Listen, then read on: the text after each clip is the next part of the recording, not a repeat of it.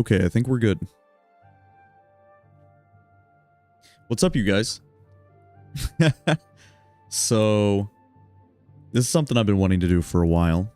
This is the 100 win streak with randoms. With all the classes in the game. So, it was funny. I was playing Elden Ring earlier, base Elden Ring. And, man, the game is so slow. It's so weird to play that I was having such a hard time with base Elden Ring that I think I really do want to commit even more time to Nightreign here and go for a really long, grindy challenge run. Because this is going to be hard. This is going to be really hard. This is going to be one of the hardest things I've ever done on this game. And I'm excited for the challenge. You know, probably... Okay, that's going to be too loud. This might take a really long time, like maybe towards the end of the year. I'm not too sure how long this is actually going to take, but I'm assuming it's going to be a while.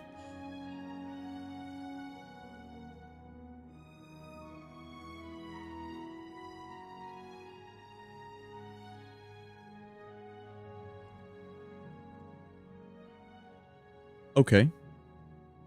So why can't...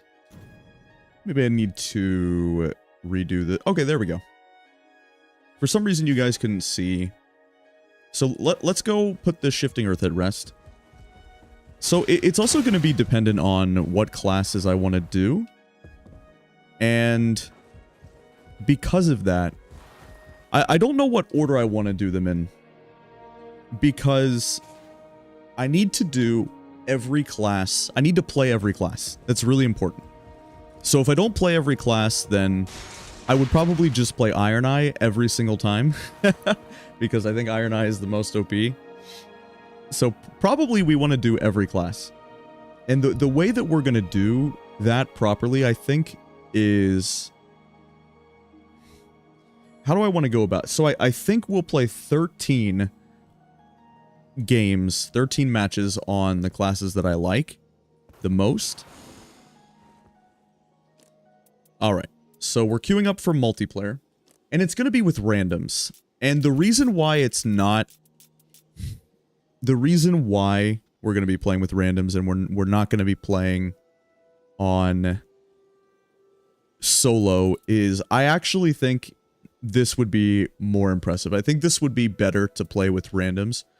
So many players complain that the reason that they lose runs is because their randoms aren't very good. I see it all the time about people talking about their random teammates, talking about how the game can be unfun in case people are bad. And I think what this will hopefully prove, if we can do it, it might take a really long time, but if we can actually get a 100 win streak, if we tried really hard, used all of our game knowledge and stuff like that, then I don't know. I think that would probably say a lot. So in multiplayer, do people usually use this Everjail, right? So I'll stick with that. And maybe there's a better red. So what's going to be the best in multiplayer? I think if we have damage, I think no matter what, the highest damage is good, but maybe having just a little bit of vigor for the early game. It's so hard to say what's best.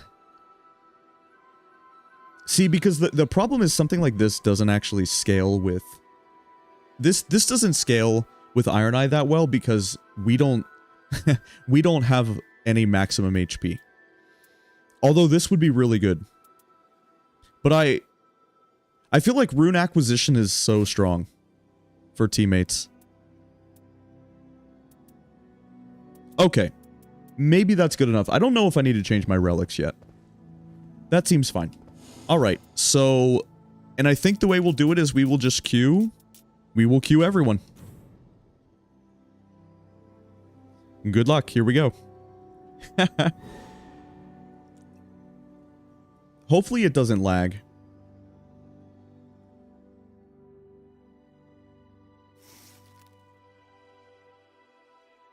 Okay, so nobody else wanted Iron Eye? We're green to start? Okay, sure. This looks like a good comp. And who is this? This is Enhanced Dark Trick Knight. Man, I haven't played multiplayer much. Mason and Firepower Company. I was playing base Elden Ring as well earlier, and I was pretty disappointed with people's names. There were people with inappropriate and racist names and stuff like that. It's definitely disappointing.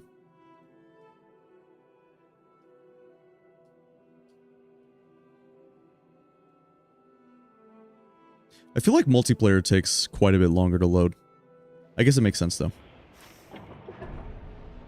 Okay, so when we load into the map, the first thing that I'm thinking about and I want to look for is just a township. But we don't have one. There is lightning for Enhanced Dark Drift Knight, so that's good.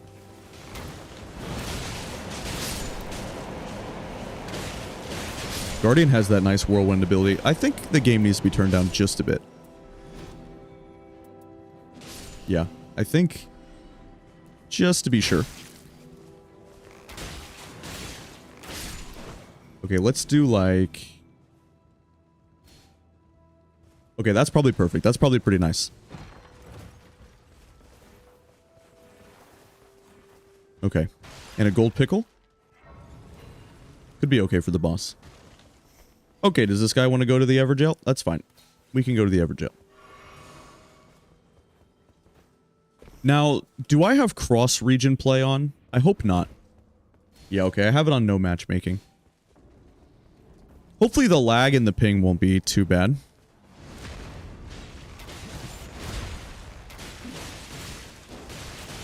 We might as well throw fire pots at this guy. I think the reason why it's worth throwing fire pots is... that probably does more stance damage than my individual arrows. I guess we'll have to see when we want to pop Gold Pickle as well. Okay, okay. I think the game is still just a little bit too loud. Let me turn it down just one more time. Let's try, like... let's do... it's always a... I always never know how loud everything is going to be just because I can hear it pretty well. But I don't know about you guys. Yo, what's up, Soft Serve Salad? Thanks for the kind words. Yeah, I appreciate you. A tree sentinel would be really challenging. We don't need to go in here, but that's okay. It's fine. It's fast enough being the bubble blowing babies. It's just a quick dormant power. I don't really like this kind of call, but I think in, at least for solo, I would never do this, but I think I kind of feel like in multiplayer, this is okay. It's alright. Sure.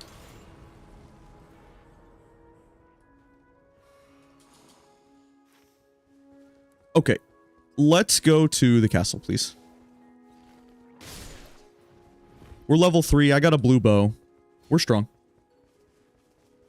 Is Iron Eye your favorite character? Iron Eye is definitely my favorite character. We can go in the mine if he wants. If you want to go to the mine, that's fine. Mine is okay. The mine is fine. I like a lot of the characters.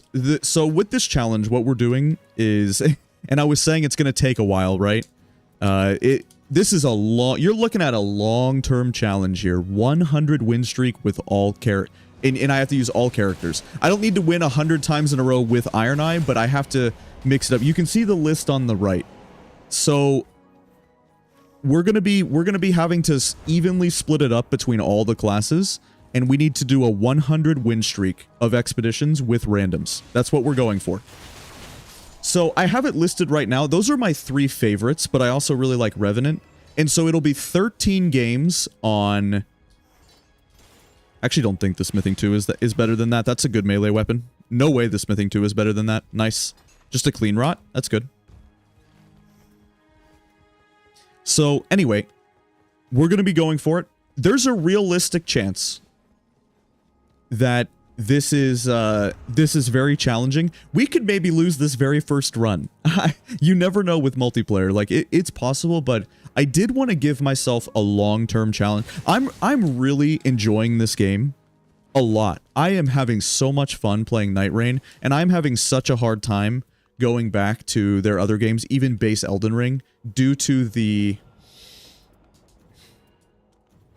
I'm having a very, very challenging time going back to base Elden Ring because the movement in this game is so satisfying and so fun.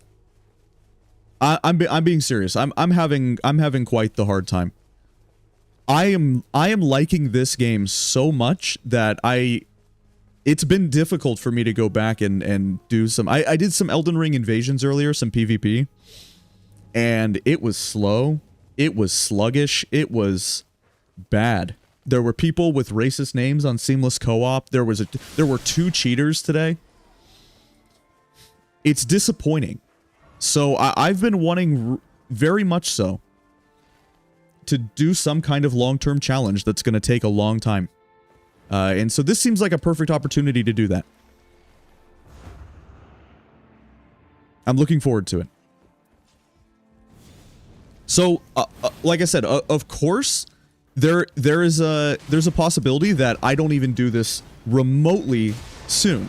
Like, what if I just lose like 9 runs in, right? I mean, that's not even a 10th of the way there.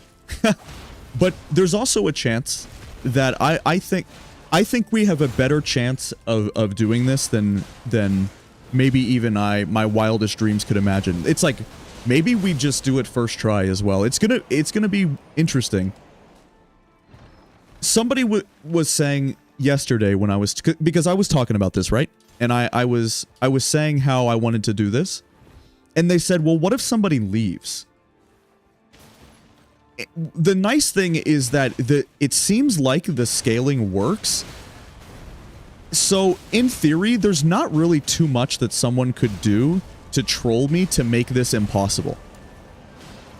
What's the worst thing that somebody could do? Just be pure deadweight? But, like, what if I just play better? What? It's true that somebody could be really bad. Like, I could get a bad random teammate, but what if I just dodge the boss and kill the boss? Right? Like, isn't that always in the cards that I could just carry it, though? Obviously, that...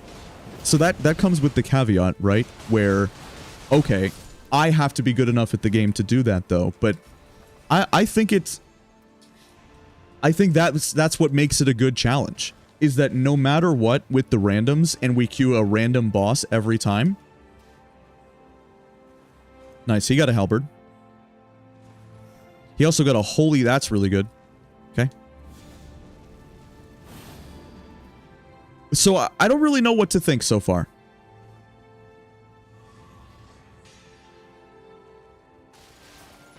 All I know is it's going to be fun.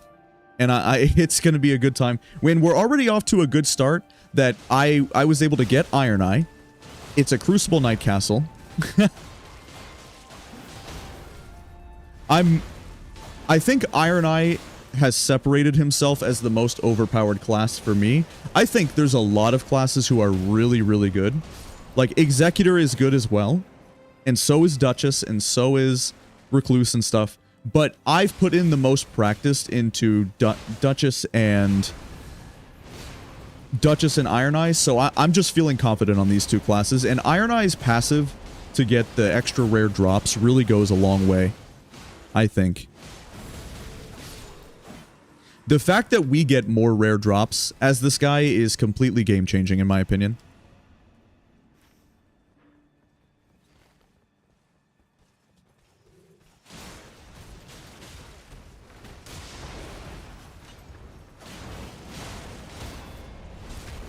We're doing really good so far.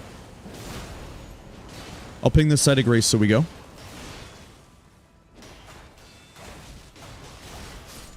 Alright, let's go level up, gentlemen. Dude, I've been playing so much Crater with the legendary run we've been doing that I forgot what it was like to play without the Crater.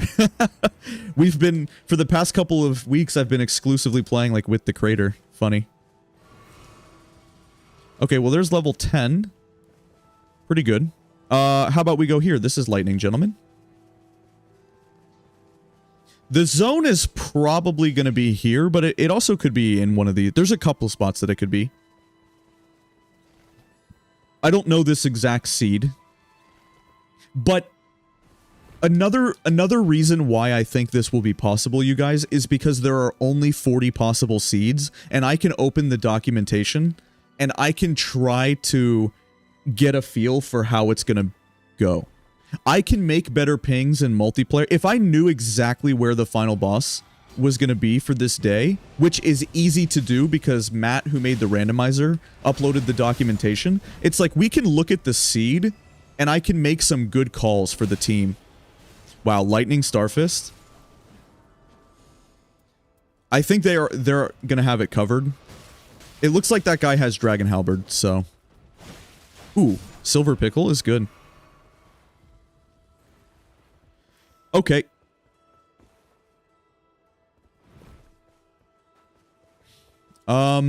We can do this real quick. I have a Stone Sword key. So is everyone running Everjails? I'm running Everjails. He is not. And he is not. So they're actually not running Everjails, which is okay. Or somebody also said that it applies to everyone. Do you guys know if that's true? I don't know if this Everjail relic that everybody thinks is OP actually works for everyone.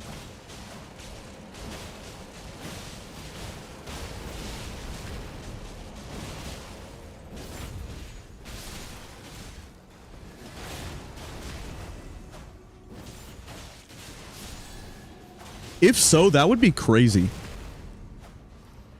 Does really only one person in the party need it? Because that is very good, right? Wow. Well, this is like a guaranteed 15 because it was Crucible Nights and we keep getting bonus runes. Nice. This is good RNG. You don't always get this many bonus runes.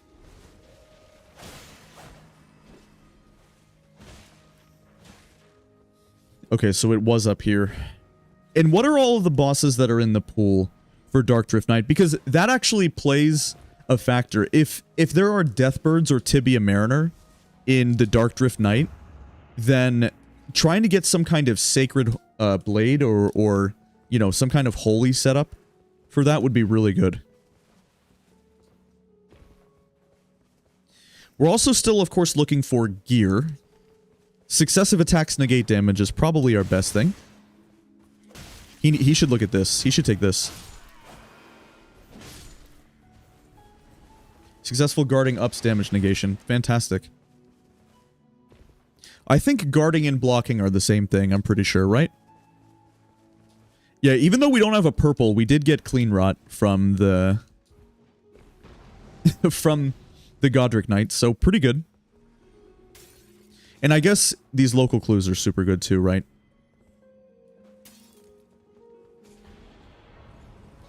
Since we don't have a township to guaranteed buy good talismans, I guess that's the next best thing.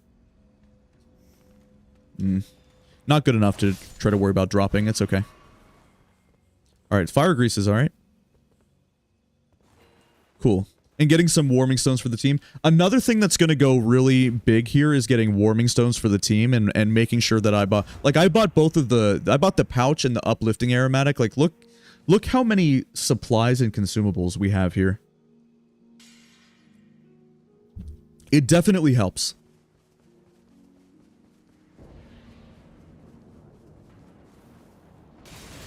Okay, so there is a Revenant in the pool. But we should be high enough level that this is no problem, right? But good to know. I don't have heal, right? Nope. But you know what I do have? My Albinaric bow has, it adds holy to the weapon. So everyone should have holy here. We did show up a little bit early to the spot. But that's okay.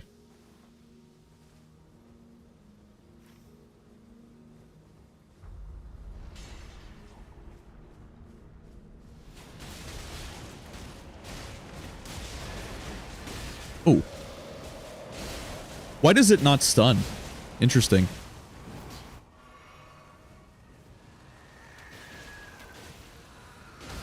There we go. Insane. It is pretty fun in multiplayer when everyone commits their ult like that and stuff. Look at that, just everyone ults. So different than in single player. Because in single player, it just dies in one hit. You have so much damage in single player. That's pretty cool.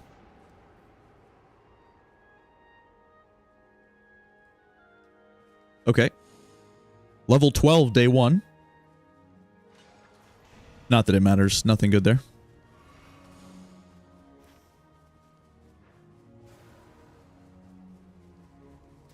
I'm gonna go check this scarab. Another thing to remember or keep in mind is that when you play Iron Eye or, you know, any class that doesn't use finger seals, these things can still have good gear passives. Like, there you go. This has Golden Vow. That's amazing, right? It's literally, just as I say that, it has Golden Vow and improved ranged weapon attacks. Nice, dude. Huge find. Okay, so we can just go straight up for this formidable boss. I will probably, just to get rid of it, I will pop the silver pickle. No reason to sit on it all game. Did I miss the scarab? No, it's right here. Sure. Alright, it is our friend the Bell-Bearing Hunter. But that's fine.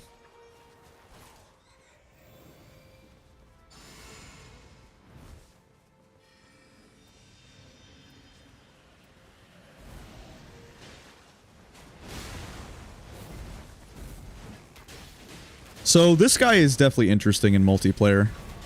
He doesn't stun from... It's like, I feel like ideally, it's just good that he's throwing at me, and I'll just focus on dodging. Yep. Pretty good that he hits me, I think. Okay, but we have a Guardian, so...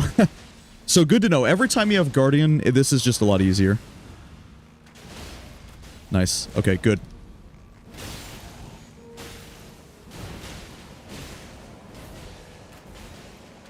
I do think we popped my mark right there.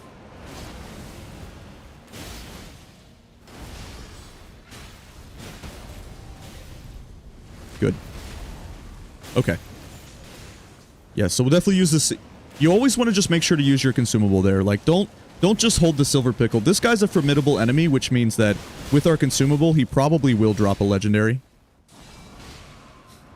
You would think. Or at least there's a good chance. Nope. But a purple. Okay. Sure, just a purple bow.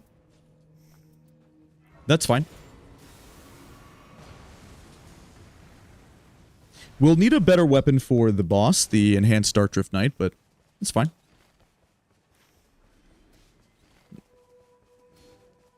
Just kill the Red Wolf. I vault.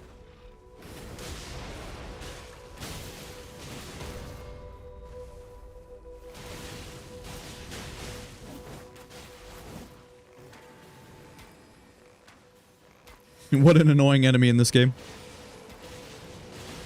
Nice. Insane bleed. Knocked him out of the sky. Alright. Scavenger's Curve Sword is decent, but this is probably better.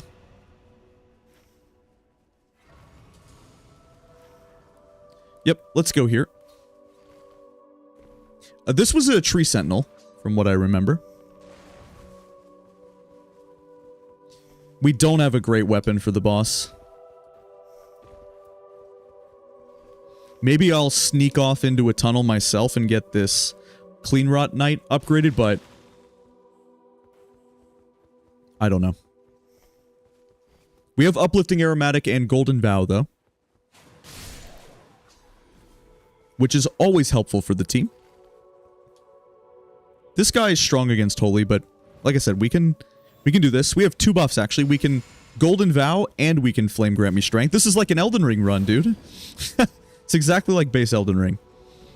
Just using all of our staple buffs, dude. Every single boss. Golden Vow, Flame Grant Me Strength.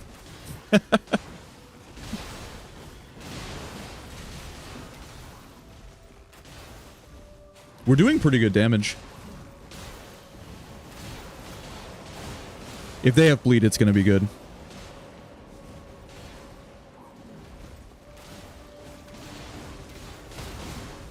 Nobody's even gone down yet this run, which is great. But to be honest, we have good RNG this game. Not only are my teammates, like, they're good and they know what they're doing, but honestly, like, with how many... Just Crucible Knight Castle alone makes a big difference, don't you think? I kind of feel like it does. Skill attack power? Well, Stormhawk Axe is God tier for the boss, so... Sure. Nice, man. Yep. Okay, we have a very good melee weapon for the boss. Now we could really use some lightning grease. Okay, this is weird. I guess they have bleed. Maybe I start with ult. Really need them to bleed him. I don't do too much here.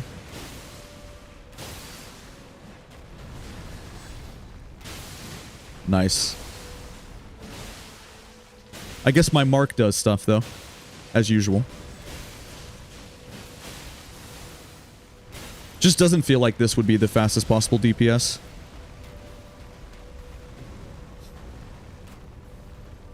And look at the way he stalls, man. Just slows down the whole run. Look at this nonsense. Okay.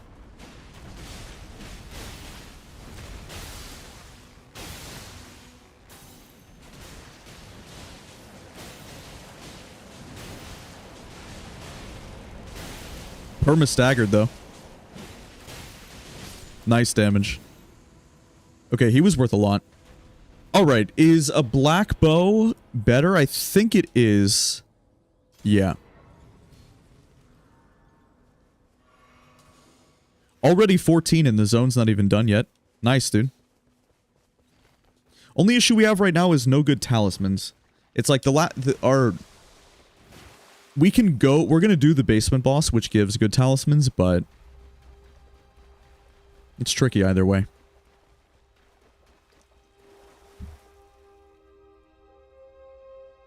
What Knight Lord are you gonna fight? This is Enhanced Dark Drift Knight. Also, what's up? How are you? Yeah, this is Enhanced Dark Drift Knight. So we did get a Stormhawk Axe, which is lightning. But the black bow should be fine. So what determines what we're fighting was just pure random, by the way. That's what I queued up for. So what we're doing is we're queuing up with randoms, all bosses, and we have to mix up our class too. So this is going to be... You are watching the very first run in a long, long run. A long challenge. Months. Well, maybe not months. But a long time. We are going for 100 win streak. Okay. Let's just go pay Libra after the talisman. But yeah, we will always queue with randoms, we will have to mix up our class, and we will always queue every boss that is available at the time.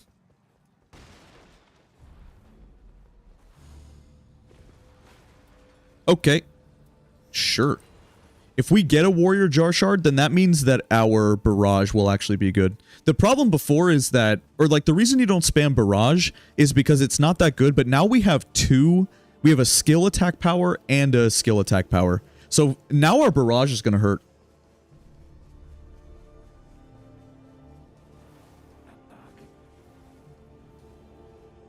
Let's just kill him.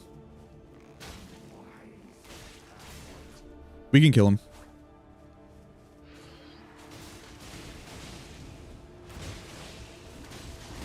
Oh, maybe not.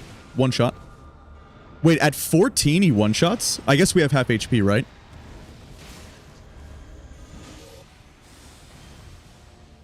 I forgot how chaotic Libra is in multiplayer. Oh, but good damage. Oh, we have Madness? Okay, so Barrage goes crazy. Yep. Nice, he had Madness. That's really insane.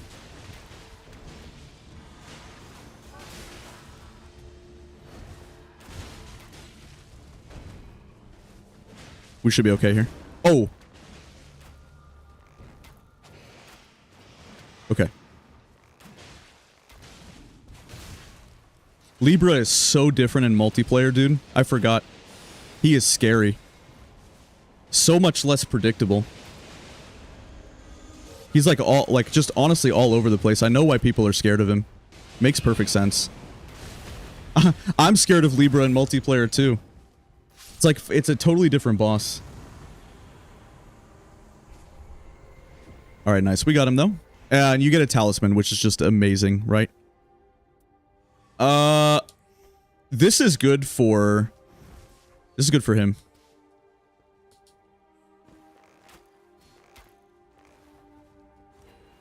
I'll pick it up. I'll hold it for now. It's fine. I'll get it to him. Oh!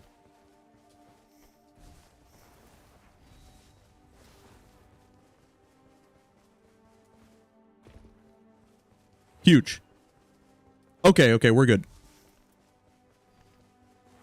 Okay, okay, we got some... Okay, everyone's got talismans. We're alright. Nice, he had arrows, thing for me. Let's go. Perfect.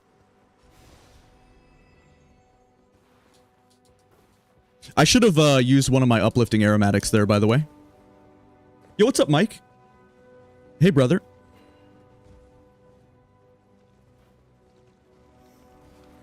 Okay. Was there anything I wanted to do here? No.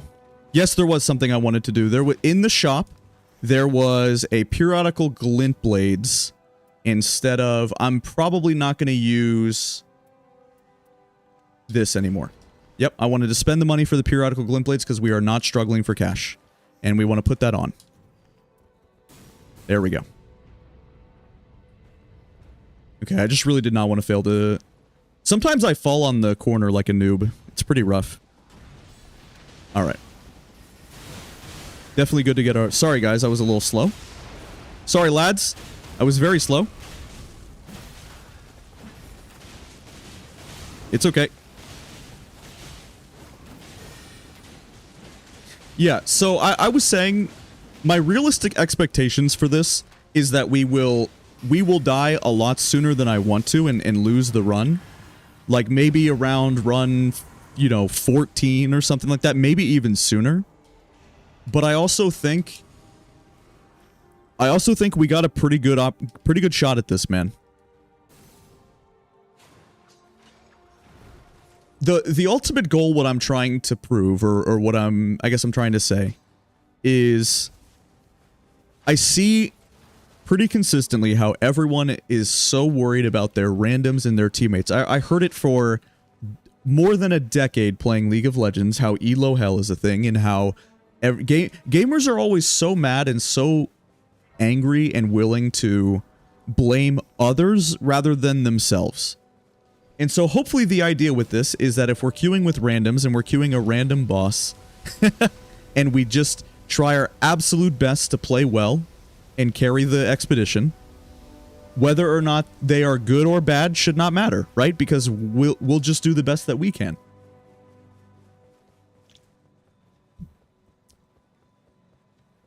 And I think it's like, I think because we can look up the seeds too, because Nightreign is not random, it really makes it easy to kind of plan out the run. We should just start looking up the seeds every time. Like, we'll pull up a map.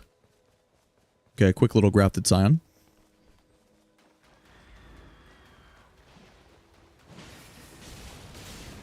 Yeah, like Barrage will go crazy here. Yep, Barrage is strong. Oh. First time I've gotten, I've been able to do some Barrage spam with the skill attack power. Okay, and just some physical attack. Nice, dude. He's pinging something.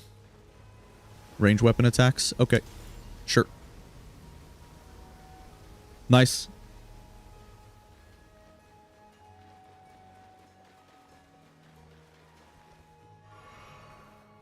And of course, as well, like, We will be mixing up the build. We will be doing, you know, whatever. Like, we're strong here, dude. And we're going to be able to do a lot of different builds. And by playing all of the different classes, then that should also go a long way in mixing up the variety. Because otherwise, to be honest with you, I probably would just play Iron Eye every time. Because I think Iron Eye is the strongest. For me. For the practice that I've put in and stuff.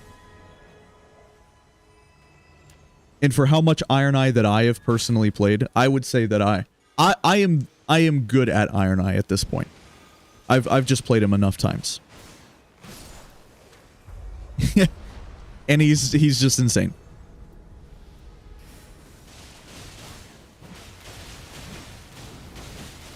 So I wonder if Barrage would be better than R2's. Maybe it is.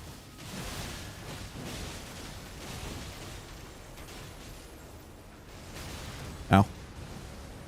That was very rude.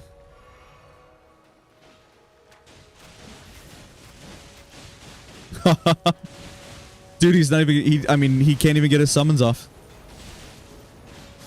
Owned. Yo, what's up, Ian? How are you? Hey, Ian. Okay, so definitely maximum HP is best there. Pretty good run, guys. I mean, level 15, 250k left over. We got 2 uplifting aromatics for the homies. Shout out to Mason and Firepower Company. They're good luck. You know why this run is meant to be, guys? Is because the very first run was so good. This is proof. It's just meant to be. When the first run, the first ever attempt is this good, that's how you know. Yeah, we blasted him right there, huh, Mike? Okay, so I have... This is very important. I have Golden Vow for the team and Uplifting Aromatic. I hope they won't run... I gotta go fast. I gotta go really fast. And I should Golden Vow first. Because that... Come on, go, go, go, go, go. Press it, press it. No, no, no, no, no! Okay. Alright, that's all we have.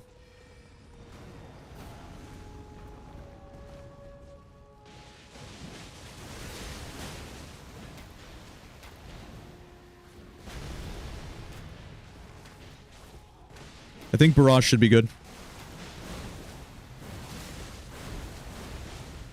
Yep.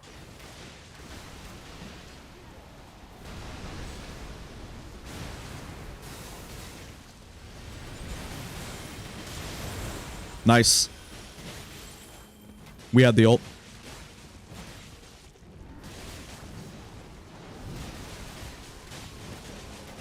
He gets all the damage reduction here. But it just gives me time to uplifting aromatic the team.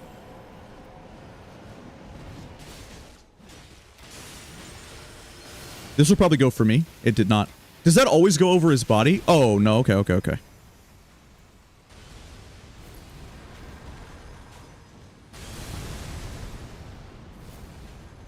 I don't know how this works in multiplayer or how it's going to work. Okay, he took a few hits right there.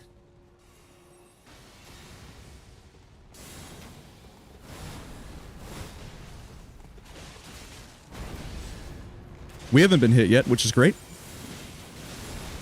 Speak of the devil. My physics saved me there. Okay.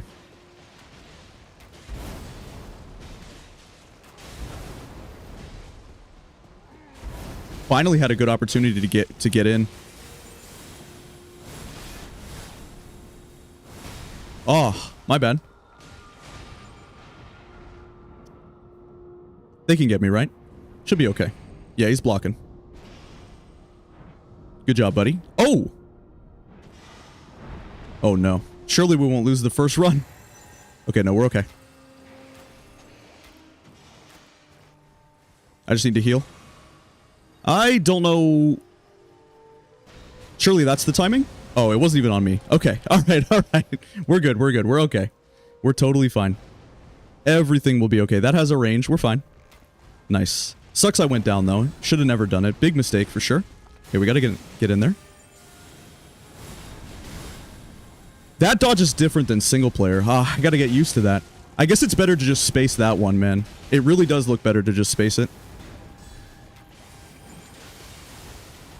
Remark. Nice. Doing good damage here.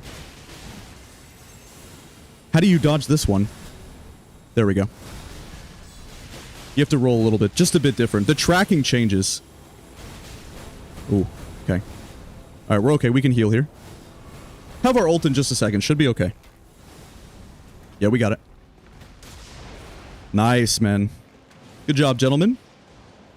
Okay, pretty clean run. Should have never went down, but that's not bad. We got it. I got it. Okay, so that dodge is just a little bit different than it is in single player. Good to know. That makes his phase 2. I think, honestly, I think the Everdark Fulgur is one of the easiest bosses in single player. I'm being honest. Because his phase 2, which is now the phase 1, doesn't last that long. Wow, look at the runes. What's your win streak? We're starting at 1. We're starting at 1. So so I'll show my my thing. So our personal best without even trying for it. Our personal best. Where do you see this? Surely in Visual Codex. Yeah. Was 24. Before I even knew that this was a screen, I never even knew win streak was something. Just by happenstance, we had a 24 win streak. And currently we're on a little bit of a win streak, but I'm not counting that from solo. The challenge is we will win 100 in a row, queuing up a random boss with randoms. And all these are resets from the challenge runs. But you can see, like for some of these solos, you can see what it looks like when we're trying. So like I could go back to these 3s and count these, but I won't. So for the most part, anytime I've lost is just from a quit out. But that's number 1. That is starting number 1, gentlemen. All right. So here you go. Iron Eye is 1 out of 13. So I'll explain the numbering, right? So on the top right of your screen, the reason why we should also add this, right? Current streak 1. And maybe I'll make everything just a little smaller too. I think it's just a little bit too big and intrusive on the stream.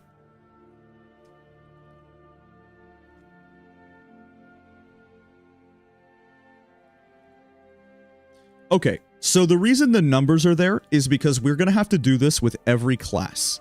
That is what the challenge is, okay? So we have to do this with every class. But in order to make it even, or even it out, what we will do is we will do technically 100 divided by 8 different Nightfarers is 12.5. And we can't do a half a run. So instead what we will do is on the characters that I like, I'll do 13 runs, and on the characters I like a little bit less, on half of the characters we'll do 13, and on half of the characters we'll do 12. So I've listed the top right there. That's just to keep track so that I can remember for the future. Dang, unfortunately I'm queuing NA time. I don't have cross-region play. We might have, it's like, I'm in this like weird balancing dilemma, right? Where, as it stands right now, this is the best time for me to stream because it seems like my YouTube channel there's a lot of EU guys, like a lot of you guys are EU or Eastern countries. Had a couple people in chat the other day say they were from the Middle East. So this is a good time for me to stream. But as you can see with the queue, the problem is that this is not a good time for me to queue NA matchmaking only. Maybe I will have to turn on cross-region play, but ideally I wouldn't like to lag. So it's like if I stream at 4 o'clock on a Friday afternoon on NA time, then it would be great. I'll find a match instantly, but it might take us a second or two to find a match.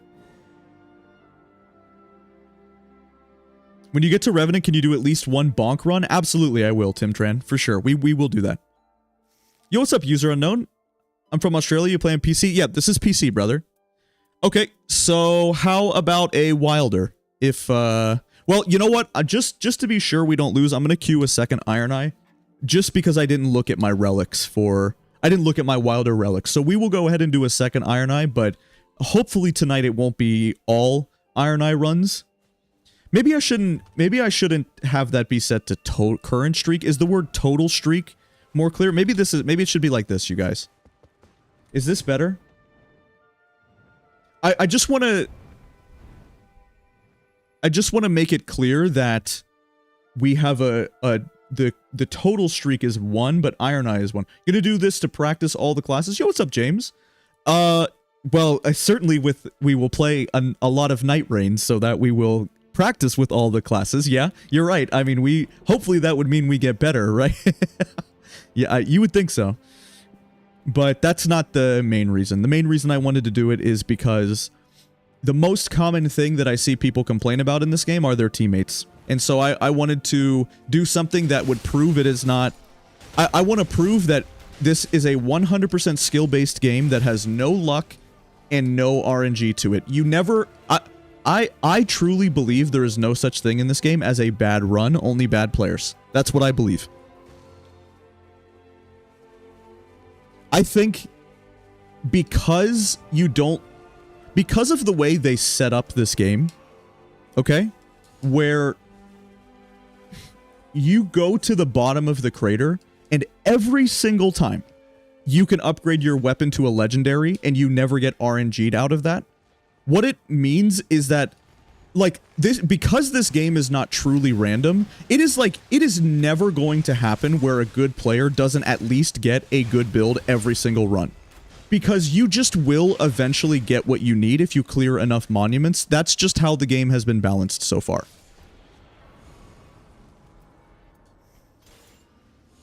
Like, here's what I mean.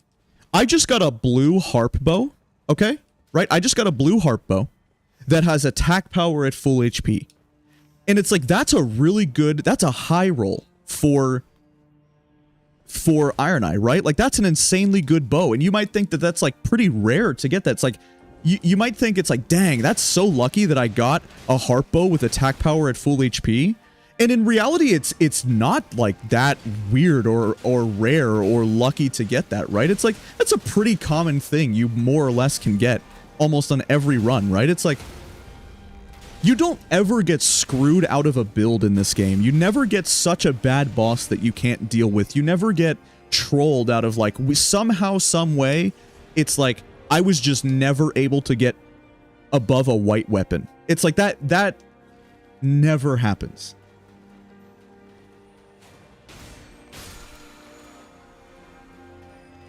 Arrow Sting.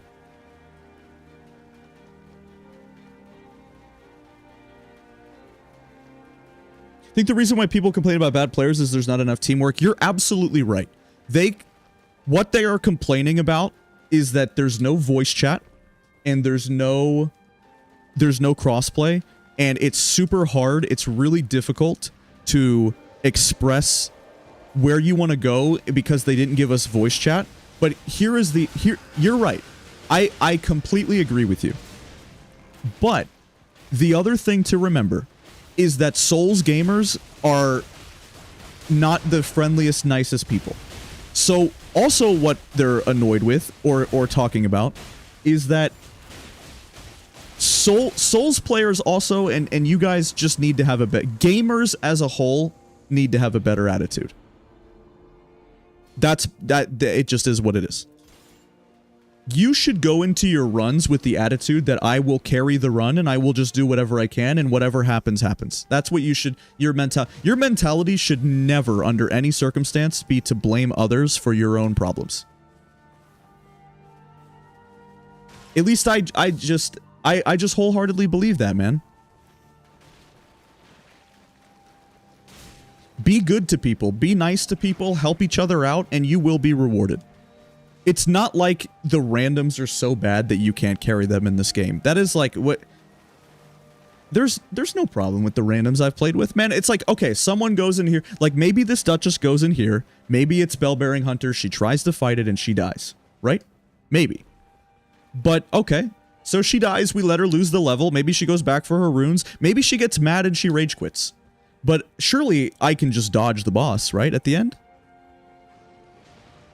What? Oh, there was a dead player that dropped that? That was a lot of loot. Dang.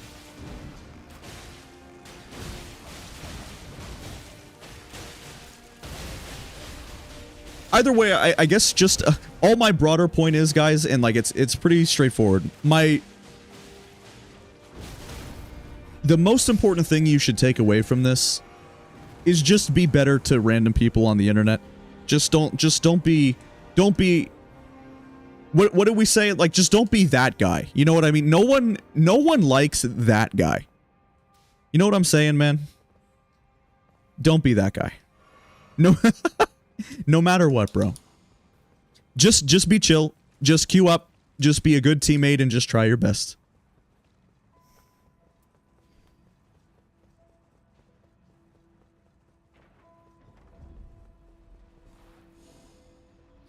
Okay, what's best here?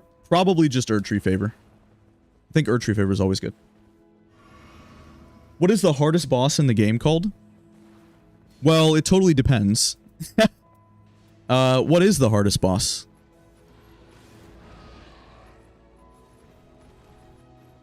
I would say it really depends on what your criteria is. For multiplayer, I think the boss that people die to probably the most is the Enhanced Sentient Pest or maybe Libra. But I think Libra is one of the easiest to do solo. It also depends on whether or not you're talking about for no-hit stuff or just casual. For example, I think Caligo, the Ice Dragon, is a really easy boss, and most people can actually beat it first try or close to first try. But Caligo is really hard to do hitless, to never take a single hit. Caligo is insanely hard to do hitless. So it just completely depends on what your criteria is, on what you're talking about. I'm happy to answer any questions about what you guys think in terms of difficulty, but you'll just have to be more specific for me to give you a better answer. That's what I believe.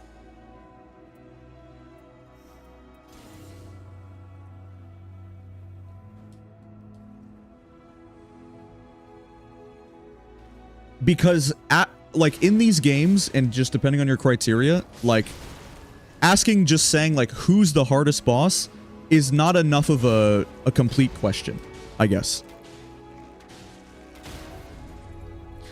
The first boss you fight, Gladius, is really hard in solo. But most people, like, I know a lot of people that did it completely first try in multiplayer, in threes. Gladius, with no relics even as well, is not super challenging in three players. And it seems like for the most part, people in multiplayer can do Gladius first try, even if they've never played the game before. But your average person is not going to be able to just go fight Gladius solo, no problem. Especially that second phase. That second phase is tricky. Another attack power at full HP. Fantastic. Hey, what's up, Palu? What do you mean, Tim? You think that's what... Are you saying that's what you think people die to the most? Maybe, right? Maybe that's it. It's certainly a challenging boss, yeah? I would say so.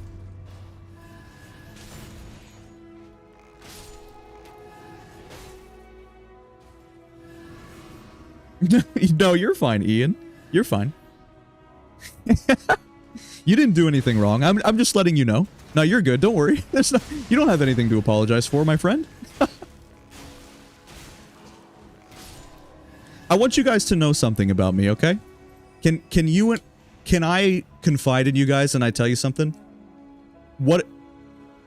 Whatever we're talking about in chat, like if you ever ask me a question or you're talking to me, I just want you to know, guys, that I am, let's just say I am 420 friendly, and I'm chill, dude. It's no big deal, man. Whatever you want to talk about, whatever you want to, you guys are never a bother. You never do anything. You're just watching me play the game, right? It's a chill environment. Like, if I say that to be very specific, what I'm trying to say is if I ever say something and you feel like you want to ask about it, or you don't really know what I was talking about, or you think I'm wrong about something, it is like totally okay to just ask, or ask me to clarify. Whatever it is, like if you really want to know something and you need some more clarification, then just like totally just ask. This is a good vibes place. This is a safe space for sure. We're just chilling.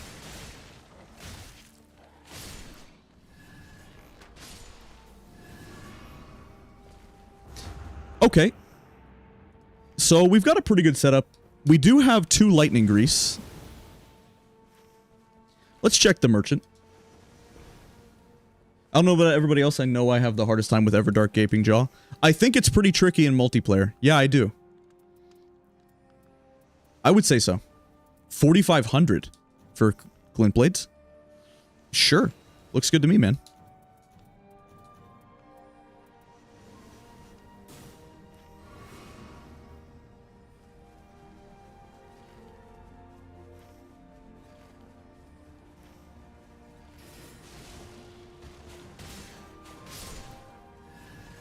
We're doing really good here, you guys. We have a good build. We have 2 incredibly good talismans. The best talismans we could possibly have. So that's always good. And then we've got a good build going here. No hit is definitely Caligo or Noster. So I saw how people were doing enhanced Noster. And honestly, I was pretty impressed. I think Noster is not too bad if you do Wilder. I think Noster, like, on anything besides Wilder, is pretty tricky for sure. But it seems like Noster is fairly no-hittable with the right practice. Or at least a lot more than I originally thought. It didn't seem like enhanced Noster is actually as hard to no-hit as Caligo, for example. Or even Gladius. I saw a few, there's a really good player who I like watching his YouTube videos named Mouse in a Tutu. He uploads videos, and he's done some no-roll stuff on Elden Ring. I've talked to the guy, I left a comment on one of his recent videos. Really nice player. I enjoyed interacting with him. And he's been posting starting gear only Wilder Gladius no-hit, and it's like a 10-minute fight of Gladius, and he just keeps practicing that boss, and that is very impressive. Gladius no-hit with low damage is so hard in Phase 2. Holy cow. It is... That, I think Gladius is one of the hardest, like, no-hit bosses I've ever seen, actually, in their games. I think Gladius is tricky. And it's just so funny how trivial Gladius is, more or less, in multiplayer. Yeah, very impressive kills from Mouse in a Tutu. I was seeing. I was very impressed for sure. And people have done a lot of impressive stuff. I've seen some good level 1 Libra stuff with Executor and deflecting Libra. That's cool. I like Executor. Wow, Blue Feather is good.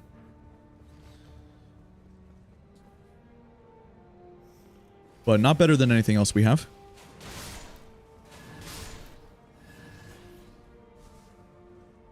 Found something that a lot of people do against Gladius is waste all their stamina instantly when they transition. Yeah, so the reason why you can do Gladius no-hit as Wilder is because the grapple hook gives you enough space to get away from the dogs on the phase transition. But it's hard regardless. Gladius no-hit is no joke, man. I'm not good enough at Gladius to do a level 1 run, even with all the Wending Graces and stuff. I get hit a lot to Gladius because I haven't practiced the fight that much.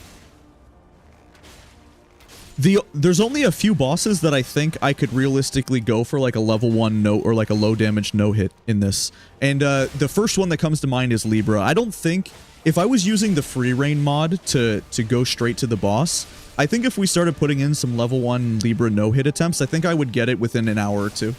I have a lot of practice on Libra, but nowhere near as much as any other boss. Libra and the Jellyfish are my most practiced bosses, and those are also the only ones that I've consistently been no-hitting with range classes. But I still walk into, like, the Caligo freeze. I get hit by Gladius all the time. I don't really know how to avoid the poison and Sentient Pest, although I did watch some videos and stuff, and I saw how people were doing it. It's very impressive.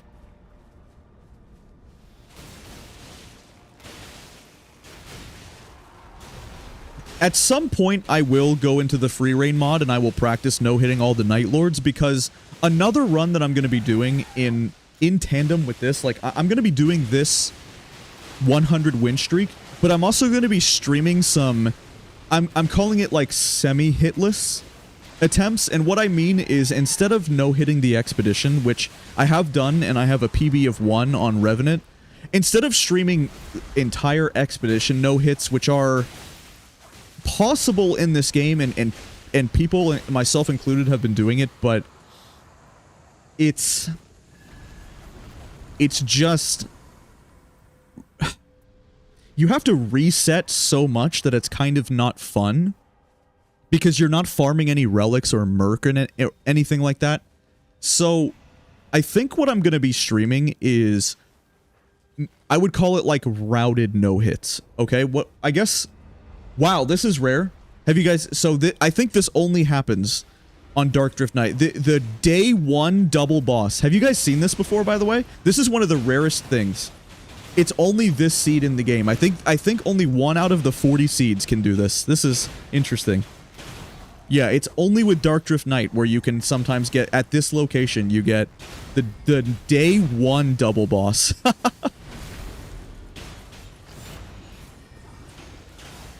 Yeah, none of the other seeds can do this. Pretty cool. Yeah, day 1 double boss, man. Very cool. Anyway, what I was saying though, I am planning on doing the routing for the Shrouded City and going there day 1, and then what we will be doing is we will route and only stream and only do that route where we go to the Shrouded City on day 1 looking for legendaries, and then the goal, or we win, is when we no-hit the enhanced, or we no-hit the final boss. So we can still get hit on the expedition. It's not a hitless expedition, but we will have to no-hit the boss or we lose.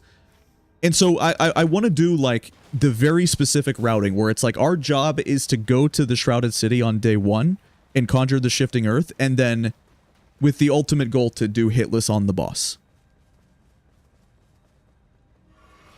And that way, even if we get hit by the boss, we complete the run to get more relics.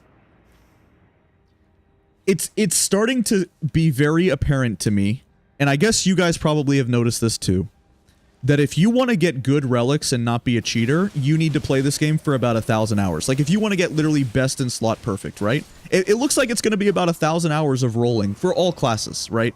Obviously, that doesn't take into account if you do, you know, maybe literally your very first thing you ever rolled was like a god tier relic for Wilder and stuff. It's like our relics are good, but they're not completely best in slot. And it seems like we're gonna have to roll for like 1,000 hours of gameplay. So if we're doing no hitless expeditions and we get hit and we just have to keep resetting the run, then we're not progressing relics at all. Does that make sense? So I don't know.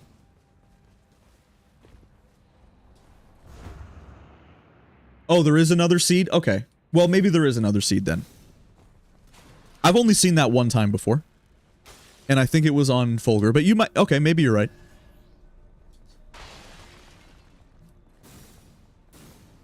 Seen some crazy hacked relics, but it seems like the game wouldn't even be fun with them. Well, I think what is disappointing, if you want to use that word, or I think that the problem is, that I have anyway, is because you can't craft the perfect relics, I actually, even though I am not cheating and I am against cheating, I also, in a way, completely understand why people have been cheating their relics, and that's because the relic system is bad. I don't defend their actions, but I understand it. Does that, and there's like a pretty... The reason why so many people are cheating relics and people are doing that is literally because, by the way, it feels so garbage to roll relics for 300 hours of gameplay and get nothing good.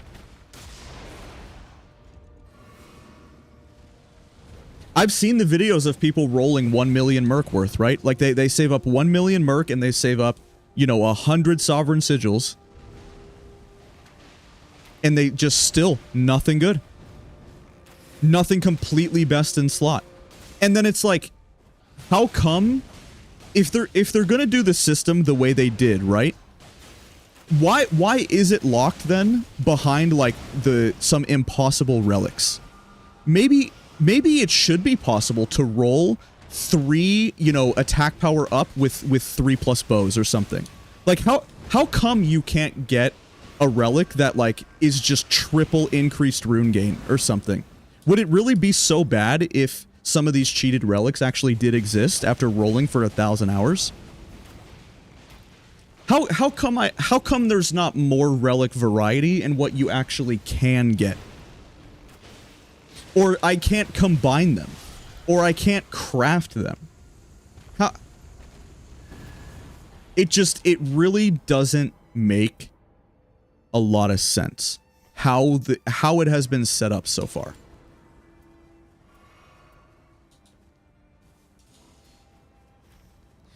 Just not that the relic system is so bad that the game is unfun. The game is really fun, and relics are cool.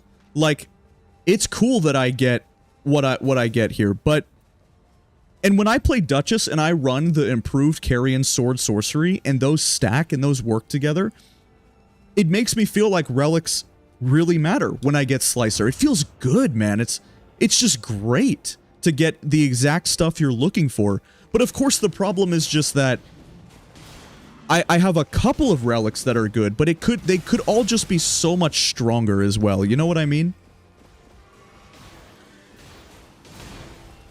And if people are going to have, you know, 1 million merc and play the game for 300 hours and not have at least one absolutely best in slot cheater level relic, then the game needs to just let that, like, it needs to be possible, man, to get actual interesting and cool relics.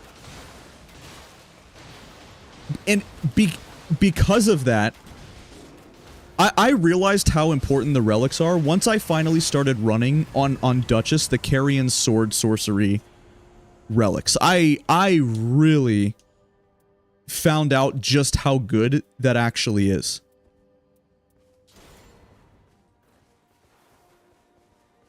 The relics matter a lot, and you can get a lot of damage, and they completely change your entire run. So I do, generally speaking, wish that it was more possible to have these just, you know, insane relics. I think it would be positive for the game. I saw someone post that some guy had a cheated relic. You see this increased rune acquisition for self and allies? Like my very first one, he had one that was all 3 of the slots were increased rune acquisition for self and allies. And so that's a cheated relic. I guess my only question is how come I can't run that? How come that's not a real relic though?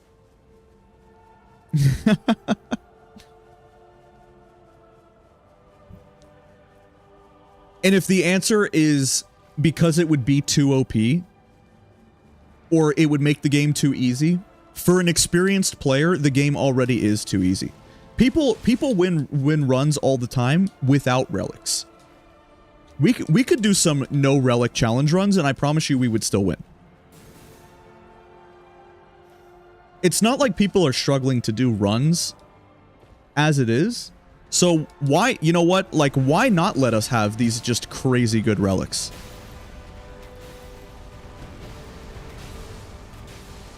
I know what you mean, Ember. Yeah, absolutely. It's very disappointing. I know exactly what you're talking about. Yep. I'm with you.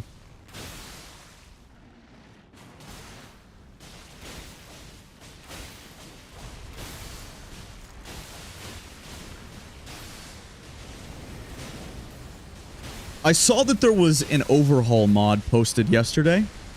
I'm also definitely interested in what the modding community will be able to do for this game. I think at some point in this game we will get to fight Melania, and we will have custom relics, and we will have DLC weapons, and you will get to, like, I am really looking forward to the future of this game because of mods. It really is gonna go a long way, you guys.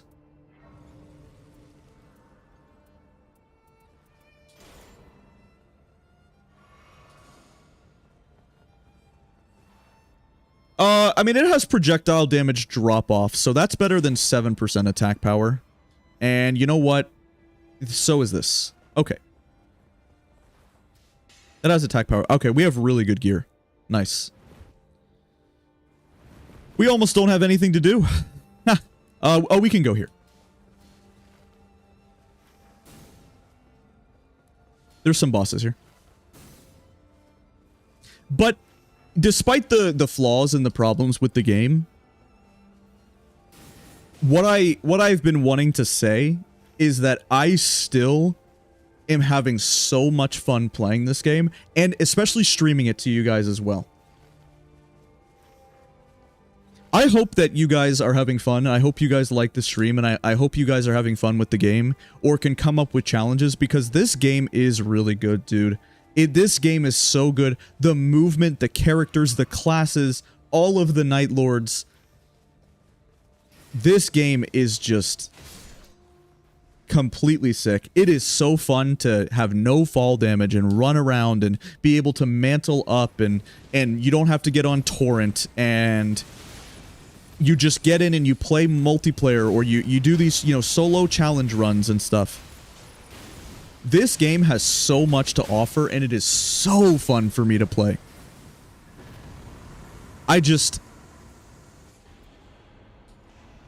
There really could just be a little bit more, though, couldn't there? I mean, there could be a little more, there could be, it's pretty disappointing for me, in a way. I saw that the DLC, it says word for word that the DLC that we're getting at the end of the year is more characters and more night bosses, and or more night lords. I gotta be honest, guys.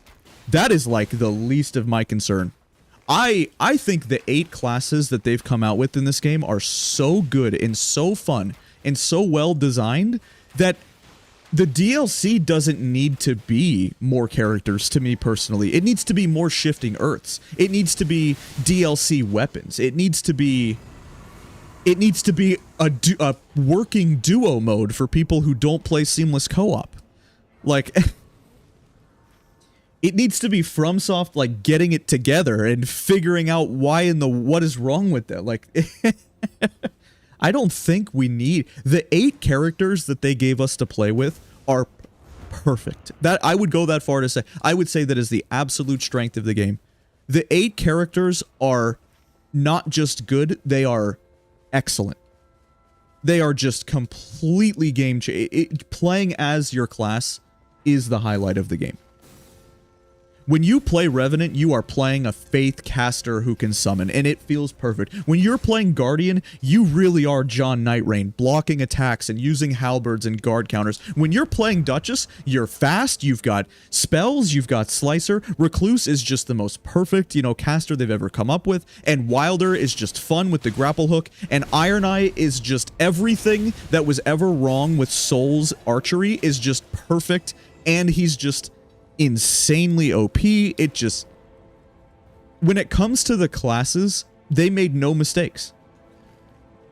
So, that's why I don't feel like I feel like we need more. I think we need just, instead of 4 possible shifting earths, we needed 10. We needed a Halig Tree shifting earth where you fight Melania. We needed a Caelid. I know there's the Rotted Woods, but we needed a Caelid where it was Star Scourge Radon and you could summon Alexander, just like the base game. We needed stuff like that. The DLC should be 5 to 6 more shifting earth maps. The DLC should be some DLC weapons. Like, we need Euphoria. Imagine Euphoria as a legendary... Is Euphoria a legendary in Shadow of the Erdtree? I don't know if it is, but Euphoria should have some kind of stacking mechanic as well, just like Mirais and Grafted Blade. And while it's true that maybe the 8 Night Lords is a little bit low, they're all so good and so cool to me. Especially Libra and Caligo and Holster. I like almost every single thing about all the Night Bosses, or the Night Lords, that it doesn't feel that bad to me that there's only 8. Like, yeah, I mean, I guess... hunting Libra for the millionth time would get a little bit old, but man, I like Libra, dude, and it's just... Is that really the lack of content? Is it really that we don't have enough classes and enough Night Lords? Is that... When I think about it in my head, is that actually the problem with this game's content? Or is it the lack of the good relic system? Is it that we didn't get DLC weapons? Is it that there's only 3 configurations for the mid-castle? right? Why are there only 3 configurations for the mid castle, and one of the 3, 33% of them, everyone hates, which is the troll castle? I haven't met a single person that actually likes the troll castle. So when 33% of all of the castles that you get are just completely terrible that no one likes, of course it's frustrating.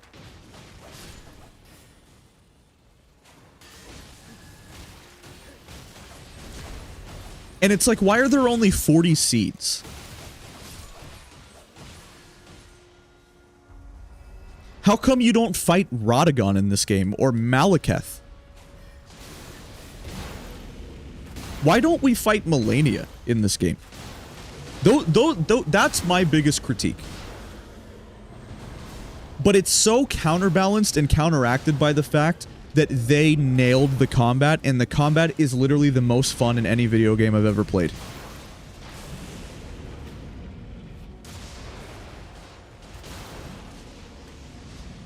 In every video game ever, what do? You kill bad guys, right? Isn't that basically the goal of almost any video game for the most part? Any video game with combat is, what is our job? Kill bad guys. You know what, man? This game does the job of killing bad guys more fun than maybe any game I've ever played. Dashing through this guy and just like dodging this boss and fighting it with these cool with this, you know, with these teammates and even on solo runs and stuff like that is just tickles my brain in the best way possible.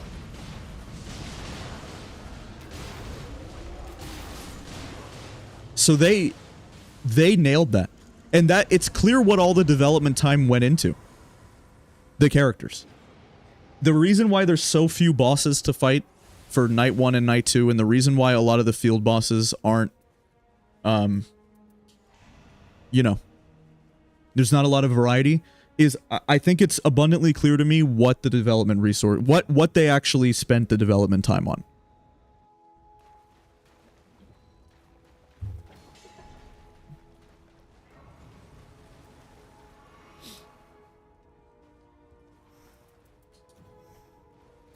Okay, so let's get rid of this. There was no reason to hold on to it, I guess. Alright, so we definitely want this, and this is clutch. But actually, we need all these things. So, can someone take this and use it, maybe? So we just want to get poison. Alright, I'll just use it then.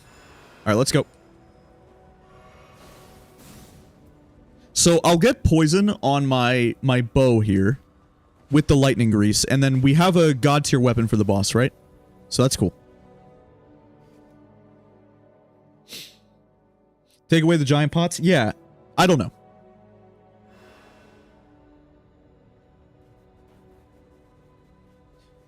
Alright, here we go. Windy crystal tier, and definitely this.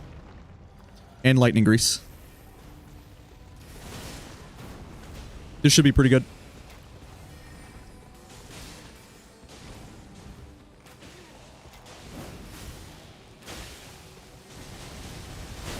Nice. Okay, there's the poison, which now just means we need to mark. But here we go. This is like best in slot weapon for the boss we have here.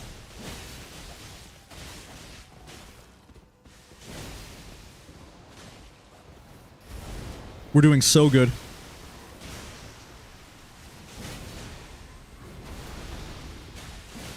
We are just cooking, man. Insane lag.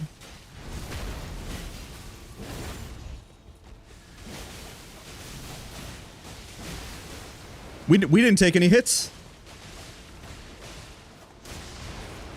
We took no hits. Just no hit. Just like that. Hey, pretty good. Yep, so our build is insane, right? We have, you know, multiple periodical glint blades. We have a good talisman setup, everything. Just another good build. Yep, pretty good. We did good. These guys were honestly very strong players too and everything. What's up, Big Green and Cross Sands? Yo. Shout out to the boys. Nice, man. Okay. Alright, so let's see. Maybe we can play Duchess this time. Alright, 2 down, 98 to go, boys. Okay. So do we have the Duchess relics that we want? I think we do, right? Yeah, we're okay. And how... I wanted to see our Wilder relics. So what's the problem here? Okay, so that's bad. So we just need a better blue for Wilder. Okay, that's fine. Let's just change it really quick, and then we'll get right back into another run, you guys.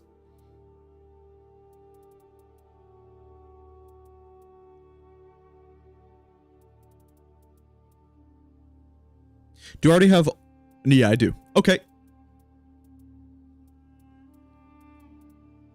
I think we should just run the...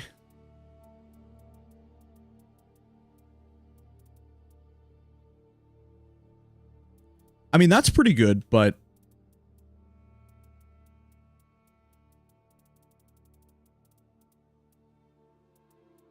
Max HP with 3 Great Shields. Okay. It doesn't matter that much, because maybe we won't even play Wilder. Maybe we'll play Duchess. Sure. That's good enough. Okay, off we go. So, again, how this works is we just queue up with randoms. And we queue every boss. Let's highlight Duchess so our teammates know what we're roughly looking to play. And with my Duchess build, because we run the Carrion Sword. Okay, a Wilder, a Recluse. It's Sentient Pest, though. And Duchess has a hard time. Maybe we just go double Wilder here. Okay, it's Pest. Yeah, double Wilder is really good against Pest, I think. Because you need fire damage. But it's only the regular Sentient Pest. Elden Lean is his name. Forbidden Truth. I'm curious, what do you guys think is the best part of this game for you? What about this game makes you interested in it, or what things can I, you know, talk about or show you guys or do on stream that makes you more interested in this game? I guess I'm just asking generally, you know, where do your interests lie with this game? Is it in playing all the classes? Like, is it the fact that I mix up the classes? Is it hunting for the legendary weapons?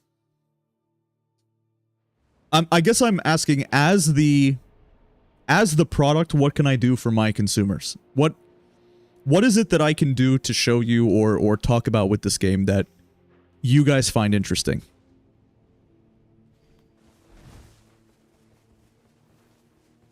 Because everybody's pretty much going to have a different answer, right? Because I know what it is for me.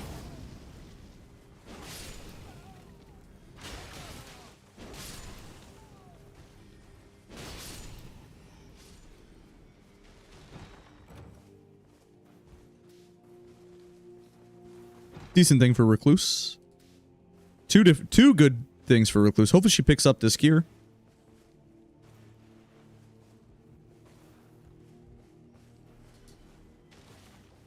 Okay.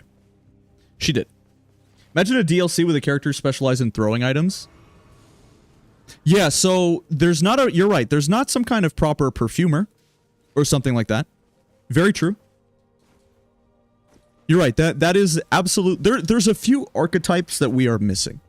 That's definitely the case, but I think what we have for the most part is good. And, like, I know some people were saying we don't have a true healer. Like, we don't have some kind of enchanter that you might see in League of Legends or Marvel Rivals or something like that. Like a true healer. But I would say we absolutely do with Revenant. And if you actually wanted to play Revenant as a type of healer, then I think you would just set up your relics in that way, and you would just upgrade your starting seal that has heal. I just don't see people play Revenant as like a true healer because there's no reason to, since your faith damage is so, like, your faith scaling is so good on the incants that you might as well do some damage because your summons are already tanking, I guess. So at least for me, man, it doesn't feel like it's necessary to play or to add some kind of healer archetype, because I would say for the most part we have that already. I didn't level up. Oops.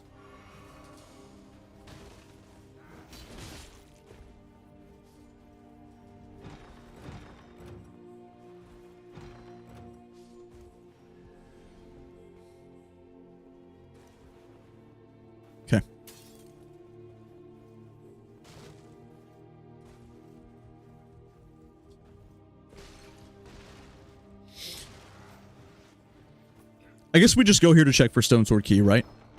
Nice. And it also gives Recluse a chance to look for staffs.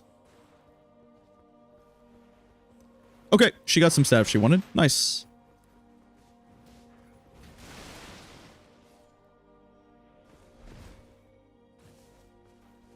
This Everjail is kind of scary because, to be honest with you, you usually do run into this boss.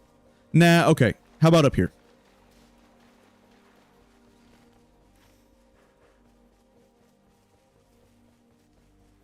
Because we can go...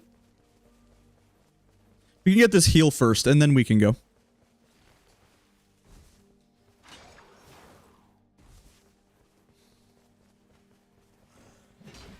Yeah, I mean, again, so there honestly there's a few things. I guess there's a couple archetypes or a couple things that I could realistically think of where it's like, yeah, they could add that to the game, but I also think as long as they gave us just a few more bosses to fight, that would be the best possible thing. And it seems like, from what I can tell, that everyone is really wants DLC weapons, you know? Ooh, these are good to... So, neutralizing boluses are good to eat this game, because we're against pest. Yeah, Tim, so... when I get to play Guardian for this challenge, or when I do Guardian, I will try a sort of Paladin Guardian build. Where we are basically a healer. It's something I am very interested in checking out and trying, where we use the flask heal allies and stuff. This is a really good passive. Sure.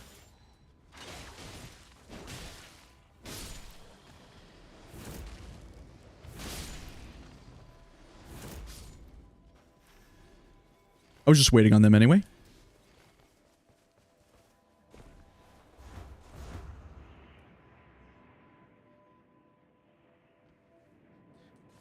Okay, thanks, Lunimus. Good to know. Yeah, I appreciate that. Thanks for letting me know.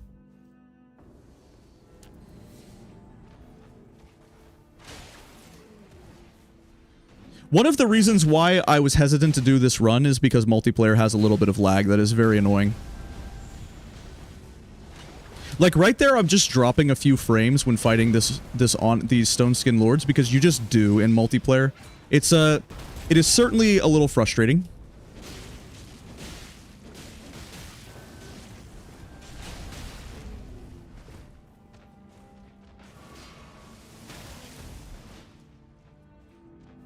Where is Recluse? She was just here. Was she not? Not that it matters. It should be okay. She's fighting that boss over there and dying to it? Okay. I guess that was a choice. Interesting.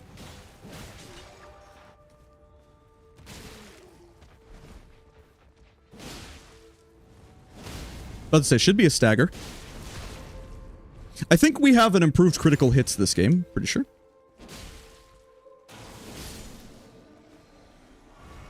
Okay. Nice. Don't know why she was hell-bent on fighting that, but that is okay. Not sure what this is about. So I think when your teammates do this, by the way, you just don't bother. You just don't even... I think the best thing to do is just to not even entertain it and just pretend like it's not happening. There's no reason why we need to help her if she's going to do this, for no reason at all. For genuinely no good reason.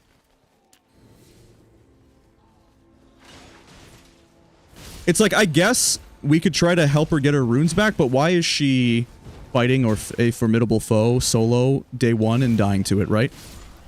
And now all that happens is that our other Wilder is just doing that. Trying to help her for no reason.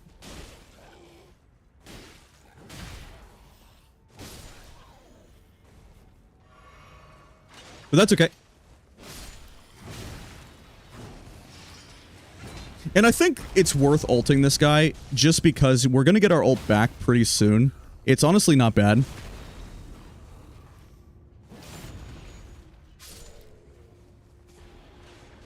Yeah, I'm not really sure what they're doing or why they wanted to do this so bad, but... I mean, I got a purple out of it. I got a pretty good purple, too. Sure, we can take that, man. That seems okay to me. I don't really want to get rid of this. I think it's going to be difficult to get parries in multiplayer. Yeah, I don't know. Not sure what's going on there. But that's okay. Do they even have him low? Nope.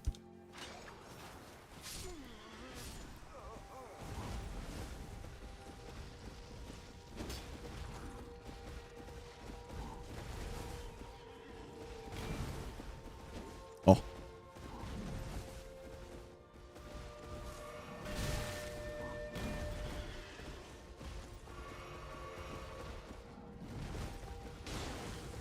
Our damage is pretty bad.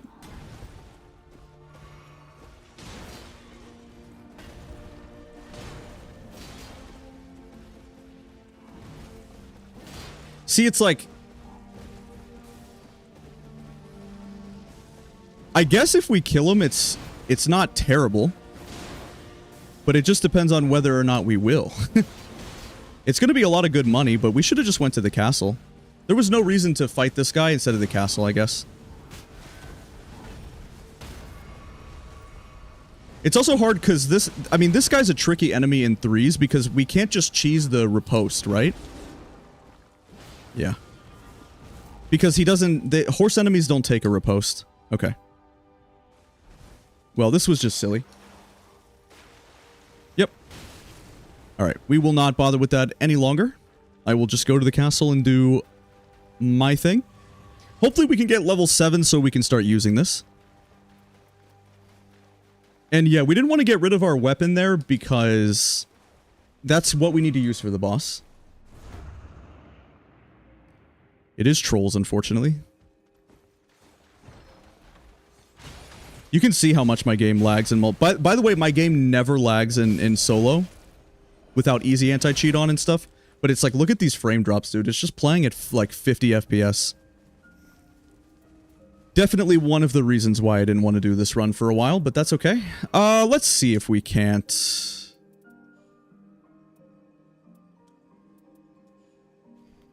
Holy cow, dude. What is going on? Is it the troll castle? Like, why is it 50 FPS? Oh, well.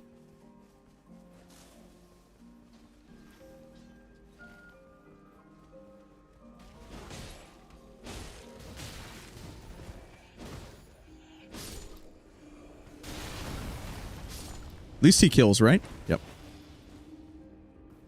I think once you get it in a bad spot, this is the best place to go. Because then when you go for this troll, you can just easily knock him down. Does this other one even see us? I don't think he does. Usually do get scammed out of this riposte, though. And we have improved critical hits, so this is a shame. Pretty normal to get scammed out of this riposte. It's okay, we're honestly pretty tanky. We're strong. Just keep tanking it, it's okay. Keep up the DPS. Ooh, of course I miss. Oh. Okay. They're doing good on that one. I got this one. We don't have a ton of time with the zone. I need to stop missing. Maybe tap R2s is better? Not used to the Claymore not having its piercing R2 in this game. I don't know why it doesn't. I know one thing. If it keeps lagging, I'm going to stop. I don't like playing in 45 FPS, man. But I don't know why multiplayer... I'm pretty sure it has to do with the easy anti-cheat. That's not bad. Okay, either way, the nice thing is that we did get to level 7, so we can use our Frozen Needle, which is a good weapon. It's fast, it has freeze. Does it have the cool R2? Yes, it does. Nice. Yeah, so this weapon has a unique heavy attack. Yo, what's up, Ziggy? How are you? Yeah, obviously we shouldn't have done that, and they made a mistake, but that's okay, man. It's all good. Should be fine. Think it'll be okay one way or the other. We had pretty good teams the first 2 runs, so now this one might be a little hard.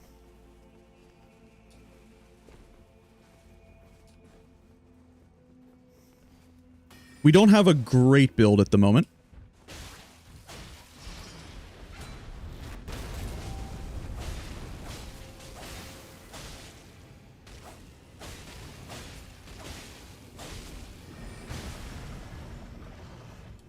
But we had a lot of damage on this guy, which was nice.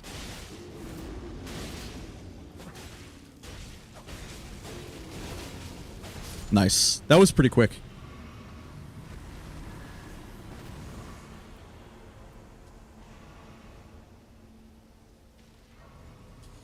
Wasn't enough to get level 8 though, but that's okay.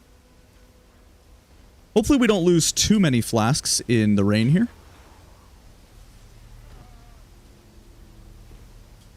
I did not buy warming stones for the team. I definitely should have spent some of my money to buy warming stones for everyone. And I need to really drop Recluse some...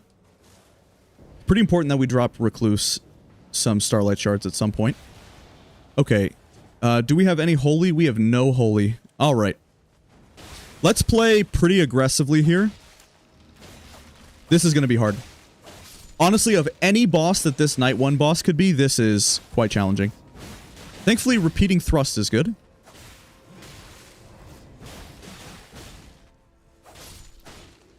How's he doing over there? Okay, I'll take out the bigger ones. Yeah, repeating thrust is nice. Okay, we'll use all our consumables. Let's heal to full.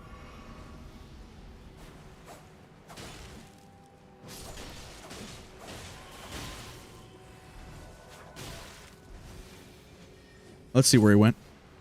It's hard to tell where Boatman goes sometimes. I think the R1 spam with this weapon, even though he won't freeze, is probably... Excuse me? What is that? How does that happen? Wait, what? Huh? Has anyone ever seen that before? How do I just get a dormant power like that? Wait, what? Huh? Yo, I've never seen... never seen that in my life. Sure. Just in the middle of the boss? Just casually getting that? Okay.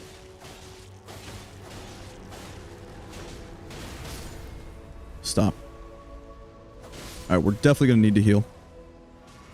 This is going to be a very, very difficult boss fight.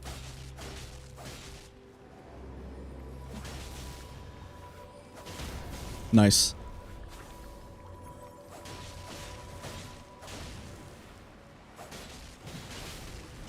Okay. The problem is they're hitting the ads too much, and you really shouldn't hit ads against this guy because you just want the Deathrite bird at the end to just kill them all for you. But they're doing okay. I just got to stay on the Tibia Mariner so that I can ult. I just need to keep the pressure with my R1s so that I build up my ultimate gauge a little faster for the Deathrite bird. Okay, nice, good Wilder ulti. And then Recluse will kill a lot as well. See how much he just heals them though, and like, it's just not even worth it, man. You should only ever hit the boss. But I guess if you get most of the summons dead and you work on the summons health bar, then what will happen, right? It's like you work on this health bar so that once the Deathrite bird spawns, it won't be alive for that long. I guess if we only hit the Tibia Mariner, then as the Deathrite bird spawns, for people who, you know, are maybe a little bit scared about the moveset, then I guess we did okay. Everything considered. Honestly, we timed it pretty well. So, what happens here? So, will the Deathbird just insta-spawn and then we have to do, like, 1 damage to the Deathbird? Or does it not even drop the Deathbird? Okay, so that's like an... okay, I see how it works. Actually, you've never seen that before. Nice. Okay. I'm gonna go here. We'll get this bad boy upgraded, and then I guess we can go back for the Tree Sentinel. They really wanted to kill the Tree Sentinel, but now we are much higher level and we can freeze him. Yeah, man, I am in Gino's chat. I'm an avid Gino watcher. Of course, man.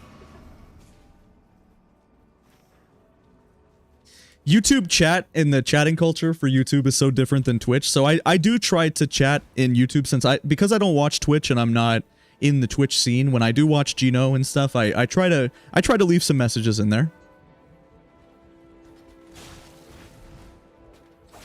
And Gino's just a really good streamer and a good guy, so, you know, it's just, I just want to support him as well, of course, too, right?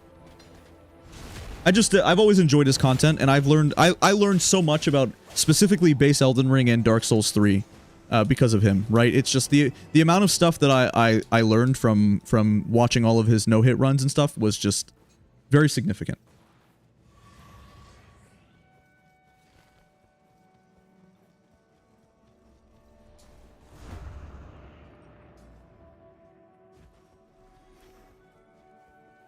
I think the first ever no-hit run I saw was many years ago. I saw Hob. I did see Hob's, you know, initial no-hit run on Dark Souls all those years ago. It was very popular, which was awesome, by the way. And then, but then it had been a while since I had seen any no-hit runs, and I had just kind of gotten into Elden Ring at the time, and I remember seeing Gino's no-hit of Iron Balls, and like I I just had never seen. Not only did I not know that people ran no-hit runs of Elden Ring at the time, I didn't even know it was possible, but seeing the Iron Balls damage was just wow. Because at that time I was new to Elden Ring and I was new to the Souls series and stuff. In my own personal experience, and so because of that, like, I was such a noob at Elden Ring that I didn't even know it was even possible, dude. I actually had no idea that people were actively, you know, running the category and capable of doing that and stuff. So I had never seen that much damage with all the proper buffs. Picking up Cragblade, I didn't know what Golden Vow was on my first playthrough too and everything. I never found any of those things.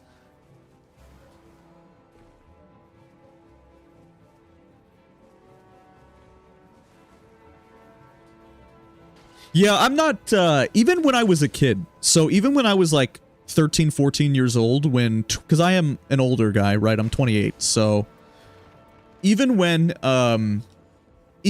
Twitch really started to take off and went from being Justin TV to Twitch, like, I was around for that.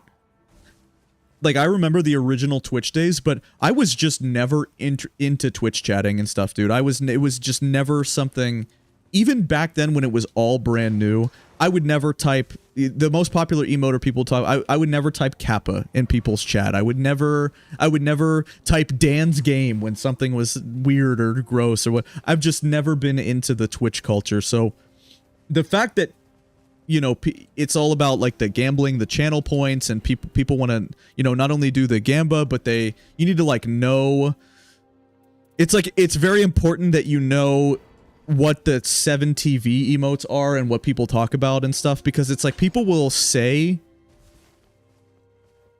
like, I have a friend named Victoria, and she tells me, when she sends me messages on Discord, she types Sag, like as if that's a word. And it's just not in my link. I don't just type Kappa Chungus to my friends, right?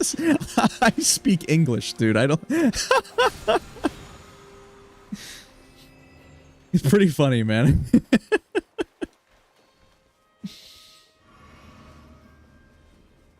So just for me personally, you know, I'm not into the Twitch culture, so that's why I don't stream on Twitch. Not only that, but you can stream in such higher quality on YouTube. You can pause and stuff. So the fact that YouTube has a significantly better player but a worse chat experience was never an issue for me, and I exclusively watch YouTube streams. I don't watch any Twitch streams ever. But I can understand how for people where the chat actually matters and they really, like, the chat is a super important feature, I can completely understand how YouTube is just entirely lacking in this department, right? Like, it is clear as day that YouTube chat, it's like you should be able to gamble some channel points, and it would be nice if the 7TV emotes were directly integrated, but YouTube chat is pretty comfy for me, and YouTube streaming in general is very comfy for me because I'm not in the Twitch culture and the Twitch lingo, so I don't need to be a Twitch streamer as well, you know? Doesn't really do anything for me.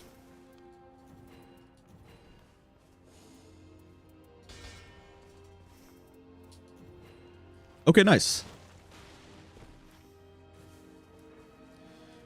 Well, it is Troll Castle. Yeah, so YouTube Premium is amazing. So that's the other thing, right? Is that I know you have Twitch Prime to, if you really want to subscribe to somebody, and you have Twitch Prime where you won't get ads. But the interesting thing about YouTube is that you don't need to subscribe, or you don't you don't need to pay the sub fee for, excuse me, every single channel on Twitch or on YouTube like you do on Twitch, because as long as you have YouTube Premium, then you won't get any ads on YouTube ever, you know, on any YouTube stream or any YouTube channel at all. But it's like, if you don't like ads and you want to support a streamer on Twitch, it's like you got to use your Prime on someone in specific, or you have to, you know, actually pay to subscribe to their channel to not get ads, right? And if you're wondering, by the way, it's like, a question you might have is, okay, but is YouTube Premium, does the YouTuber or the streamer actually make any money if someone has YouTube Premium? And by the way, the answer is yes. If you guys have YouTube Premium, the way that it works and just how the math works out is that basically you give any video you watch, you are worth like 4 or 5 times the amount of revenue per view as people who watch ads. So the best way to support a YouTuber that you really like is actually just to be a YouTube Premium user, which is, you know, global and, you know, sort of universal for anyone that you may watch. Like literally anybody, whether you have YouTube Premium and you're watching me right now, or you watch, you know, Joshua Wiseman cooking videos, right? Or binging with Babish or something, or if you watch other gaming content, right? So it doesn't really matter what you choose to watch as a YouTube Premium user, because you are just basically always helping the content creator.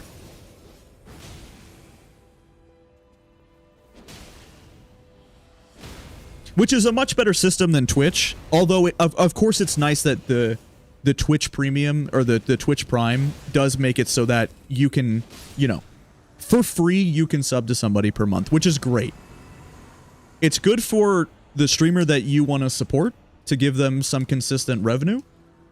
Of course, like that's huge, right? That's a big deal. But additionally, not only that, but it's like, it's just so nice to not watch with ads. Not relying on ad blocker and actually being able to support the content is just, that's huge, right?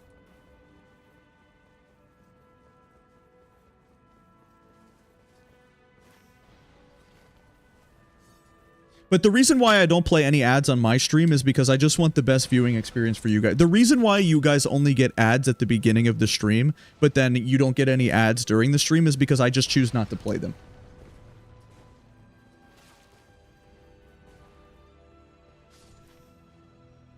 Instead of Bell-Bearing Hunter, let's just go here. Look at this lag, man. Yeah, so I just choose not to play any ads because I just, honest to goodness, want you guys to have as good of an chat experience and watching experience as possible. No doubt about it.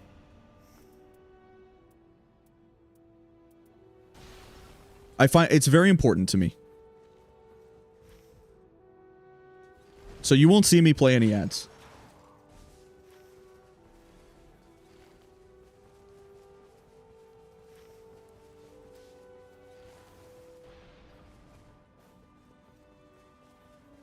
Twitch Turbo gives you an ad-free experience. So how much is Twitch Turbo, though? Is it basically the same price as YouTube Premium? So then why would you... Because YouTube Premium is what? I have Premium, but I don't even know. Is it like $14.99 USD? Actually don't know. I don't even know the price of something I'm actively paying for. Also, good morning. How are you? What's up, my friend? I remember you from last time. Good to see some familiar faces here. I remember James. And you, of course. Kazuhira. It's always nice to see familiar faces. Appreciate it, you guys. Thanks for tuning back in. It means a lot to me that I would, you know, I would make an impression on you guys to the point where you would want to come back and watch again. I definitely appreciate that, you guys.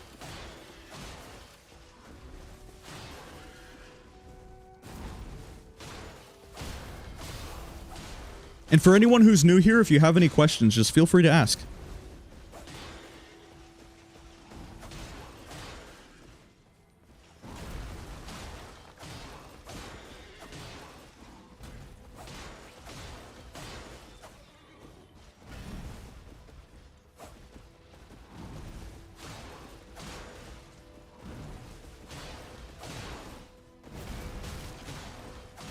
Nice. Not bad. Much better. Oh, that's pretty cool. But ultimately not that good because it's magic damage. But a cool weapon nonetheless. We can go fight this boss up here. So this is going to be a tough run, you guys. And the reason it's going to be a tough run is just because my teammates were definitely not as good as the other ones. However, we do have a good weapon for the boss. It's only the base sentient pest. I think there's some newer players here. I think these two randoms are definitely not the most practiced players, and that's completely okay, and there's nothing wrong with that. Because they didn't quit, they didn't leave or anything. They just, honest to goodness, weren't that good. And that's okay. Pretty solid. Like, it's fine. We're not making any mistakes, really. They just wanted to fight that tree sentinel really early for no good reason, and it happens. We can kill a hippo. A hippo is really easy.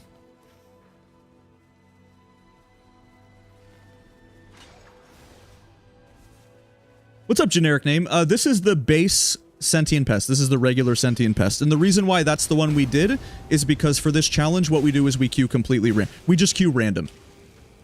So what I have to do for this challenge is I just queue up with randoms, and I just pick all of the Night Lords in the queue. Not only is that for the challenge, but that's how we get the fastest queue time as well, right?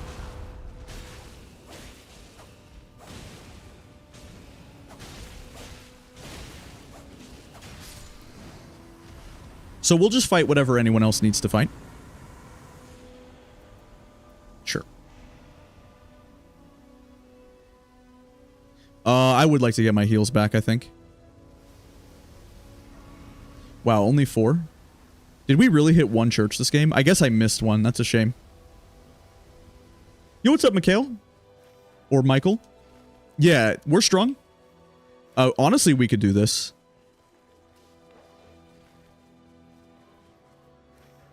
This worm face should go fast. Well...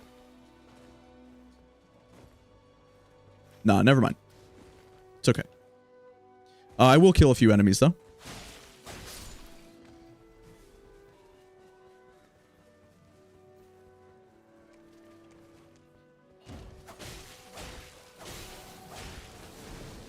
This is fine. This guy's worth a lot. This is like 2,000 runes or something, maybe? Yeah, 2,400. Pretty good. This could be the difference, like, killing these enemies right here as the zone closes in could be the difference in me hitting 12 and also being able to buy something.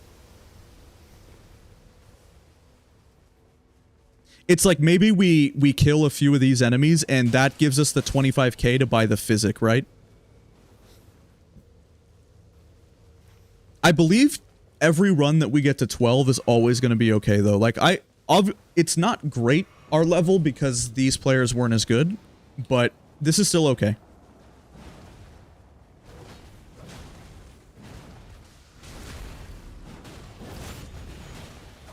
Because 12 is like the hard cap. From what I remember and I saw from Zuli's video, I think our goal with randoms, no matter what, is to just get to around 12. Like the last 2 runs we did amazing and we got to 15, of course. But for the most part, 12 is going to be okay.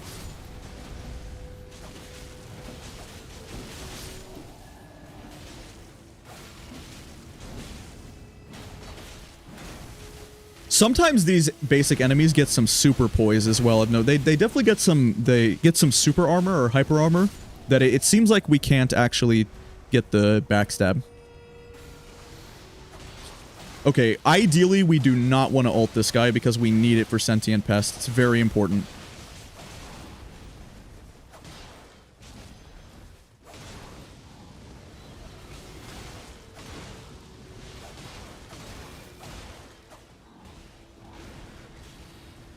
The only thing that's a little frustrating is just that multiplayer lags, you guys.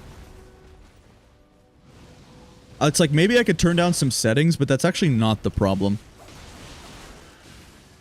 It's like the reason our FPS drops into the 50s is just because easy anti-cheat is doing that. It's actually not the optimization of the game by itself, because when I play seamless co-op and I play solo, without the easy anti-cheat on, we never drop any frames ever. It's literally just the easy anti-cheat, which is certainly frustrating.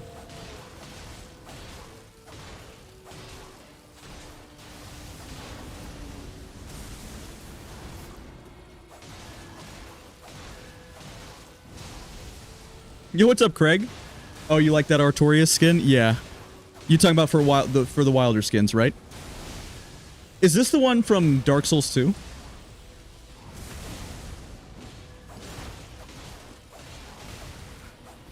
Who's this? Is this just like an armor set from DS2 or something?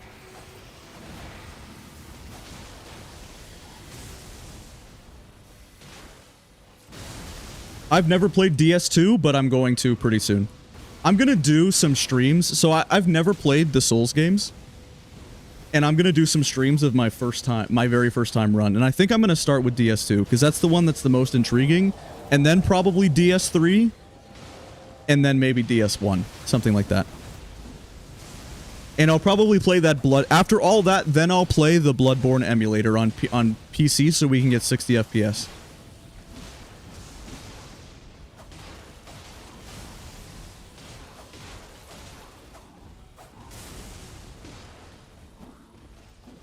The problem is, as well, is that I know I just missed the chance on the Steam Summer Sale, but isn't it ridiculous that Dark Souls 3 came out in 2016, and the game with the DLC is $89 on Steam right now? It's still... DS3 is from 2016, and it is still $60, and the DLC is still full price. Again, I know we just had the Steam Summer Sale, but that is... way too expensive for any 2016 game. I don't care how good it is, right? That's 9 years at this point. That's just too much.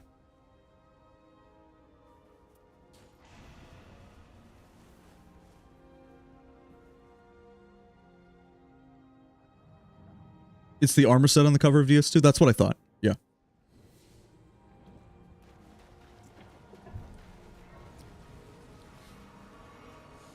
I do need to fix this lag. It's pretty bad.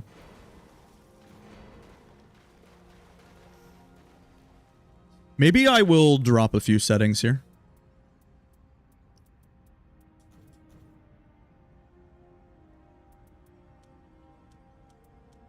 Usually the most important thing is this, but I also think...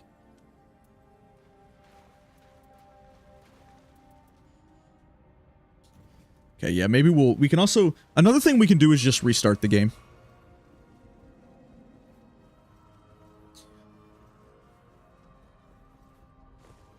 Alright. I accidentally used a heal. I'll go back, honestly, against Sentient Pest. It's like, I am just here in this place. I should not be dropping frames like this, man.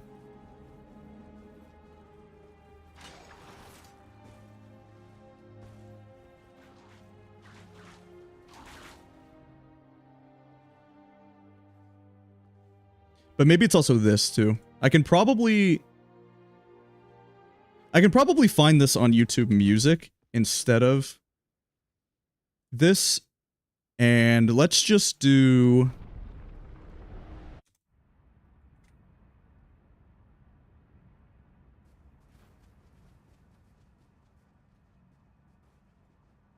Okay.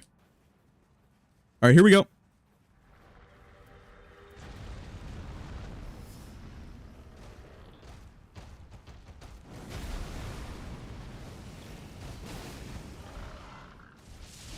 I wish I knew how to dodge that better. I think just ulting Noster like this is good. I really do. Especially given the spot we're in here. Okay, so it just goes into this phase. Oh. And we can just hit pretty good, right?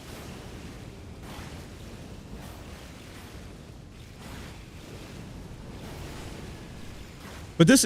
are R1s better here just to stack up our ult? Probably, right? Like, I feel like R1s are the best there.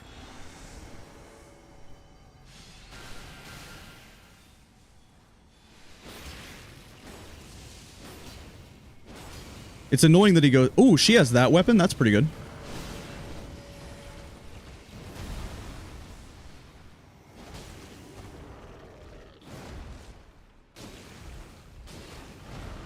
Okay.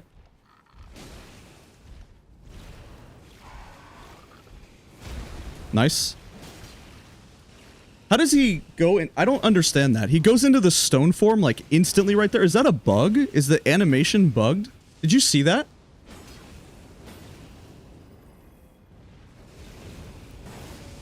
We're missing a lot of damage here because we're not at full HP. Okay.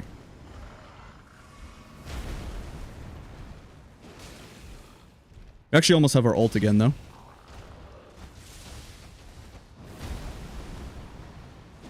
Yeah, I mean, the R1s were good. I have to roll that. It's so important that I roll that, man. Alright, okay, good. So Recluse will heal us to full from this.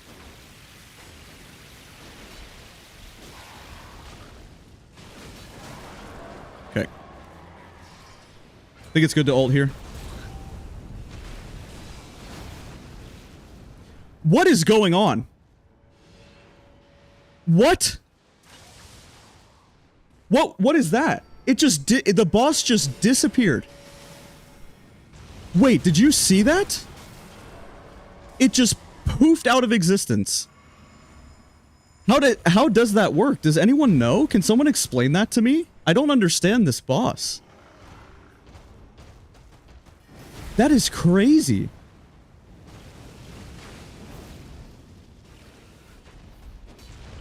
Why does that so...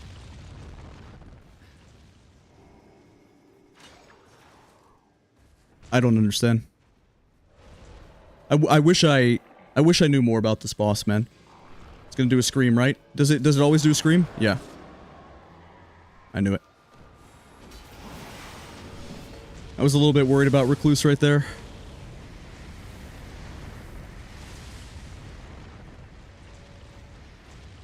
Of all the bosses we could die to, by the way, and we can lose this run, I honestly think Sentient Pest is probably one of the highest.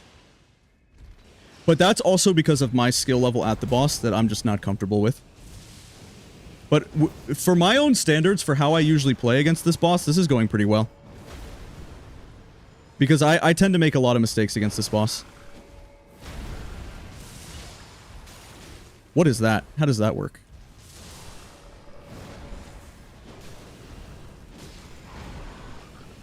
Okay, we're doing good.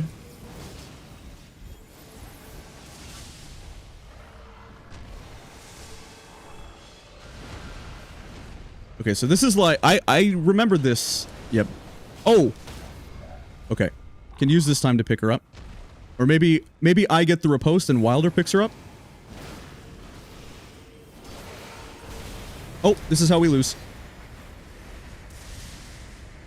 Okay, almost just lost the run right there trying to pick her up. Maybe we just don't even bother. I think Wilder and I could just hit. I'm just gonna try to hit.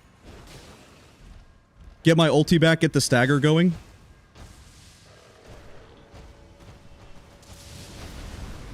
He got her anyway.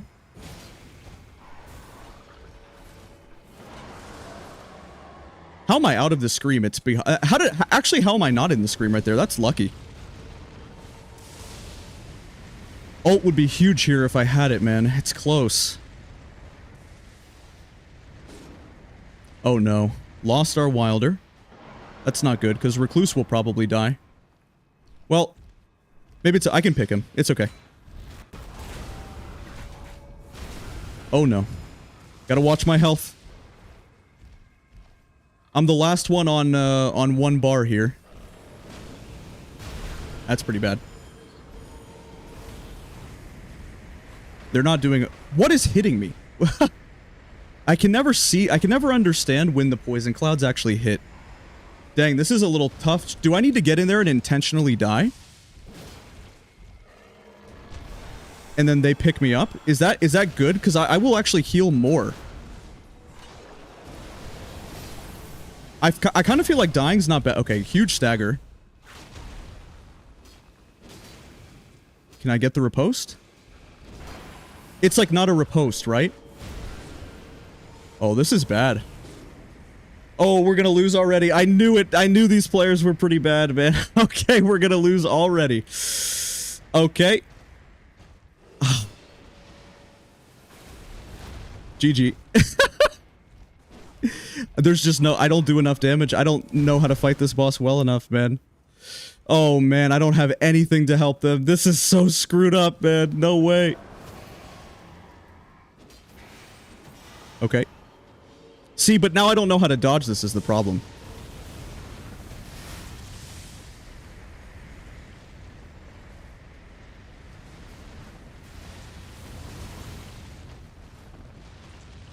There's no way he can pick her up.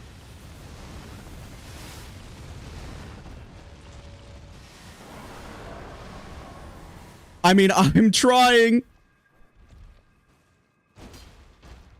I don't have any read. There's nothing I can do. Like, imagine I had some range damage or something. He got her. Okay. Dude, I need to die. It is so important that I die, actually. Because then he can pick me. I should die. I should die. No, she goes down. I need to die, dude. He needs to pick me up. I'm only on one bar. Because I haven't died yet. Imagine we get a stagger. I feel like jumping heavies are the most poison damage we can do.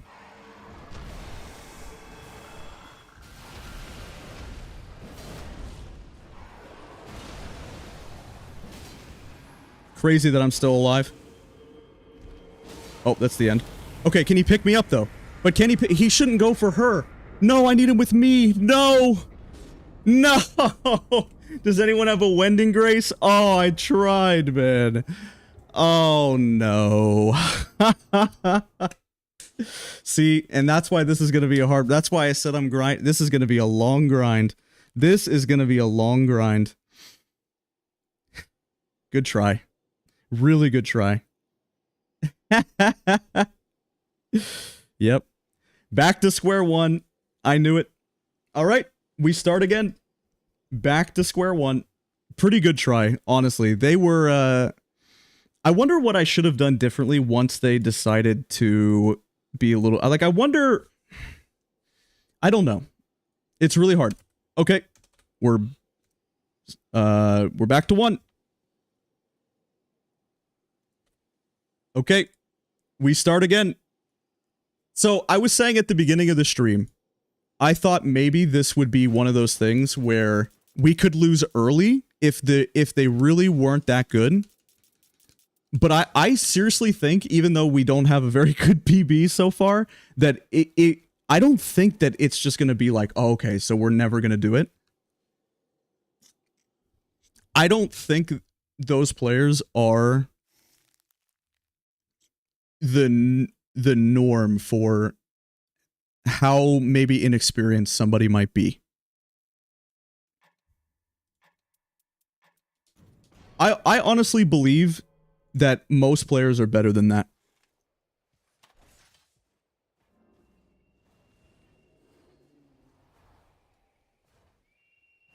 Yeah, I don't know if that other Wilder could have ulted the Recluse or not. Alright, have a good night, Joshua. Or, I'm sorry, James. Have a good night.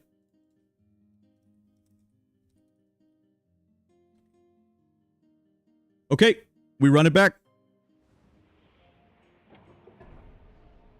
I think the most important thing that we want to do is just push for completing one of the classes as well. It's like if we're able to complete... Yeah, I almost had my ult there too. It was pretty close. It's a shame. Couldn't quite get it. Yeah. Maybe could have stalled. We have the mountain against Caligo. Okay. Yeah, I don't think there was any hope there. I just had no health. Was pretty close. Sentient Pest is one of the hard... If there's gonna be, like... If there's gonna be a difficult boss when people are gonna make it hard, with that kind of scaling on Sentient Pest, man, that's tough for sure. I think those other two were duo because they really wanted to go for some weird stuff. But that's okay. Good try. This is pretty bad, actually, by the way. Yeah, Recluse and Iron Eye are good against the Pest, but so is Wilder because he does fire damage. The fire damage ult is so good that Wilder's one of the better ones as well. But I think with my personal inexperience with Sentient Pest, probably Wilder is not as good as if I was playing Iron Eye. I do agree with you.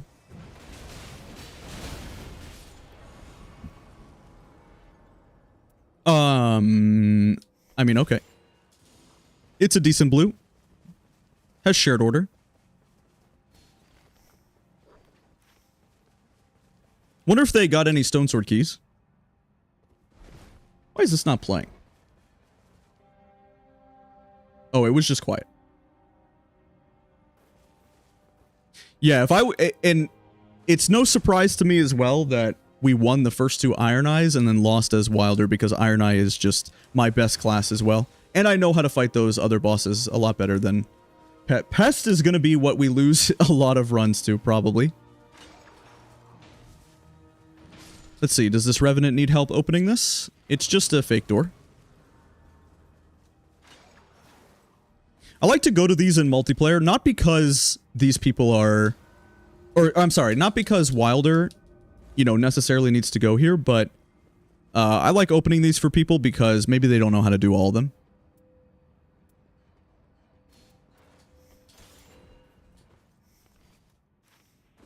Pretty good. It has successive attacks. Okay, she's pinging the...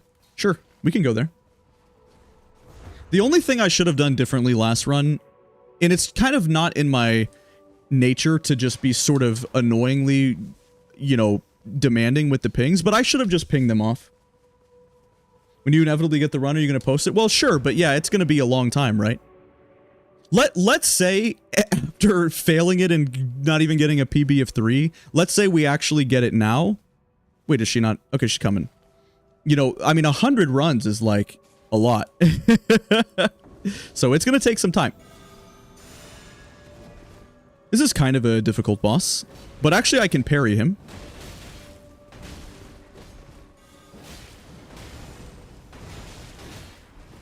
If he would look at me.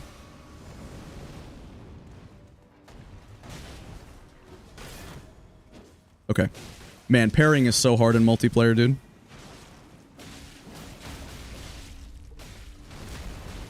The 13-hour vid, yeah. Try longer. How do I roll? For some reason, I've been rolling that one early lately. Like a complete noob. Oh, poor guy. Alright, we can just ult. This is fine. This is totally okay. 13-hour vid. 50-hour vid.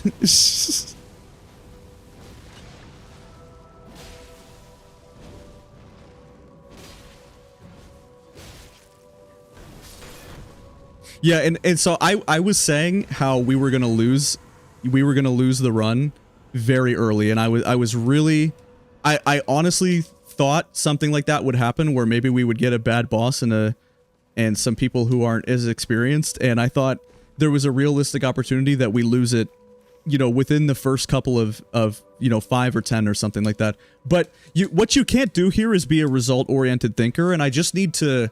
It's like just because you get demoted in a video game like League of Legends or Marvel Rivals, it's like that just must mean that I'm doing something totally wrong. I don't think I did something totally wrong to lose that last run. I think they were exceptionally inexperienced, like more than normal, and I do think Pest, I just have to get better at Pest, really. Like, and better at communicating why I really should have pinged them off of that Tree Sentinel. So I'll try to do better about that. Okay, nice. A Blood Nagakiba with attack power at full HP. That's pretty good, guys. Sure. Can use that. Is this a bug where this guy doesn't drop the sight sometimes? I've seen this happen a couple of times. All right, let's just go to the castle, please.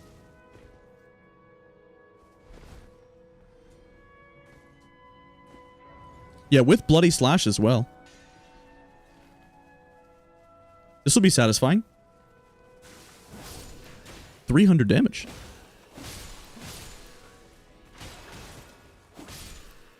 But this should be a good run, though. We should definitely get Wilder here. We have the mountain against Caligo. So it should be good. Alright, and I also got lazy last round, and I did not buy stuff for my teammates. So that was, of course, my bad, too. Wow, with Flaming Strike, you know, that's for 11k. I'll keep that in mind. That's actually pretty good for the final boss.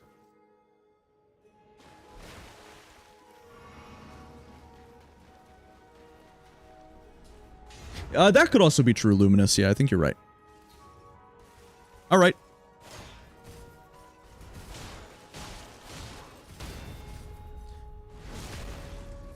Always nice to play Wilder and have Crucible Knights, because you can just parry them. Unfortunately, they will not bleed, so my Blood Nagakiba is not great.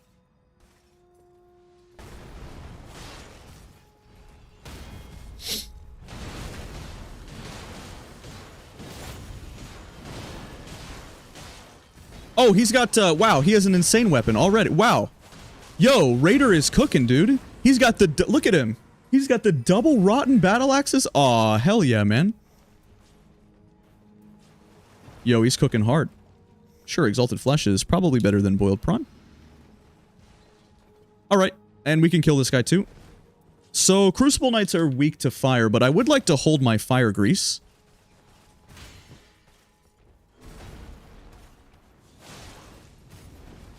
Actually, usually don't parry this guy. I just do jumping heavies on the spin attacks, by the way. I always parry the one with the shield, but you don't really need to parry this guy. Let's pop the Gold Pickle on this guy. This is probably the best spot to use your Gold Pickle Foulfoot, because you kill this Crucible Knight and then you kill the other guy. Back to back. Sure, Improving Poise is okay. And so that my teammates follow me and kill this guy quickly under my Gold Pickle, what I'm going to do is I'm going to ult this guy. Because what I want to happen is for us to kill this guy very quickly so I don't miss out on the buff. Nice, and I got the parry anyway. Yeah, so you can watch in the top left that it looks like the item discovery icon for more runes. Nice, so we did it. We should get the runes during that buff, which is always good. Attack power at low HP, I don't know, maybe we'll just take maximum FP. Both are pretty bad, right? Less likely to be targeted is okay. Yeah, so it just always depends, you guys, and this run, for sure, I think what all of this is going to come down to is my ability to execute upon the hardest bosses and clutch those moments and not take little hits to Sentient Pests so I don't run out of flasks, because I can probably just clutch that if I just dodge Pest a little bit better, but so far, you know, I'll just have to keep practicing.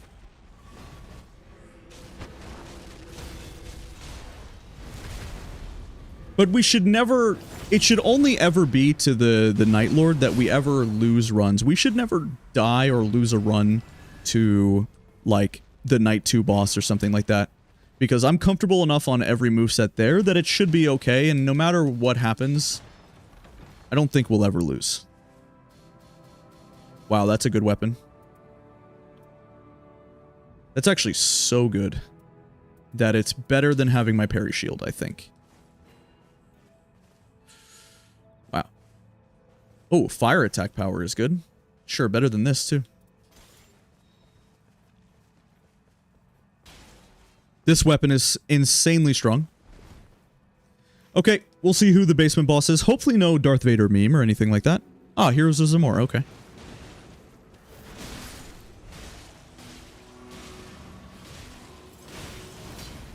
surprisingly can freeze this enemy. You wouldn't think you could, but... Similar to how I guess you can rot Melania, and Moog Lord of Blood is weak to bleed. However that works. Yeah, I'm gonna need an explanation on how Moog Lord of Blood is weak to bleed. Because that's not... I'm not exactly putting 2 and 2 together there. Seems like Moog should be strong against bleed, right? And Melania is not... Melania is not immune to rot. She's very, very strong against rot, but it's interesting that Melania can be rotted.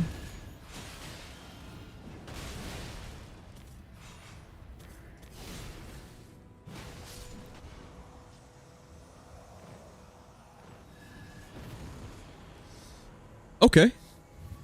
Some good stuff here.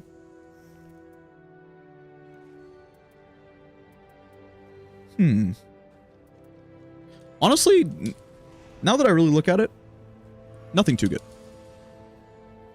Oh, I meant to get the talisman chest as well. Yeah, we should go fast. We can probably go out the front of the castle.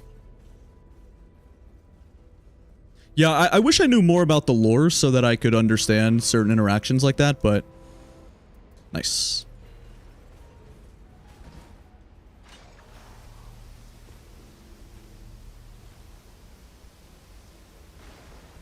So on day 2, all we need to do really with these guys is finish off the roof of the castle.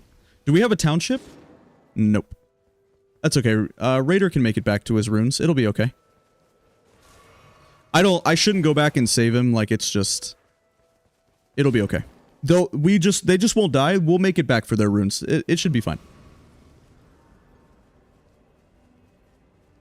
I see no reason why it shouldn't be. But thanks for hanging out tonight, you guys. I know that I stream really late, so... Can you guys tell me where you're from? Because I just want to know what I'm doing differently to stream at this hour and get all you guys in here, but then I stream at my... more normal North America time. I think it seems like YouTube streams and just however it's worked out is that, like, I assume most of you guys are EU, or do gamers really stay up that late that there's still some NA people here? Like, please genuinely in the chat, if you could tell me what your time zone is or what time it is for you, I would just, it would help me a lot, and I would like to know, if that's okay. Because then I could understand... Almost 10 and during... Well, it's 3 in the morning for me. It's 3:44 in the morning for me. I'm NA. Forget this isn't normal time. Okay.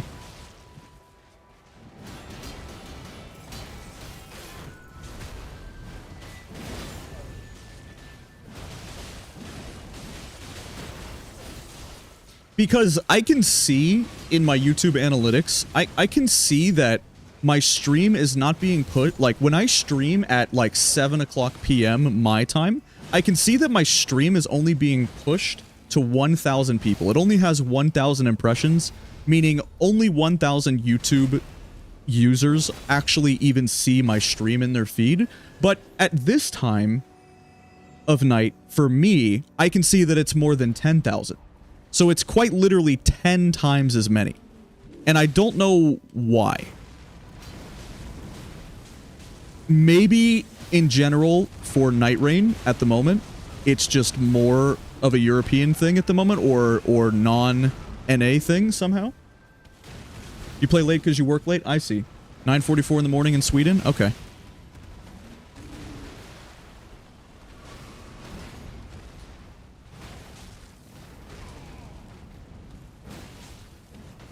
It's just something interesting I've noticed.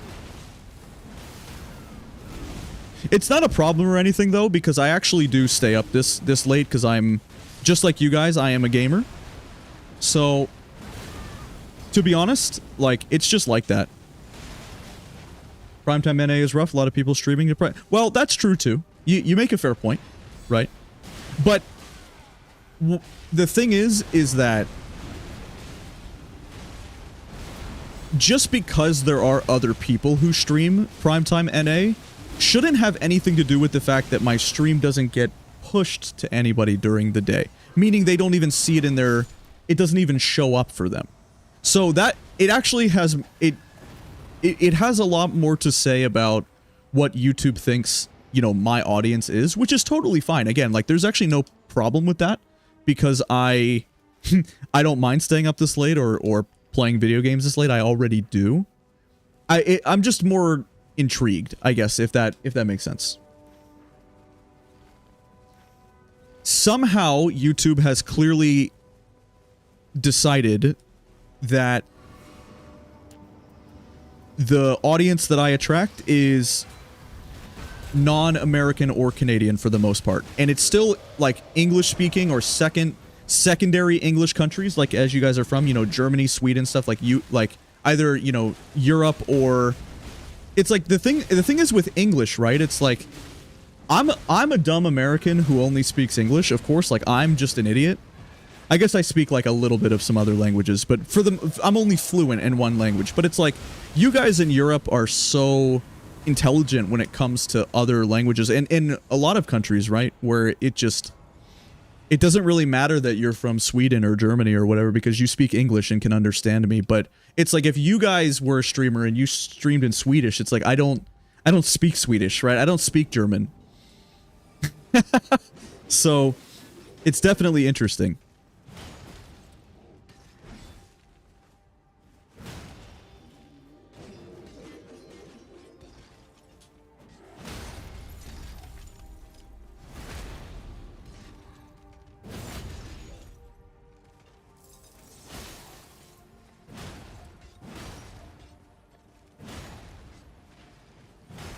For you guys that live in those countries, by the way, like one of you said you live in Sweden, multiple of you said you live in Germany. How much in your day-to-day life in your home country, even though you speak English and speak, you know, completely fluent English, how much does it actually come up? Like when you go to, like if you live in a big city, let's say you live in Berlin or what's the biggest city in Sweden? Stockholm, right? It's like if you go to Stockholm and you try to order food in English, would the person giving you coffee or giving you food, would they look at you weird because even though they can tell like you're Swedish, you live in Sweden and this is Stockholm, why are you not speaking Swedish? Why are you speaking in English? Or do more people, because it's like I've noticed that so many of you guys speak English and I understand, like when I did League videos, 19% of my audience and purely English content was people from Germany. So I know that English is a predominant language in your guys' countries as well. I understand that. I'm just curious, like, to what degree? Do you actually speak English in your day-to-day lives in non-English speaking countries? Do you encounter people? Do people talk to you in English? Or is it like in Germany, you know, you just speak German because it's Germany? I've always been curious about that because I haven't been myself. But I've been meaning to go. I really want to vacation to every European country. Like that's definitely a goal of mine. And every Asian country, and you know, unfortunately I don't have the opportunity to travel at the moment, but I would love that, man. I love watching travel videos.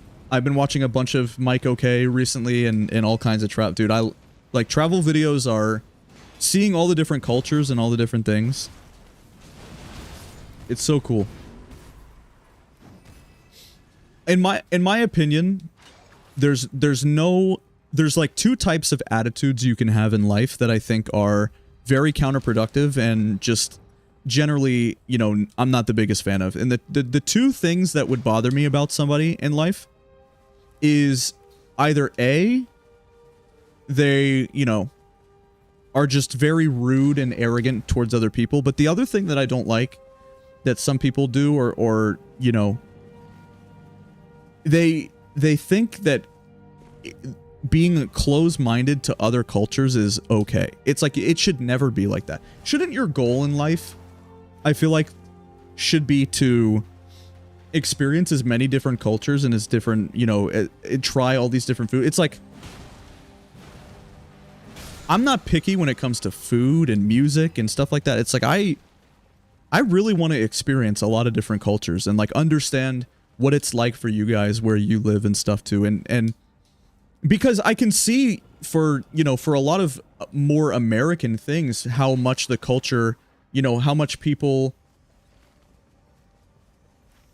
care about American stuff too. It's like how many American movies or American, you know what, let's just probably pay this guy. Yeah. I see how many American movies, or when people, like, people watching American football now and stuff like that's really become...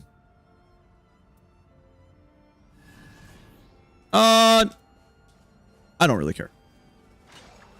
Ooh, that's actually good though.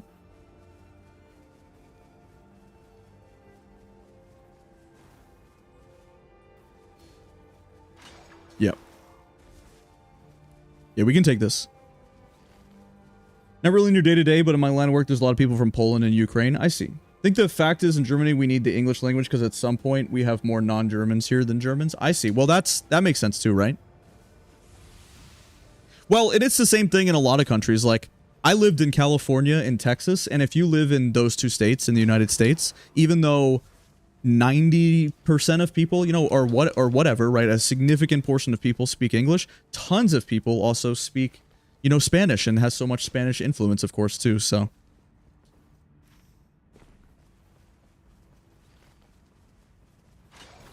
it's like I went to this, and in California as well, specifically, like when I went to a lot of like more hole in the wall mom and pop sort of like Asian food places as well, they didn't speak hardly any English.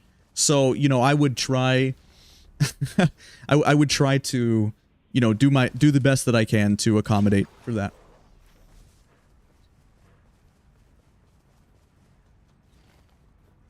I know quite a few people even in America, you know, and stuff like that now with everything. It's like there's quite a few people that live here that don't speak like perfect English at all times, for sure. So I would say that seems to be pretty common in most countries at this point, because we live in such a diverse world where, you know, you can move around and you can migrate to places and stuff, which was just, of course, not the case for, I mean, all of human history. So it is interesting. Like, when I've been watching some of these travel videos and watching a lot of Mike Ok's videos, I don't know if you guys have seen any of those, but it's just so fascinating to me to see him go, you know, to rural China and just hitchhike and just survive in another country without having like a stable place to live, without, you know, speaking the language and stuff. It's like, because you can just use he just uses his phone to translate on the go, and he holds up a sign that says, "I'm a hitchhiker, I'm trying to," you know. It's crazy what you can do in the year 2025. It's very interesting. And I do like, as someone who, you know, likes to experience a lot of different cultures, I like that. I'm a fan of that. I definitely would not view that as like a problem.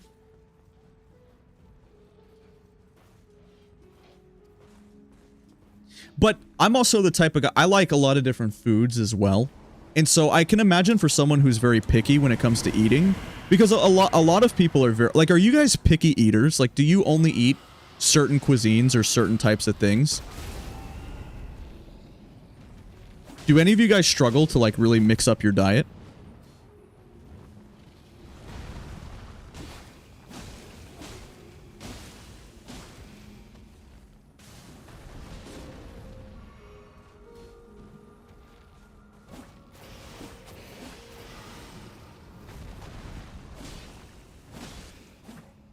You just hit the wing when you can, I think.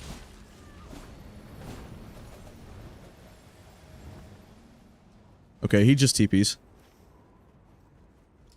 Alright, so where's the way up, you guys? Because you can climb up over here to get the power, but I don't know exactly where you can.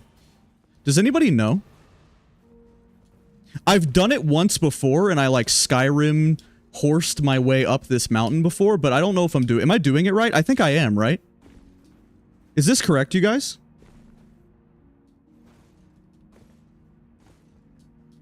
Actual Skyrim gameplay. The amount of times I did this in Skyrim with my horse is just insane. Yeah, so look at this. You can just go up and get the power, by the way, just by climbing the rock face. Isn't that insane?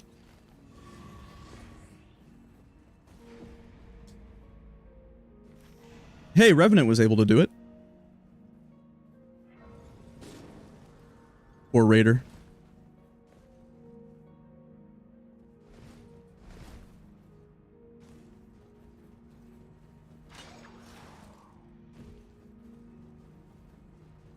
Yeah, it is definitely Skyrim because, yeah, you're meant to go across the chains and go this way. Yeah, 100%. That is not what they intended you to do, but it works like a charm, so that's okay. That's just a good strat right there. Man, Borealis can be annoying.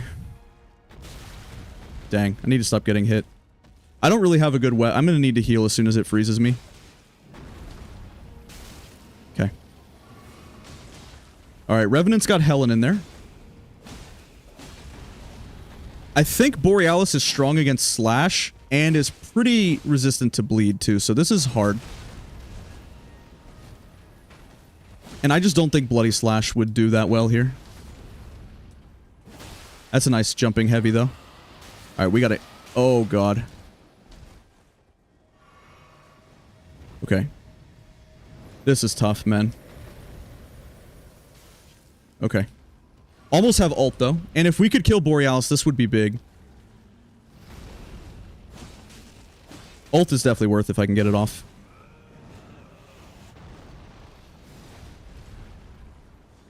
Please don't dodge this. Huge. Huge, actually. Really? No stun after that, though? There's the stun, finally. Bloody Slash the head, and then I need to take the riposte. Have to take the riposte. Okay, huge. We got it. You know, I don't normally get to kill Borealis, especially with randoms, because it's hard. Nice, man.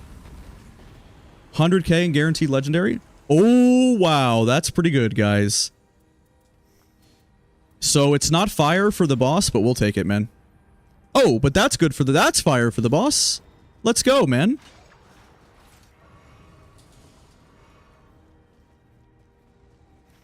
It just halves frostbite. We took the power. You're not immune from the power. It just, it halves the buildup.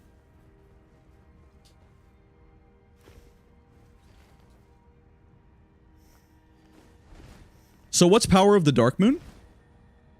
Oh, okay. Makes sense.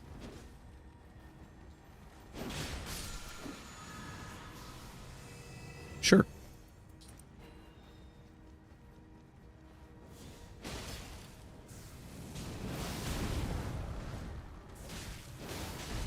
So, even though Caligo should be strong against magic, this is still a good build, I think, for us. Because it's still a legendary weapon, and we lower his magic damage negation, and because we're doing heavy attacks, we get our anti-dragon effect.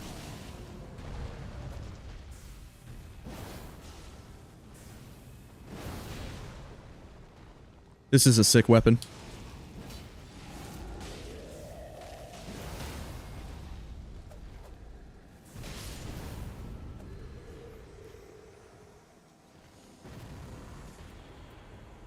Okay. Sure. So it looks like this will be a 14. Not bad.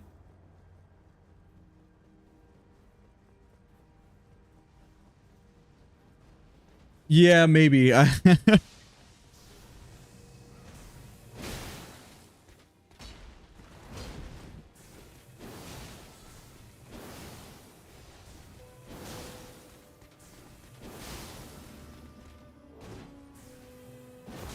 Nice. How good is this weapon?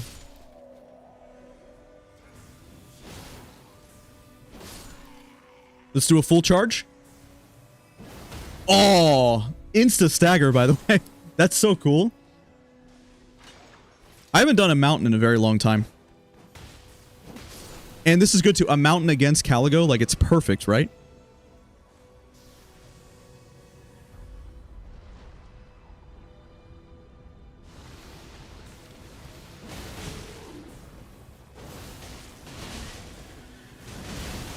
Wow. Insane. Although, we actually didn't hit the DTS that much. If the Revenant was using the Bell, and I reduced all of their magic damage, or magic negation, then Revenant would be doing a lot of damage with the Bell, because the Bell is magic in this game. It's actually not holy. Don't know why. Although, I guess I can't confirm. I don't know if in base Elden Ring, if the Bell actually is magic or holy. I always assumed it was holy, but no one ever used Wraith Calling Bell in base Elden Ring, so how do I even know? Literally, no one ever used it. Because it does, in the base game, it does a fraction of the damage it does in this game. It still has all the same insane tracking and range, but it was never useful for no-hit runs or anything like that, because it just didn't do any damage. And also, being FP efficient in this game is a lot more important when you're clearing areas, but in base Elden Ring, if you're doing like a no-hit run, you will always have the mind to deal with it no matter what. Okay, probably improved stance breaking against Caligo is better, although I think that one's kind of bait. You think the fire weakness effect on Caligo is worth prioritizing? So, all of them are, but certainly the one you're talking about, the poison effect against Gaping Jaw, is the most substantial, because it's just a straight up, like, long stagger, right? So, you make a very fair point right there, where you're essentially asking, it's like, is it actually worth it? And I do think it is, but it certainly isn't as impactful as other ones. I will give you that.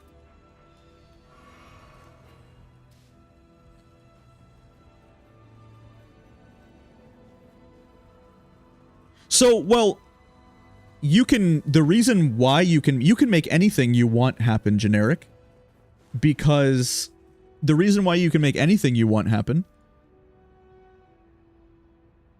is because you can conjure the shifting earths now, is how it works. You can spend the currency for the more difficult bosses, the Everdark bosses, and you can conjure it. So you can purposefully go out of your way to make the mountain for Caligo, and Gaping Jaw is also a dragon, so you can do it for both, which is very nice.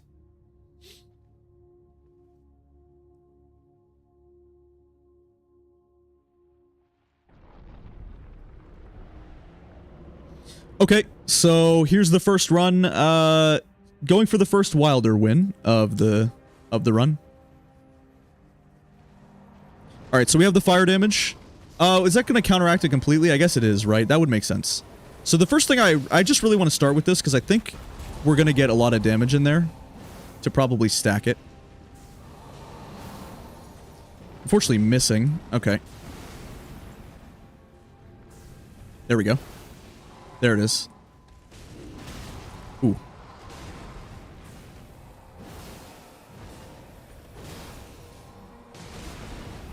So we'll see. I mean, it would be ideal to get headshots, but the most important, I think, is just trying to get this stagger going. All right. I kind of thought we could strafe behind that. There it is. Nice. So you need to get the riposte early against Caligo. Nice, she got it. You need to get the riposte right away because he doesn't go down for very long.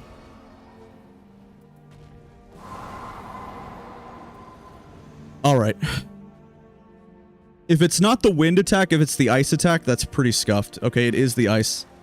And not only am I listening to music, but I play on speakers, so I have no idea where it is, by the way. I hope they don't follow me. With this attack, I usually just run away and drop a warming stone.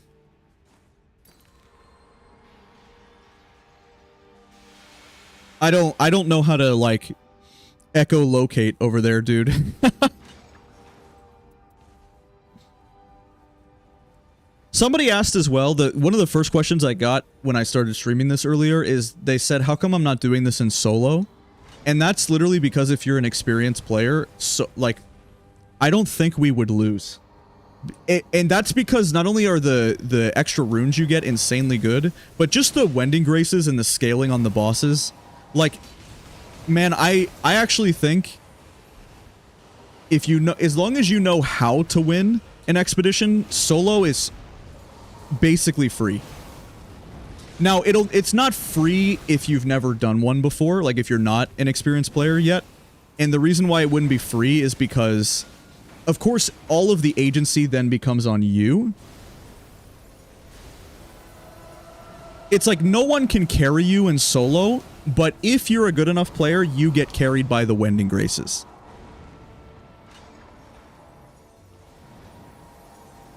Because just the amount of revives you get are insane.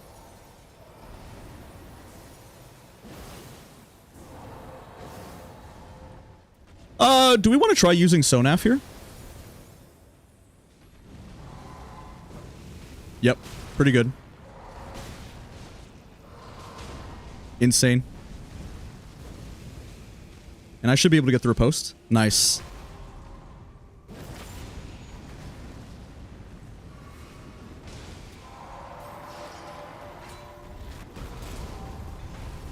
I don't know if I technically interrupt right there or not. I don't know if that's how it works, but it kind of seems like I do. Nice, man.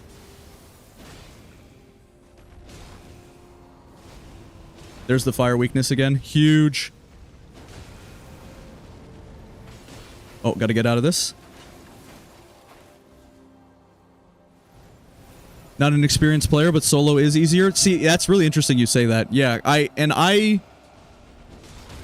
really think I made the argument that it was nice, by the way. We got him. I was GG's.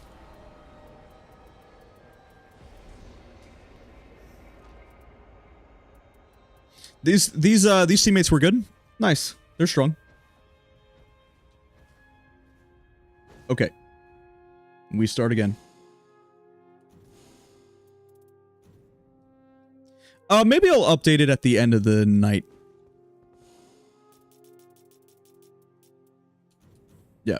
I at least, Yo, EA Jeans, yo, thanks.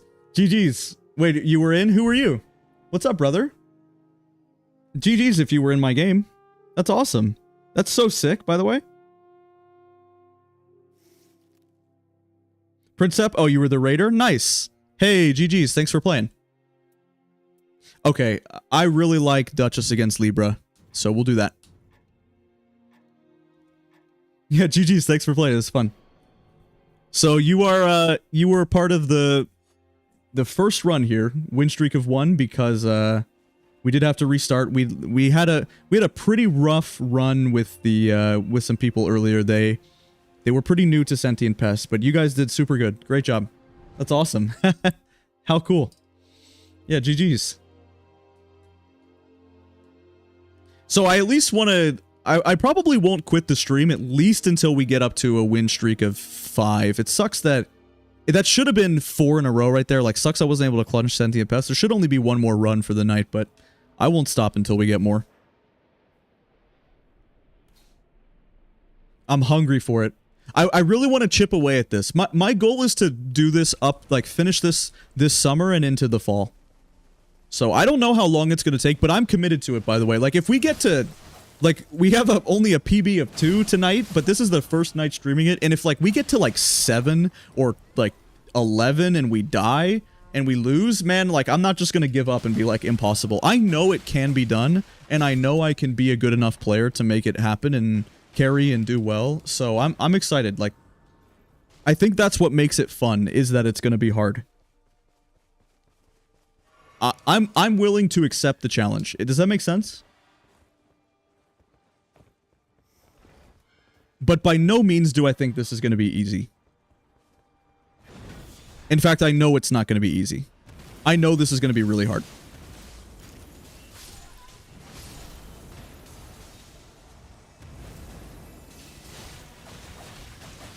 The thing I'm most concerned about right now is Sentient Pest.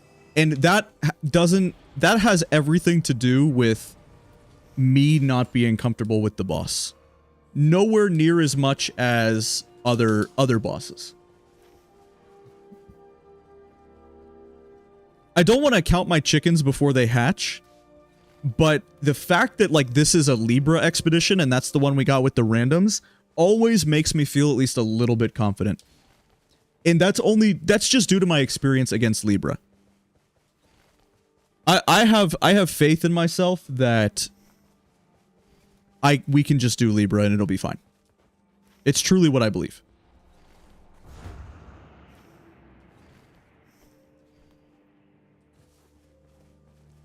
But because of my lack of experience with Sentient Pest, maybe what I'll need to do is try to save some Iron Eyes. Because it's kind of like, because we have to do every class, I don't really want to just do Iron Eye every single time, because then we're gonna run out of uses of Iron Eye. Because we can't just use Iron Eye only. Otherwise, I would never switch off of Iron Eye or Duchess, who are my two best classes that I can personally play. Alright, please Slicer. There it is. Okay, it doesn't matter that we have improved hits because we just take Slicer. Absolutely perfect. Okay, we can win. I'm telling you guys, we got a blue, it's Slicer. We can win this run. Amazing, incredible. So the reason why I'm looking for Slicer is because that's what I run with my Duchess relic. See how we have improved carry and sword sorcery? And so when you have this relic, and you run Slicer, it's 12% damage, which is a lot. So every time we play Duchess with my relic setup and what I have experience with, we're just banking on getting Slicer. That's all there is to it, man. Just looking for Slicer.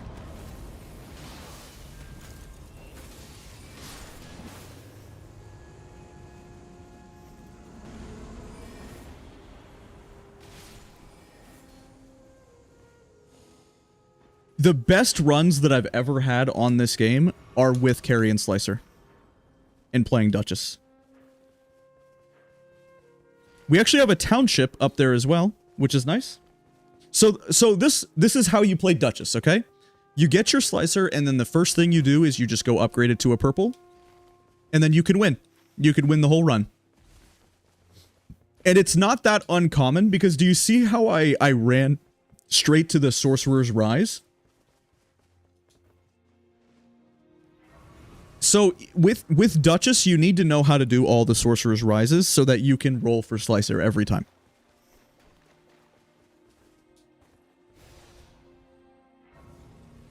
What do we have here? Oh. And we also get this huge max FP boost for opening this because we're running that relic. We don't need that many Starlight Shards because Slicer is so FP efficient. But we might end up getting like a Crystal Staff here or something. Loretta's Mastery, Spell Casting Speed. Spell Casting Speed is better than anything else. So then the gear that we're looking for, like the gear passives that we're interested in, are Spell Casting Speed, Sorceries, successive attacks negate damage because it does count. And then we're also looking for you can just improve sorceries, and then attack power at full HP and things like that. So it's very imperative that when we see the township that we remember that it's there so we can go up there and we can buy the 2 good talismans. It's very important. Okay. It was actually an okay staff in there, but and we can kill these miners. It'd be very fast. Like, our teammates, we kill these things in 1 hit, and our teammates are up there. We're giving them some money.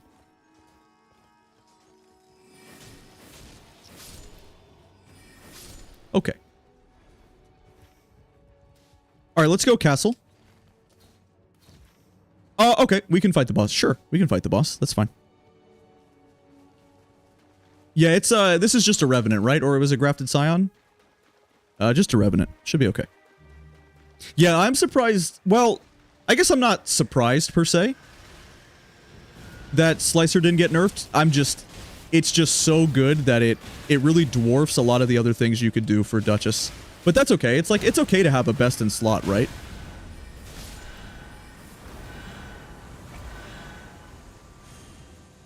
more spellcasting speed. But is lower FP consumption better? Probably not. So we'll just keep stacking spellcasting speed.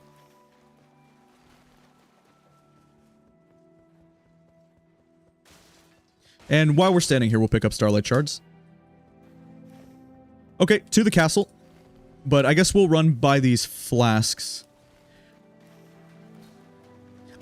So, another thing that I'm going to change. So, we lost a Sentient Pest, who I have said a couple times now. I'm sorry for repeating myself. I repeat myself sometimes, guys, because I'm just thinking out loud on things that I want to change for future runs.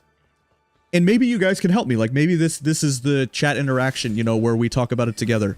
I think when we have Pest, like, I should have known better once I saw that those other two weren't that good, and we got Pest.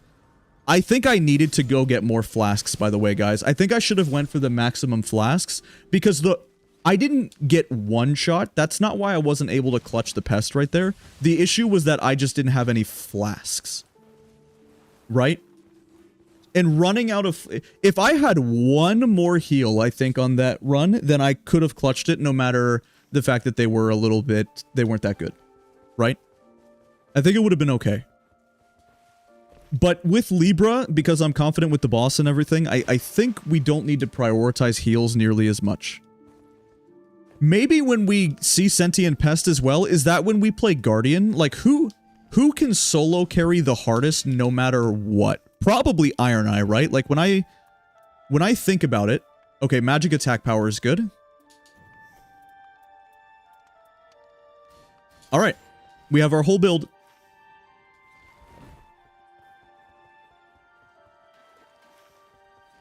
Well, and because in solo you get the Wending Graces and bosses aren't that tanky, in solo I almost never go to more than one church.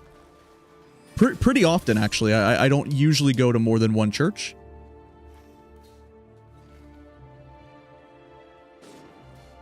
Okay, that's gonna take some time. Wait, why is he damaged? Is that the type of ruins they're doing, or is he actually damaged? Wait. No, okay, it was bugged.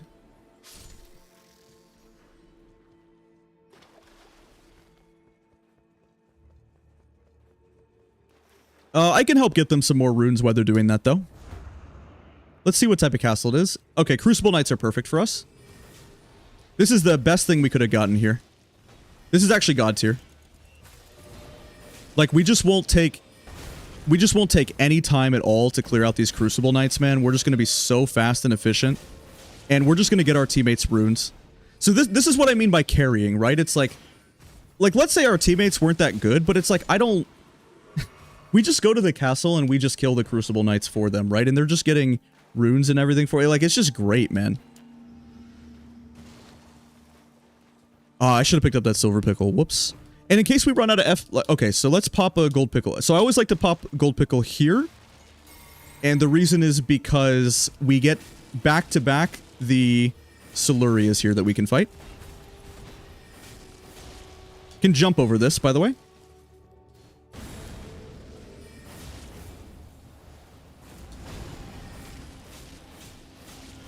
Look at that damage. There we go. See, so this is the strongest build in the whole game right here. There we go. And now we take a lower... That was good. I'm glad we didn't take lower FP consumption before and we instead took spellcasting speed because we ended up getting one anyway.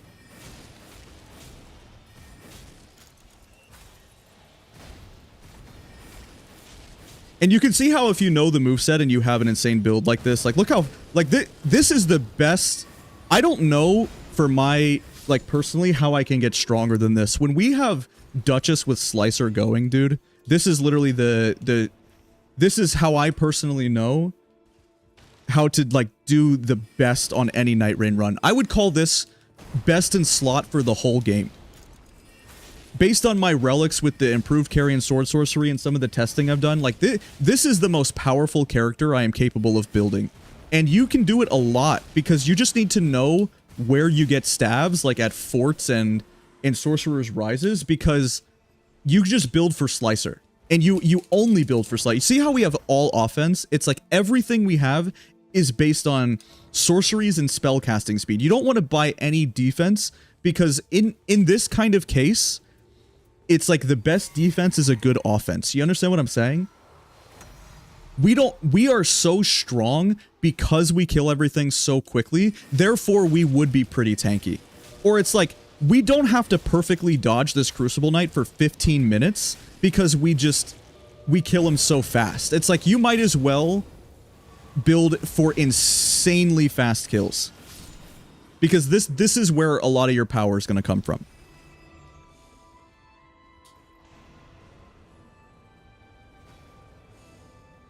Sure. I'm not going to be able to make it down there to the dormant power, but 200k, we can kill this guy. Just got to heal. Well, maybe not.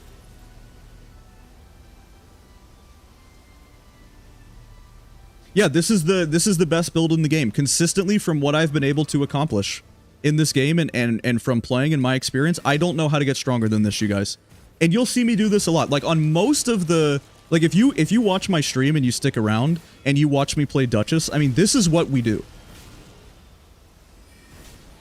It is just so consistently excellent, you guys. Every time.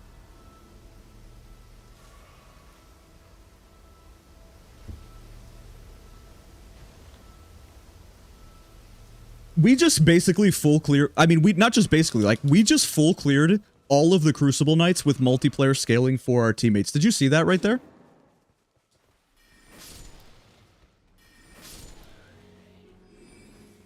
Slicer should be good on Recluse. So the reason why Duchess, so there's a couple, it's a good question. The reason why I say Duchess is the best for Slicer is a few things, okay? It's true that Recluse per Slicer hit will deal more damage because Recluse scales S with intelligence and we scale A with intelligence. But we have higher dexterity on Duchess, so we cast faster. And Duchess's quick dodges and moveset, excuse me, as well as the restage ability, is just better for playing very aggressively with a melee weapon.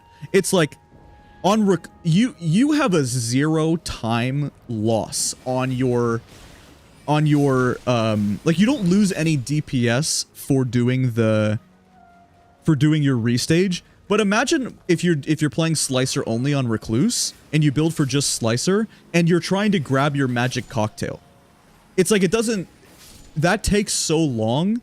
But on Duchess, it's like you don't bother with your cocktail at all. So playing as basically a melee Slicer build is just a lot better on Duchess. Now, what you can do if you want to use a really, some really strong sorceries with Recluse is you play for the Crystallian sorcery. If you get a Crystal Staff, if like for these, once we get to Recluse, I'm going to be looking for the Crystal Shotgun. I don't think it's actually called Crystal Burst. Do you guys know what it's called? You know what I'm talking about? It's really good in this game. Whatever is on the Crystal Staff is just insanely good. It's a nice Freya. We didn't even take a hit. Very nice Freya. So we just have we have a much better basic ability and basic kit for Slicer with this class. It's called Crystal Burst? Okay. Also, what's up, Yo and Isaac, by the way? Hey, how are you, brother? What's up? Nice to see a new face. Lots of new faces in here tonight, guys. I always appreciate that. I was saying last stream how I've got a pretty good memory, so if you type in chat, I'm sure that I will, and you watch my stream a couple times and you type in chat a couple times, I'm sure I will remember you.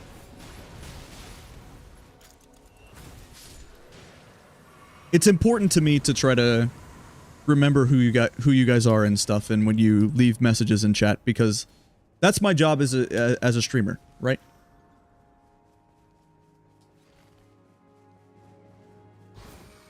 Watching me melt everything? Yeah, so that's just because we have a good Slicer build. Yep. That's just every time. So again, so this, you want to look at slot 2. Even though the lightning damage negation is useless, just having anything that is improved sorcery or carrying sword sorcery, it makes you do this much damage.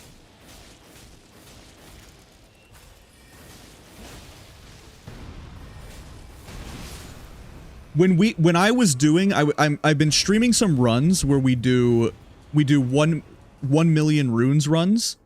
What that means is we have to get 1 million runes on a run with every class. When we did Duchess, I did it first try, by the way, because the very first Sorcerer's Rise I checked had Slicer. And so we did it first try. Which is just so funny. But Wilder took a couple of tries and stuff. So it just really depends.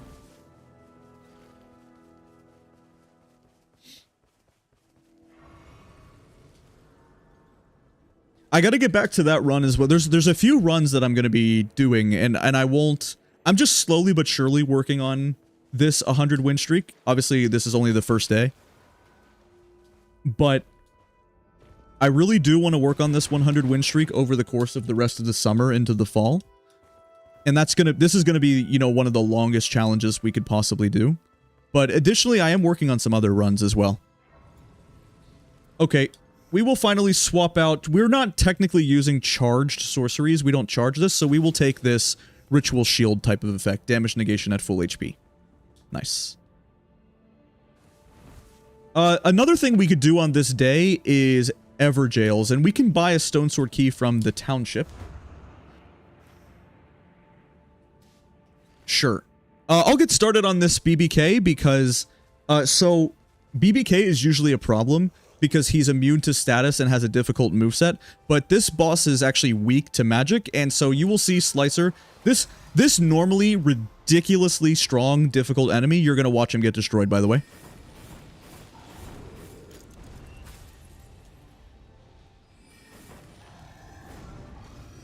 I hope this brings you some satisfaction if you hate this enemy.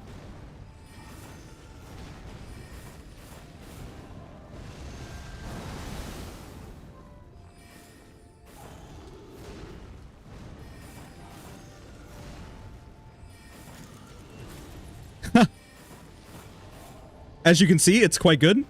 Just soloing the BBK while our teammates do Cathedral and do some bubble blowing babies in there or whatever they're working on. What are they doing in there, actually? Is it the Guardian Golem? I think it is. Nice. Love it, man.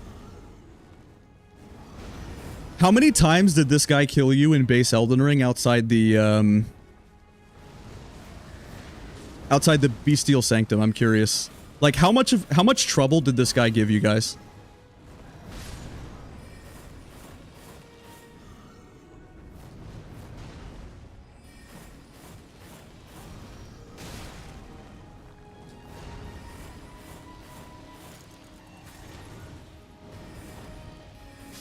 All right. We got him? Nice, dude. Nice. Improved sorceries. Okay. So we will swap that out. Improved sorceries is better than that, like, 1 casting speed. 309 times. All right. Thanks, Oni. Have a good one. Appreciate you. Thanks so much.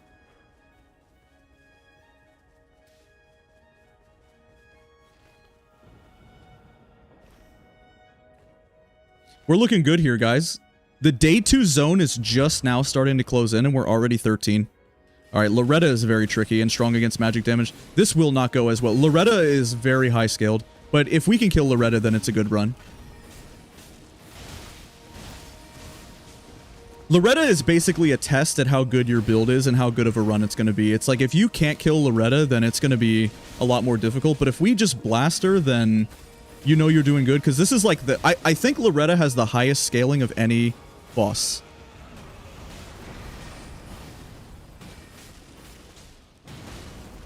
I don't think any other bosses do more damage than Loretta, I'm pretty sure.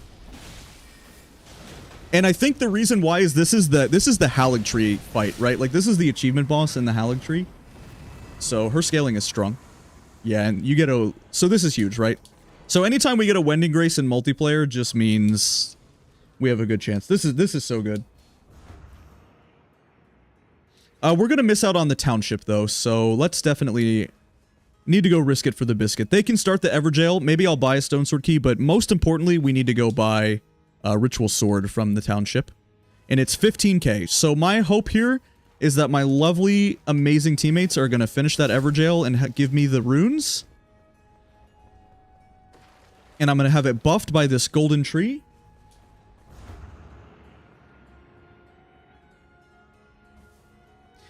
And you know what's so frustrating, guys, is that I really want to stream some base Elden Ring seamless co-op invasions, and I literally can't. I know I was saying this earlier, so sorry if you were here and I was talking about it. I cannot stream base Elden Ring PvP invasions to you guys because people can have inappropriate names. And if you were wondering, like, how often do they have inappropriate names?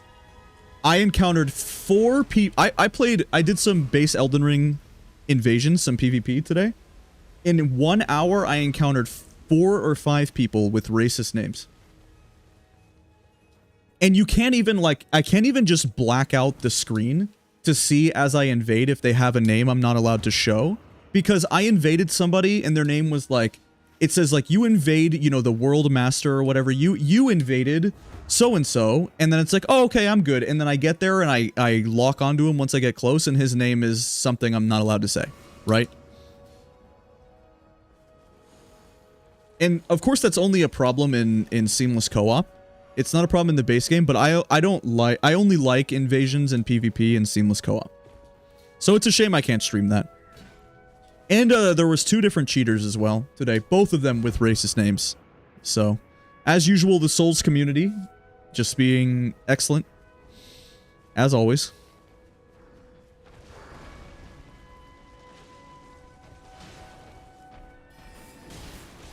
Camera only stream with game audio.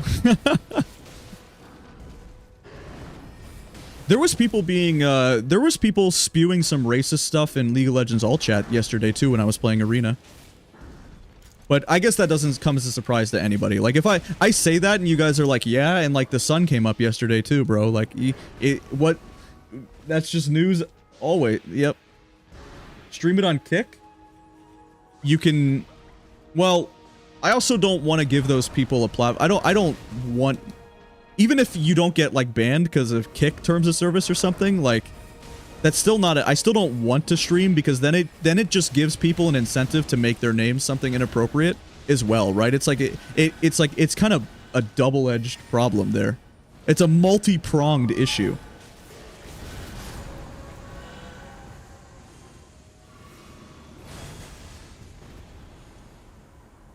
Two Wending Graces.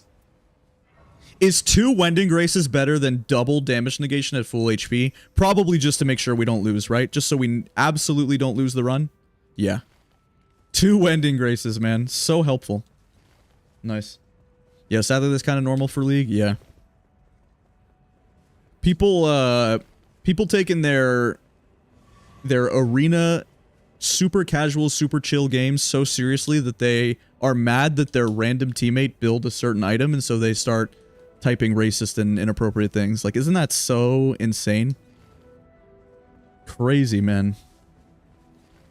I don't know why gamers are like this. Like, gamers just gotta stop being weird. I'm too old for this, man. I'm too old.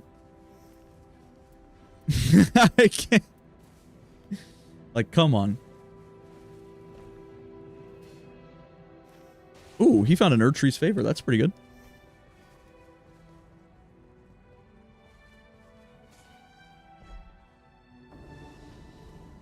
Simple enough.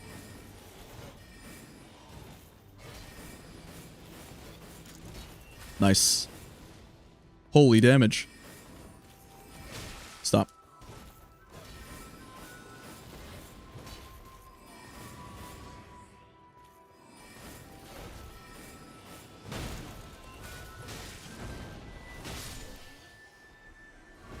Okay, pretty good. Sure. Alright, so there's 15, right? Or very close to 15. Okay, they want to do this? Fine, we can do this camp. It's okay. Whatever, guys. I don't normally bother with these NPC invader camps, but maybe Raider gets a good build or something.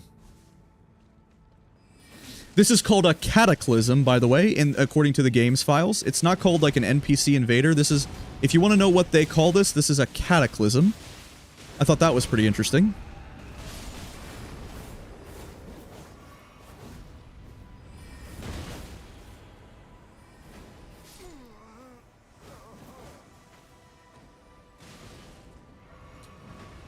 Wait, I literally can't... Will that drop at some point? Wait, I can't get the power. Oh, it does drop. Okay, that's funny.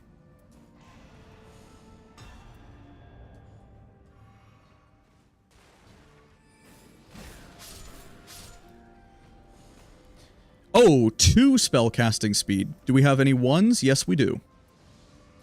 Nice. Alright, we're looking strong. We have a good build, you guys. So check out the build. Magic attack power, damage negation, sorceries, and then a couple spell casting speeds. With improved it, like, we just had good routing, and we're just doing great with Slicer. This is just your typical Duchess Slicer game. Children who have been taught better are the problem. Yeah, you're right. Yeah. I mean, that's true. And, like, I did dumb things as a kid, too, right? It's like... It's just... You wouldn't think League of Legends players or Souls players would be so young that they're, like, 14 or 15 years old and just being an idiot teenager. Maybe they are. But I kind of feel like there's probably some adults, too, dude, that are like that. I don't know. Maybe not. Maybe... I just can't believe it. Honestly. I can't believe some people are so... just... so pathetic that they feel the need to make their playthrough character of Elden Ring Seamless Co-op literally just an extremely racist name. For what benefit? What do they gain from that? Do you think they do it to like troll streamers and stuff? You think that has something to do with it? Because they know, or it's just like they know there's no censorship, so they like in their head it's like I might as well. I'm just curious what you guys think.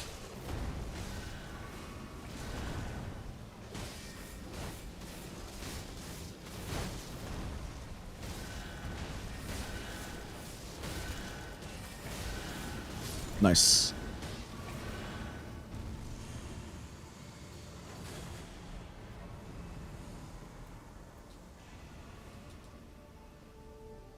Not bad.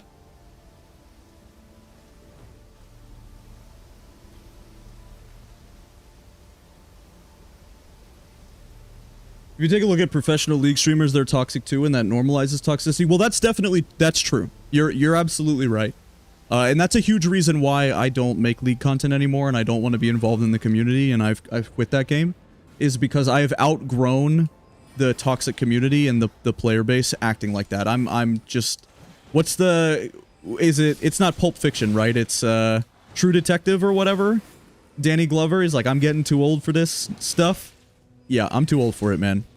I'm too old to queue up for League of Legends solo queue and get told by my jungler to, you know, KY5 or whatever. Like, I'm past that point in my life, man. I got better things to do with my time.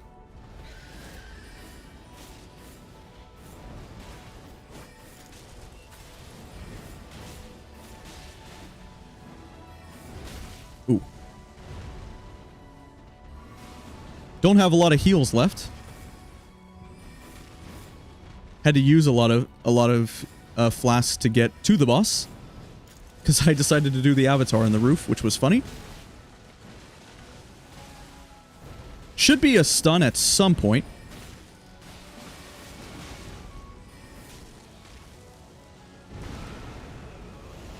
Good Raider ult. Oh. Oh, and I got grabbed. Oh, this is kind of bad. Well, probably not, actually. Because that just... unironically, it actually gave him some time to pick him up, and then I can get picked up over here. I'll crawl. Don't worry, boys. I'm coming. Don't worry. I'm here. Nice. Legend. Shout out Executor, dude. W Executor. Nice, man. He's cooking. Nice. Huge. Well done. Yeah, in NA, like North America queue times, you're exactly right. Like, NA has really long queue times, too. So that definitely plays a factor. Okay, this should be a free because we have 2 wedding graces. This is just great, man. Alright, this should be a quick 2 in a row. No problem. I see no reason why this should be any issue. We don't need that many Starlight Shards. Alright, let's... So what do we want to do here? Let's pop the bubble tier.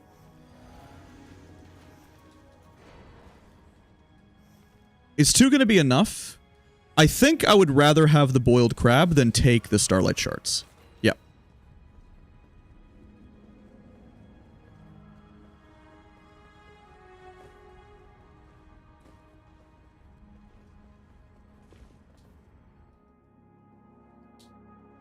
Only queue times are relatively longer remembrance queues. Oh, sorry. We were talking about League of Legends. But yeah, remembrance queues in this game are long as well.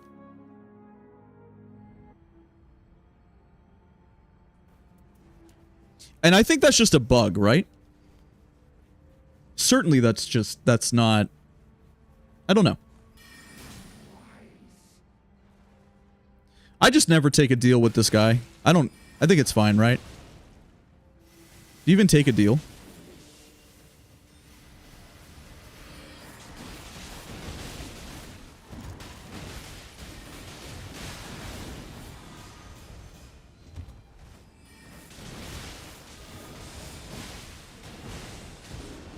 Oh.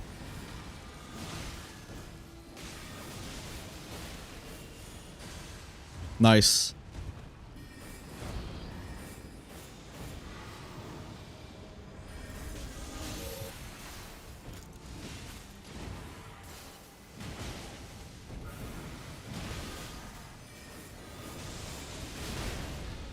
It makes all the difference in the world that I know how to fight Libra, you guys.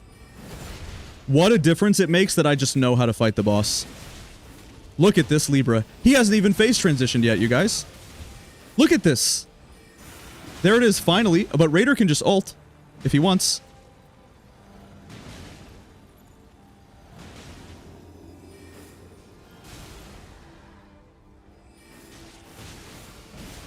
I don't know why Raider doesn't just ult that. Maybe he didn't have. There it is.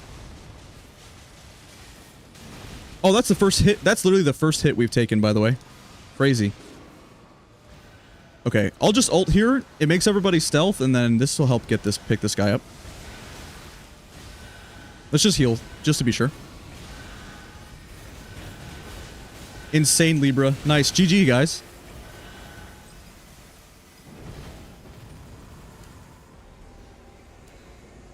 Fantastic. I closed the Photoshop, so let me open Photoshop back up real quick. Because I need to count. I need to start writing down. So that was Wilder into Duchess. So unfortunately tonight our PB was only not even 3 because we had some goobers, but that's okay.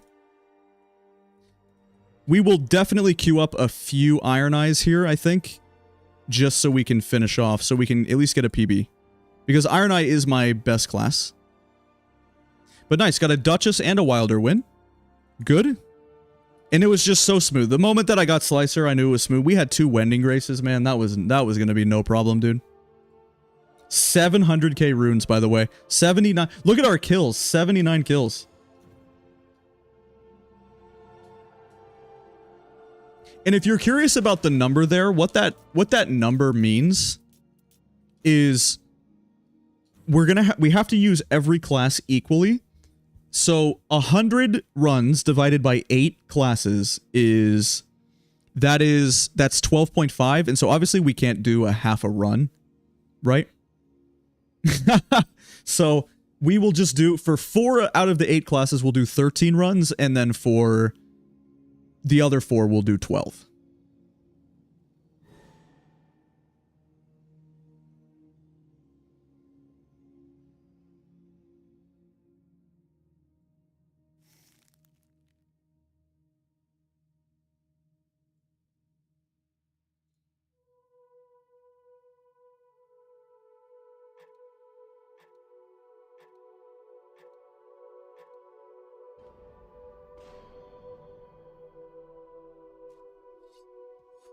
Yo, what's up, Cosmic Bomb?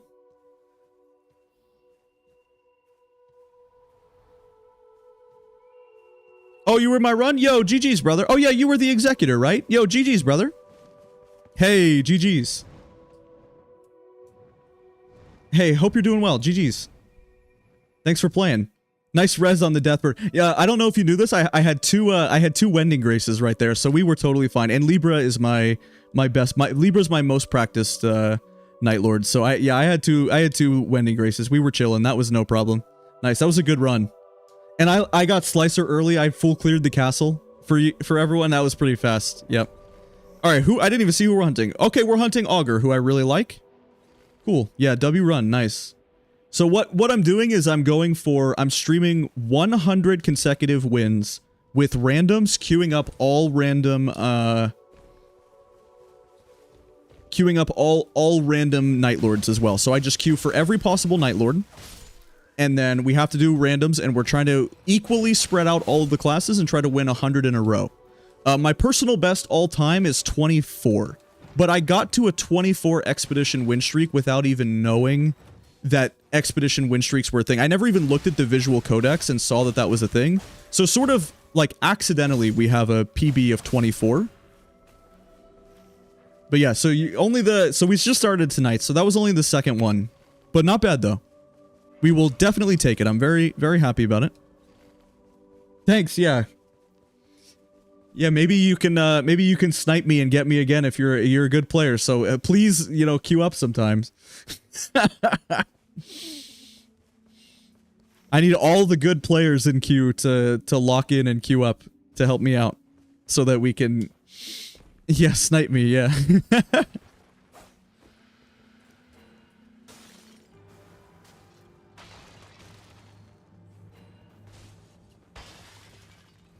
You gonna go back to gaming? Alright, have a good one. Yep, good luck. GG's.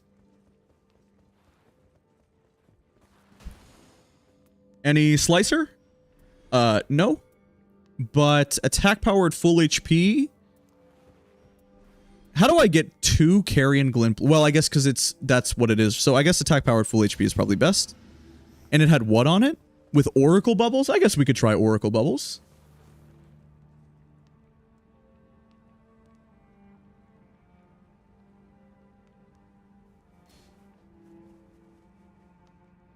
I'm sorry, one second, you guys. Sorry, my bad. I just had to check something. Please forgive me. It's the first time I've heard a streamer ask for a sniper. Yeah, very important. I need good players in queue. Yeah, if you're a good player, please snipe me because it's very helpful.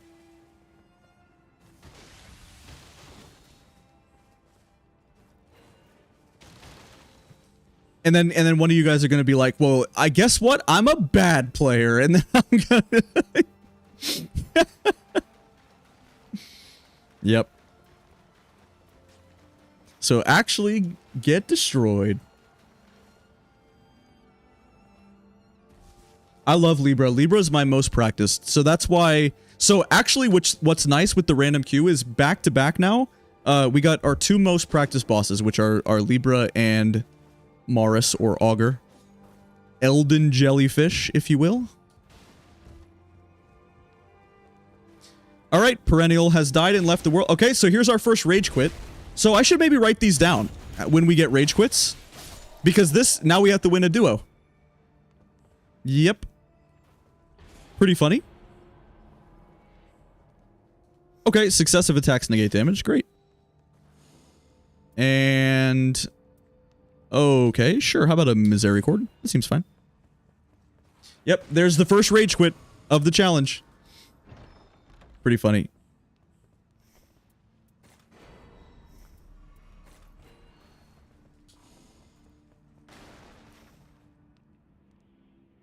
How about we go here? You want to go here, Kira? Or Kita? We have Kita on our team. Are these infamous half runs count? Absolutely. Yeah, so these will count.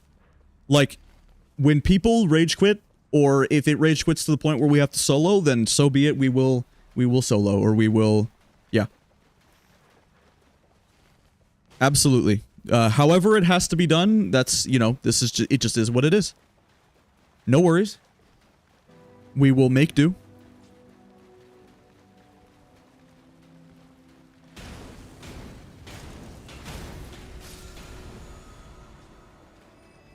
Pretty useless. Sucks.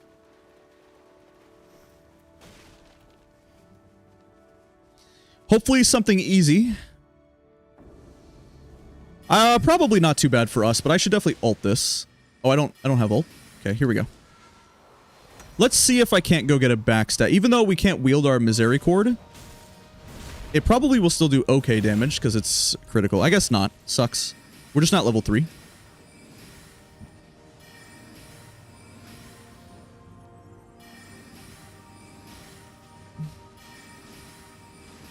But Recluse and I got this. It'll be okay.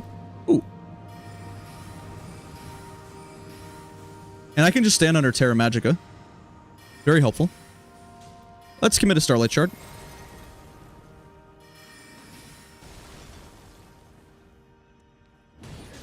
Hammers do a lot of poise damage. Nice, Recluse.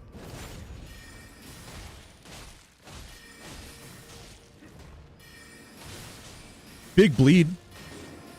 Ooh. Alright, we got him.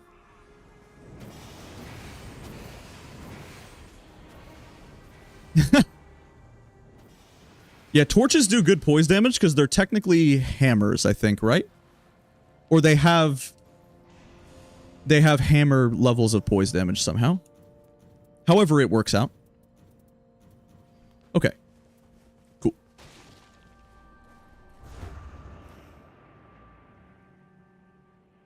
Alright, let's just go to the castle and do what we can.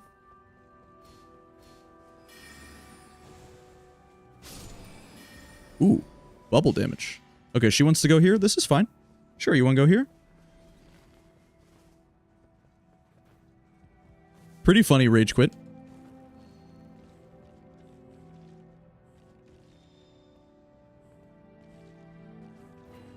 In a way, it's like if Recluse rage quit, though, as well, then it would be even easier, right?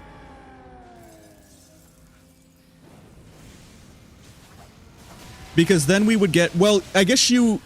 If you have to solo, it will scale down, but I won't get the solo runes or the free Wending Graces, so... I guess I don't know whether or not... I actually don't know if I want her to leave as well. I mean, I don't really want her to leave because then it just looks weird that we're doing a solo run when the whole point is queuing up with randoms. But I just don't know what's best for the run. I guess we'll see. I mean, we'll probably have all these kinds of things happen. Lightning Bloodhound Claws. Okay, those are pretty good for the boss. Sure.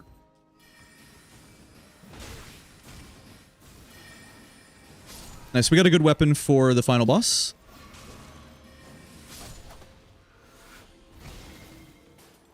Okay, cool. Sweet, sweet, sweet, sweet. Sure. Doesn't matter. Okay, you want to go castle? Let's just go. It'll be okay.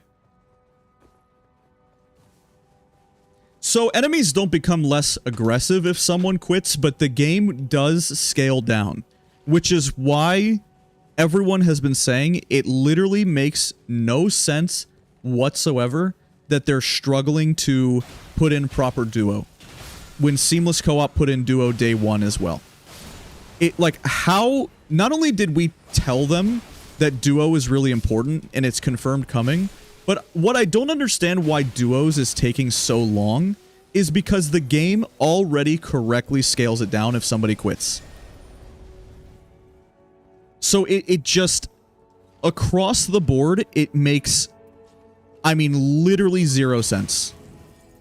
There is not a rhyme or reason or any explanation as to why this would take so long to put duos in the game. Because in a way, it does already exist.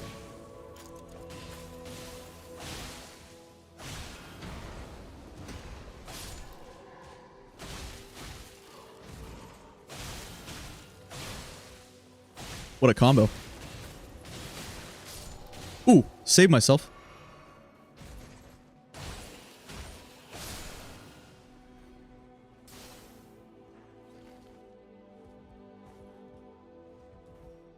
Who's she fighting? Okay, she's doing good.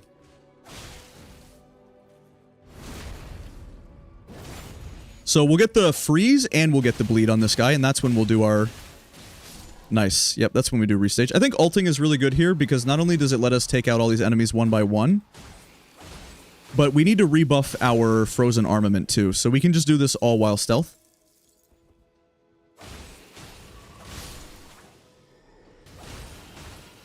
And ideally right there, I don't want to take the backstab to... Because the backstab takes a little bit more time. I need to backstab this guy.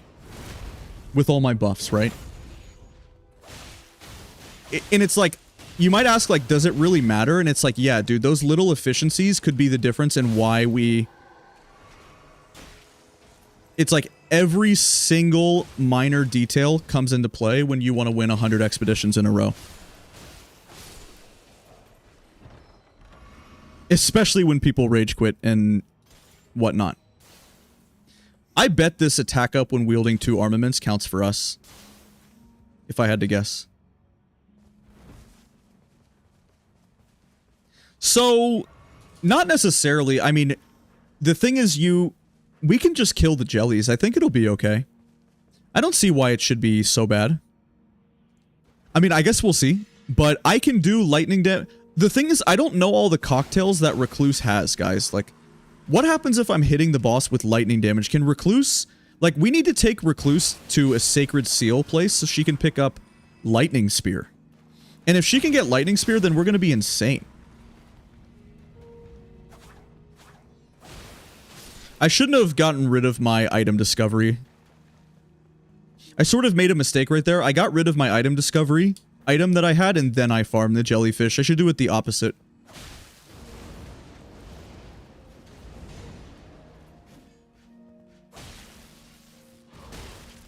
Actually get scammed out of a riposte. Insane. Let's try this. Oh, Recluse. Bubbles.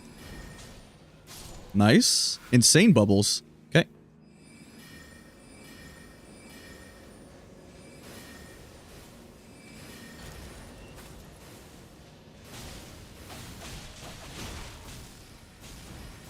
Nice. Oh. Pretty good.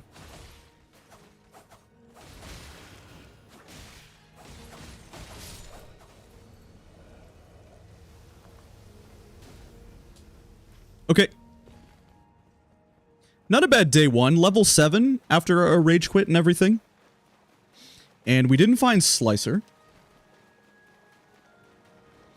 There's one cocktail that makes her basically jump forward in a lightning flash. Okay. So that seems pretty good, right?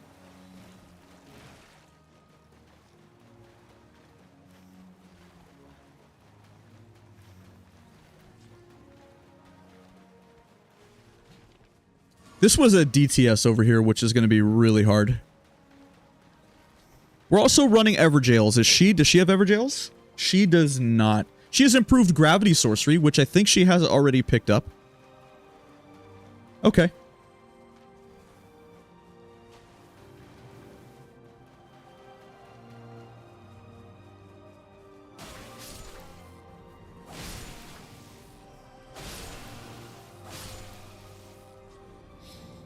Here, Recluse.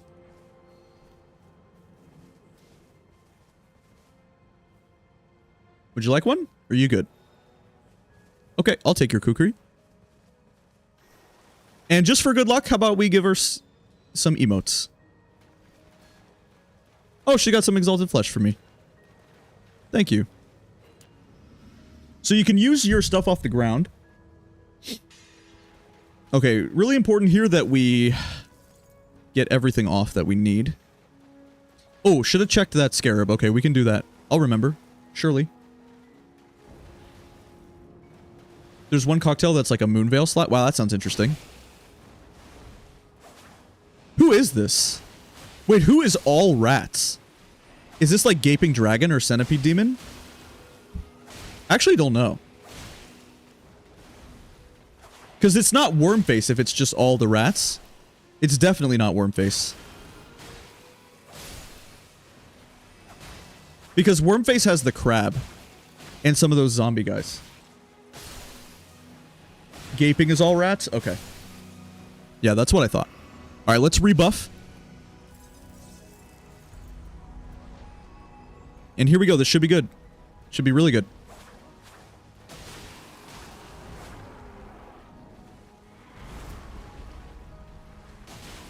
You know, bubbles could be insane. What if we hit all these bubbles?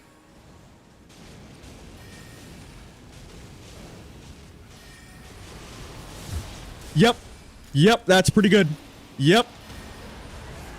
Uh-huh. Okay, I think bubbles might have been the play. Wow. Holy cow right there. Wait, did you see that? That was actually kind of impressive. I'm fairly impressed by that. Dang. Huh. Yeah, you want to go castle? Sure, we can go castle. Let's go. Whatever you want to do is fine with me. The scarab! You're right! You're so right! We can't. It's too late. You're right, I forgot. Sorry. Good call. You even tried to help me too. Like, how useless of a streamer am I? Like, how much of an idiot am I that you literally tried to help me and you still couldn't? Because I'm that dumb. Like, you did everything right there, and you just got outplayed by the fact that I'm an idiot. You tried your best to help me. Unlucky.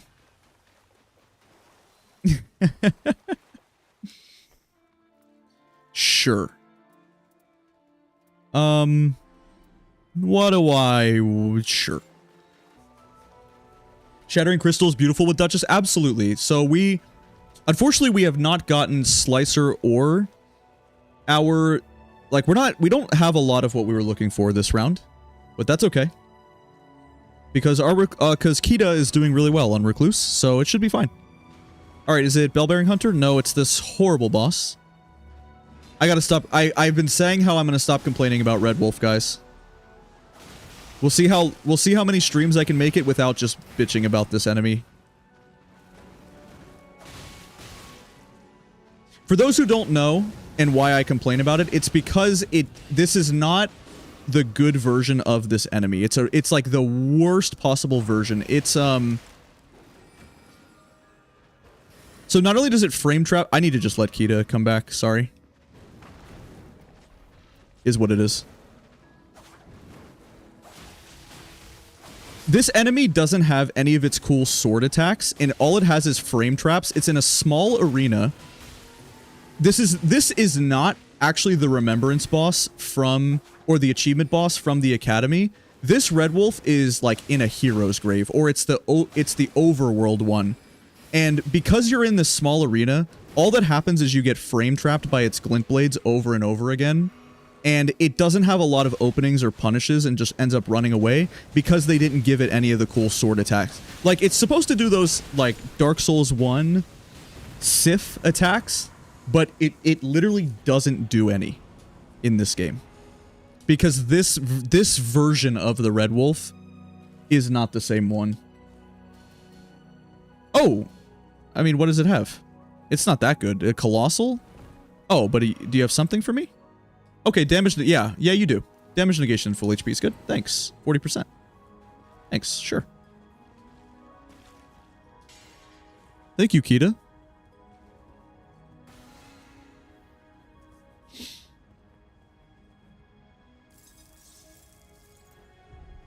Okay. Sure. Item discovery is not bad.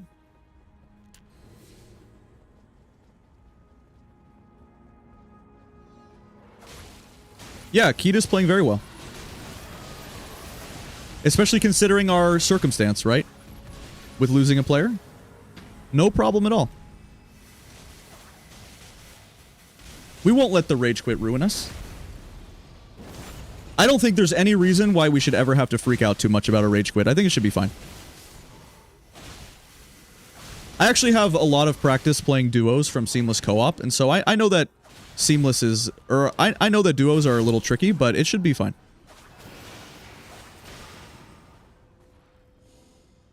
Okay.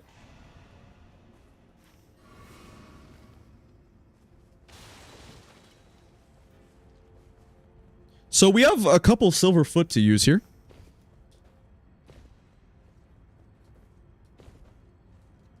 Yeah, 40% is good. All right, let's see if Kita can do this skip or follow. Okay, she's going up. Doing the same. I'll just do the slightly faster skip, the goofier skip. Mario, I call it the Odyssey skip because it's kind of like Mario Odyssey. It's like you... Okay. All right, we have our friend. Thankfully, Duchess... Thankfully, we have status, and Duchess is good against this guy, so it'll be okay. We will not let Darth Vader ruin a run.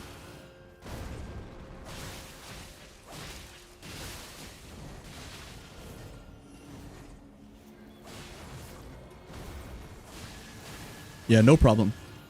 So, for those who don't know, what you want to do is you get this guy into a shield slam loop, they call it. And how it works is... You can get him into... if you get behind him...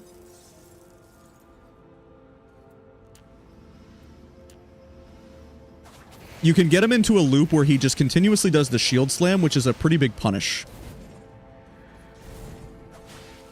But you have to start from behind him, and then you have to watch out because he actually can chain it into something else. Or he can... Ooh. Alright, Kita, you're on 3. I'm sorry, Kita. I can't. It's literally just better that I hit the boss here. Don't make this mistake in multiplayer, by the way, guys. Like, right here, my job... It's okay that she's going down. Don't worry about it. Just focus on just dodging the boss. It's okay. Just do what you know how to do and just dodge the boss. It'll be fine. You see how I just don't panic right there and I don't freak out? It's okay. We'll just hit the boss. No worries. She'll come back.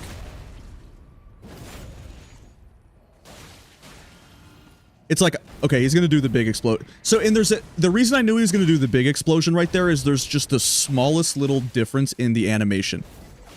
I mean, it's literally so minor, but if you fight this guy a lot, you'll see it. Very clean bell-bearing hunter on the roof. Nice. She was going down and stuff, but we got it. Nice, dude. Okay. All horrible, actually, which is a bit of a shame. But that's okay. Sure. This is lightning damage for the boss. You want to go here, Kita? I mean, let's go see.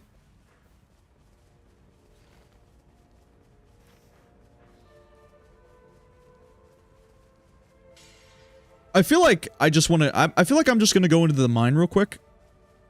This is where it would help to have voice chat in this game, because what I could tell her is that I don't care what you do. It's like, if you don't need the smithing 2, don't bother following me. I'm just going here to quickly get this smithing 2 because this weapon is good for the boss. Even though the boss can't bleed, it's the right type of weapon because it's lightning. And I think Morris will freeze, or I think, right? Does anybody know? Does Augur freeze? I know it rots. It doesn't bleed. But if Augur freezes, then we have frozen armament as well, which is very helpful, of course. It does? Okay. Second tower in hopes of Slicer. You're right, too. We could look for Slicer. That's also correct. Yeah, we could check...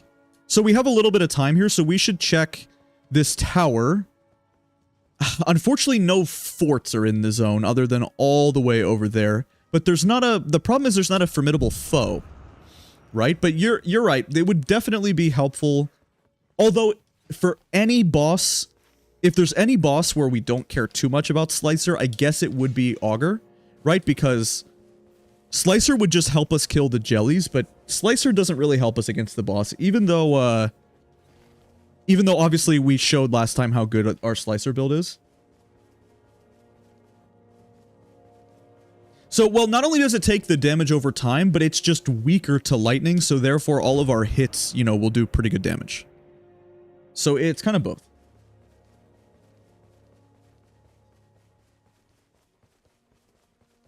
What is this, guys? Oh, it's this. It's this extended wall or something? No. Was it the branch? I thought the wall looked extended there, but I guess not. Okay, it's just this. And, we just get a lot of FP too. Pretty nice. I can pick up these Starlight Shards even if I end up giving them to Recluse. Alright, I guess, yeah, so I mean, I guess we pray for Slicer.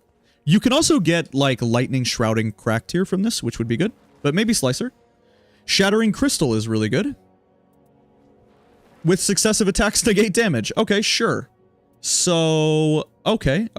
How do we want to do this here? Alright, you guys. Let's do that. So we'll take the Crystal Staff, which is really good, because this is one of the highest damaging spells you can get. We're also really hoping that... darn. But that's pretty good. So... now, what are we gonna purple? Is the question. I mean, you know what? We're standing right at these ruins. Let's just go up. We can do this first. Like, we should blast this guy with this, I think. Because this is insane. Yeah, it's called Shattering Crystal, and this is, like, the best spell in the game. Assuming I don't do it too early.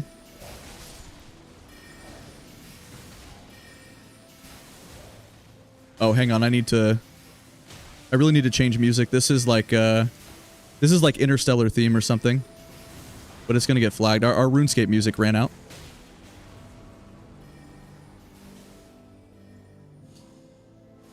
Stop.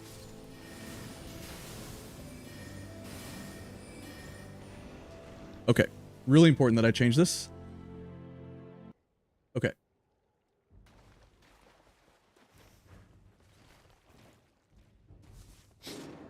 Oh, Kita. Poor thing. I'm coming.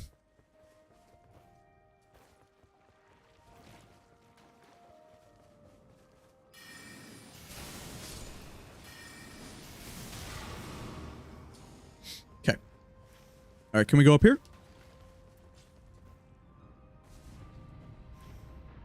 Yeah, it looks like we have time.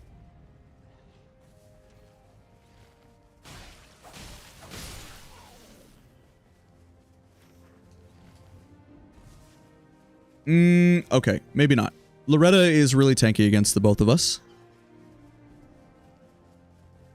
Let's just frozen armament these claws, and let's kill this instead. Probably.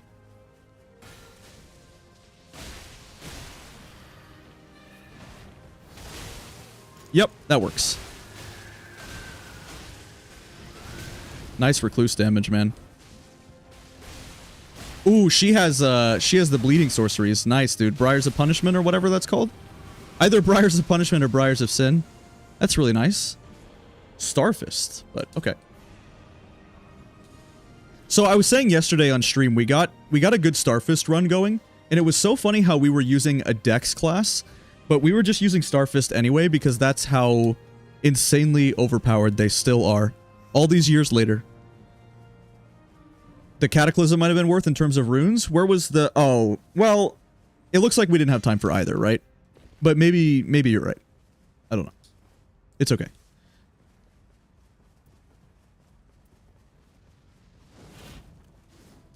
Okay, well, if it's going to start with the jump attack, we'll just get the backstab.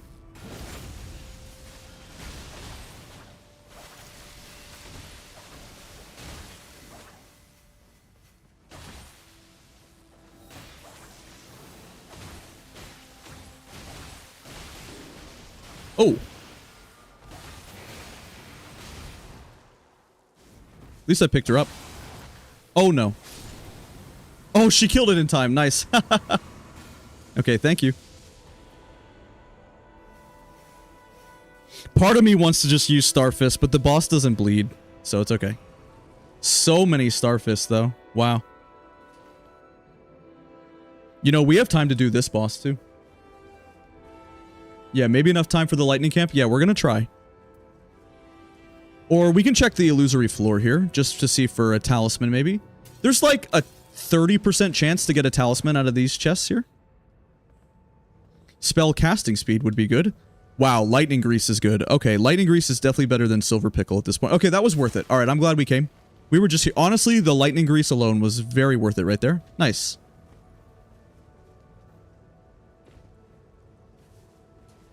You're absolutely right, Luminous. I agree.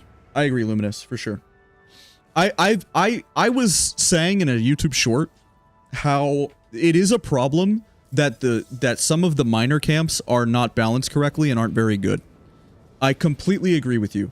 There is hardly a reason to do ruins and cataclysms a lot of the time, because most of the time, almost like your best bet is basically just to always do the formidable bosses, the castle, and, you know, whatever you need for your build. So if you're playing a sorcerer, right? If you need spells, then we go to forts and sorcerer's rises. Or if you're playing Revenant, then you can go to the shacks for the seals. For the most part, unfortunately, the individual monuments and points of interest are not very well balanced, to the point where, yeah, I mean, I agree a lot of the time it doesn't really make sense to do some of them.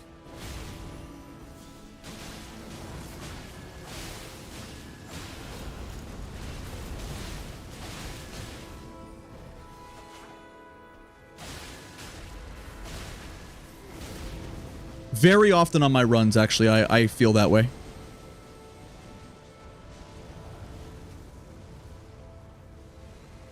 It's like, why do a cataclysm or why do ruins when we could just be clearing the mid-castle? You know, the Crucible Knights and whatnot.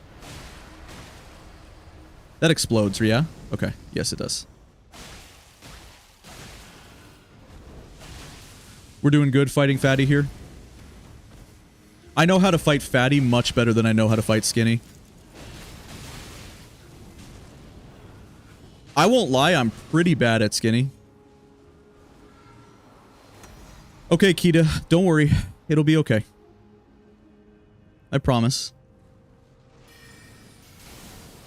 Believe in me.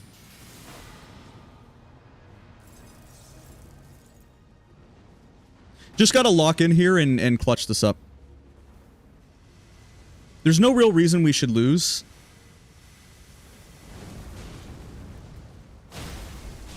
Nice, especially with the stagger.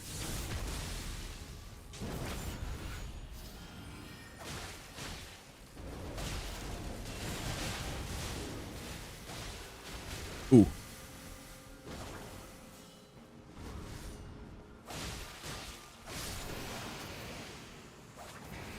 Okay, should be okay. Don't worry, Kita. They're doing fine, honestly. She's been going down a lot, but she's been putting in damage. I'm not worried about it, man. She's doing completely fine. No flame whatsoever from me. I don't mind that she keeps going down. It really is okay.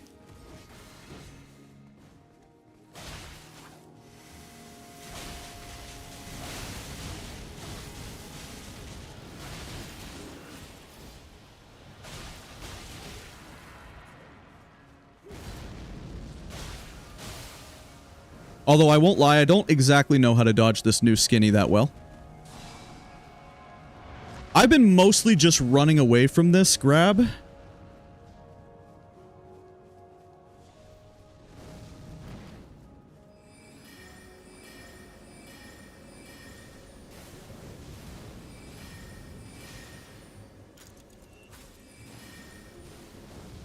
I guess this is pretty good, right?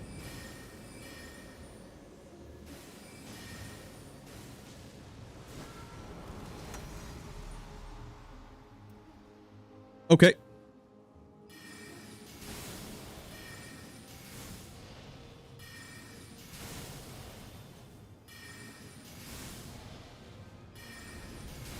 Oh, he can see me now.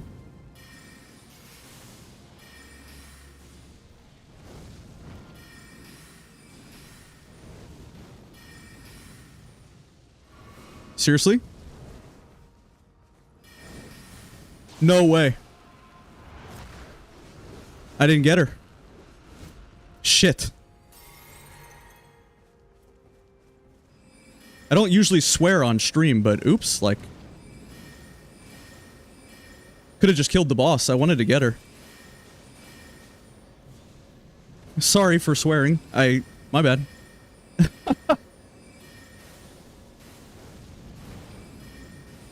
It's okay. We got it. I tried to get her. My bad.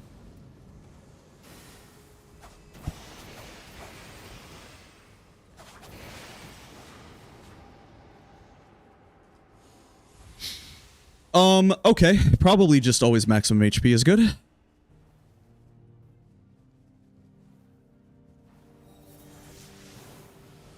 Alright, here we go.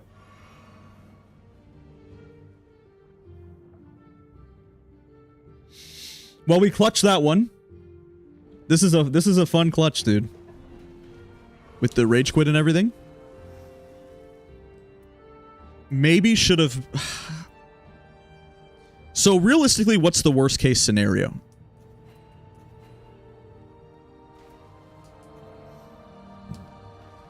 Alright, we will upgrade the lightning claws.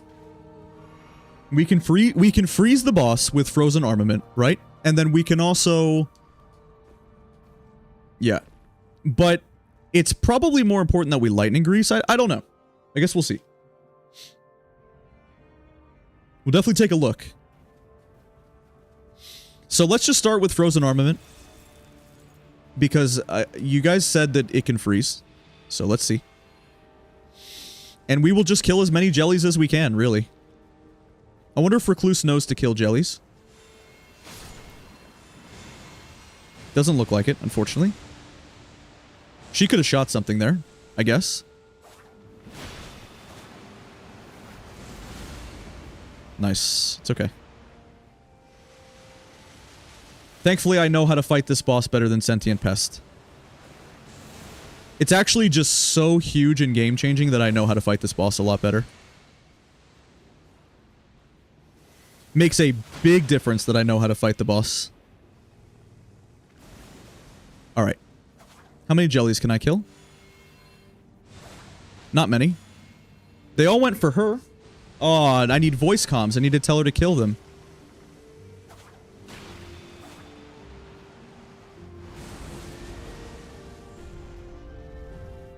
She's taking a lot of damage. Can drop this for her, though. Alright, how about just some glint blades?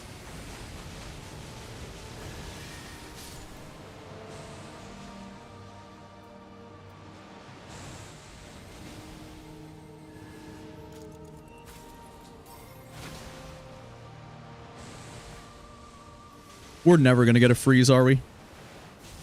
Maybe it's just better to lightning grease? Yeah, let's just lightning grease, maybe. Oh, come on.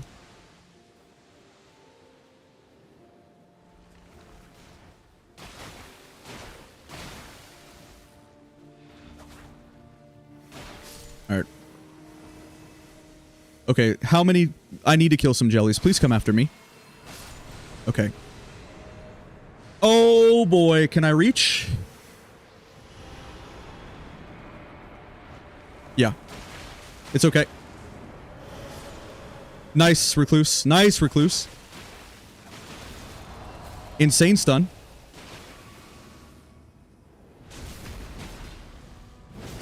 Okay, so maybe... How about some bubbles now?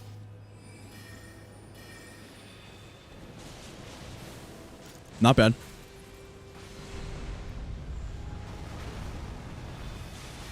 Look at that damage from Recluse, dude. Oh, she went down? Okay, I really don't want to commit my ult just yet.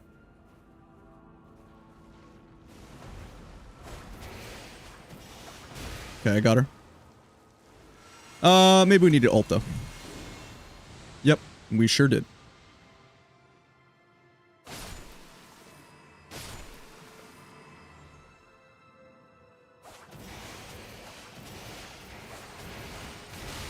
Please stop.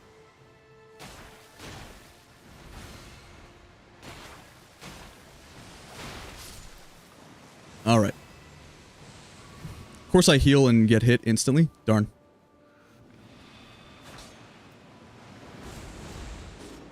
Oh, boy. All right.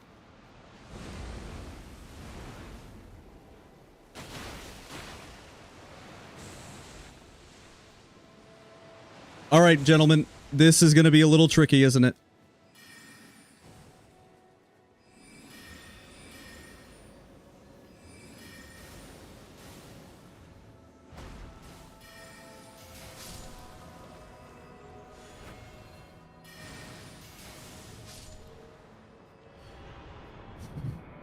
All right. Just going to take damage here. There's almost nothing I can do. Ooh. So, do you know why I don't die right there? It's actually because I got resistance to ailments on the run. That's so interesting. Yeah, that's why I don't die right there, by the way.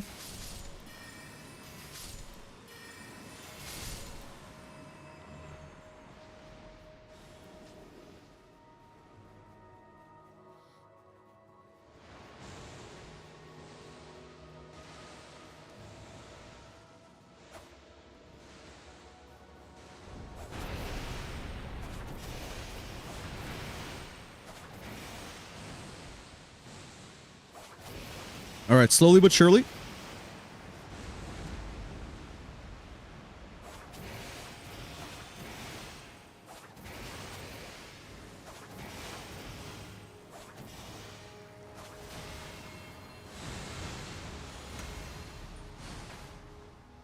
Can she heal? Nice shotgun.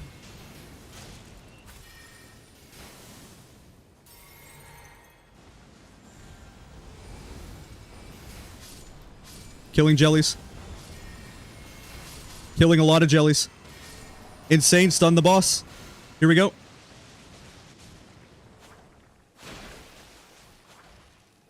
I didn't want to do the R1 too quickly because I didn't want to get the riposte. Without getting, because then I might accidentally get the riposte too early. Nice recluse. Alright. Should be okay. Yep.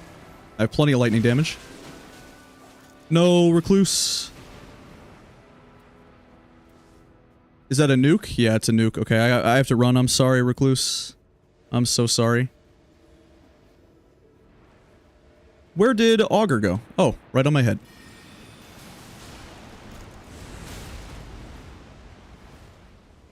GG! We clutched it, dude. We did it. Oh my god, we did it. We got it, man.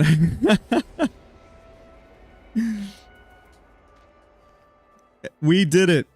Yo, that was cool, dude. After the rage quit and everything, that's what this run is all about, dude. That's awesome. With a complete rage quit and a teammate going down a bunch of times. Like, how many people would see that run and, like, post to Reddit and be like, see, you can't win, you know, it's impossible and stuff. It's like, I get rage quits, I get bad teammates, and then you just do that. You just know how to fight the boss, and you just dodge the boss, dude. GG's, that was good, dude. She did fine. She didn't do anything wrong. It's okay. She did completely fine.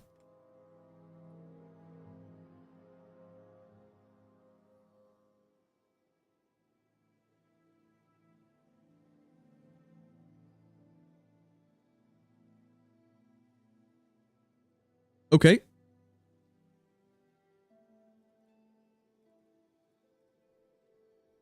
So that's 2 Duchess.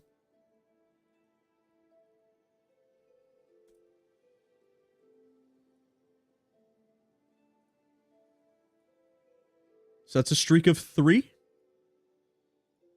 Which is not a lot, of course, but okay. Let's do one more. Sure.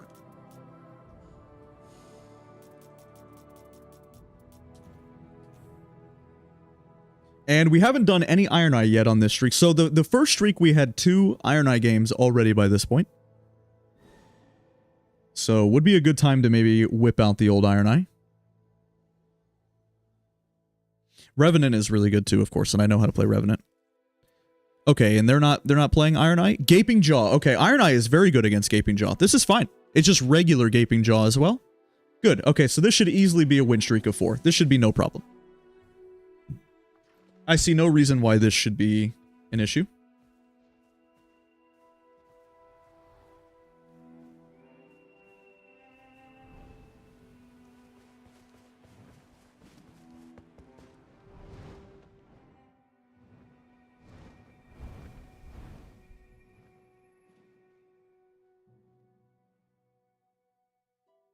So I just sometimes I think about like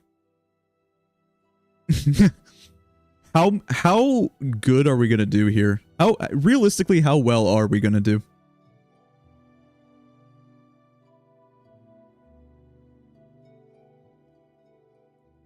I think getting over the hump of the win streak of 3, getting Gaping Jaw, and just that one particularly bad. Oh, we have the Crater as well against Gaping Jaw. Okay.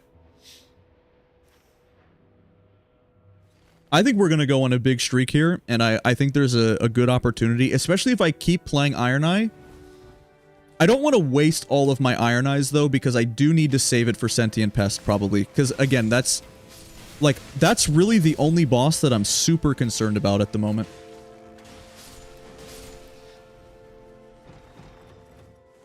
Nice. Pretty good. And in some ways, I'm more concerned about the regular Sentient Pest than the Everdark as well. Do you guys feel that way too? I swear some of the Everdarks are actually easier. I'm being for real. What do you guys think?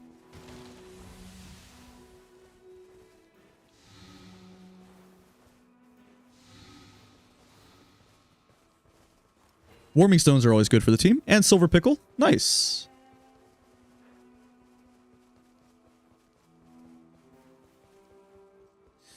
Okay. Let's go. Just looking at the map, I'm not impressed by what I'm seeing.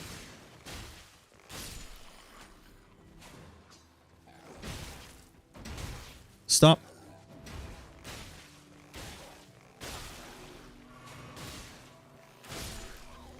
And I think speed is always the, you know, it's like, it's very important to remember that speed is the name of the game too. And it's like, even though we're playing in 3s and there's not too much we can do if our teammates are a little bit goofy, at the same time, it's like, we still have to go fast no matter what. We got to focus on our own game and get our own build strong.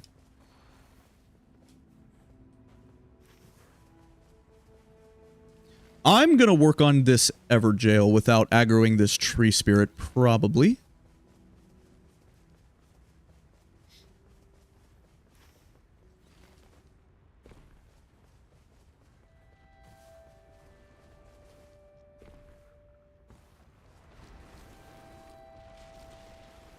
I guess you can't, though. Sorry, team. I wish I could type in chat. So can you, like, not... I was a little bit concerned about that happening, but I actually wasn't sure how it worked. Is there any way, like, if that is a Tree Spirit right there, can you not aggro him? Is that a thing? Because his aggro range is just longer than if it's like a Black Knife Assassin. Like, how do I actually open that Everjail without aggroing the ball? Like, I was far away and I went the long way. That's interesting. I don't really know what I'm meant to do right there.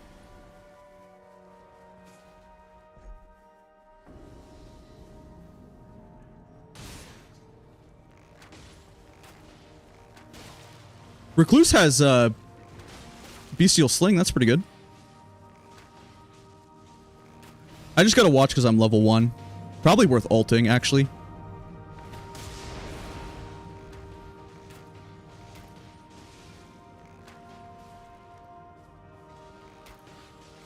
Okay, Wilder's here. Nice. Yeah, we're okay.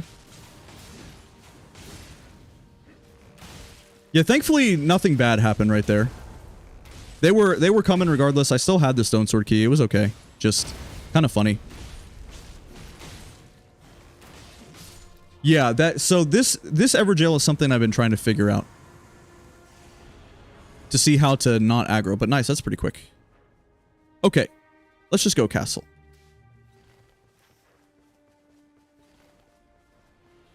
Or, well, the Recluse wants to do this, right? Yeah, so we can do that. Sure. The problem is they got hit.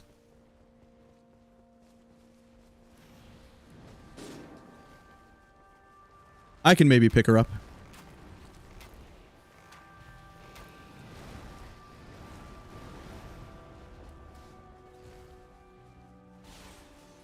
Okay, if he's going to go back in and fight a really hard enemy like that, then there's no point. I can help Recluse open this in case she doesn't know how to open them all. Okay, it's easy to see, though.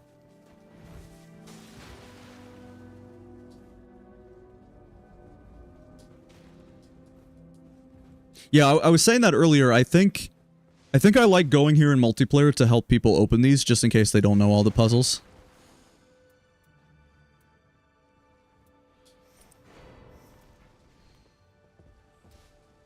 Nice, and I gave her a Radagon icon. Huge. Pretty good. There is a township as well.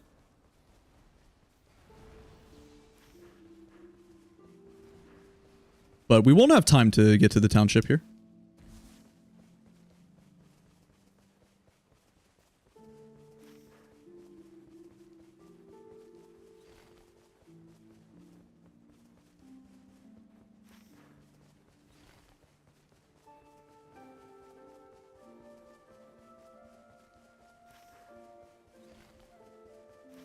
This game is fun.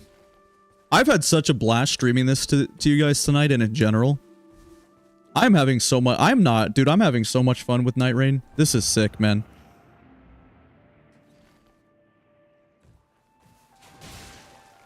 I hope you guys are enjoying and chilling and hanging out because, to be honest with you, man, I'm having a great time.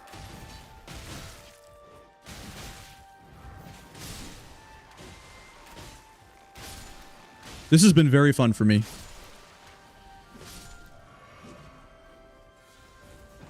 And in general, this game is fun. You know, the scythe is a good weapon for us.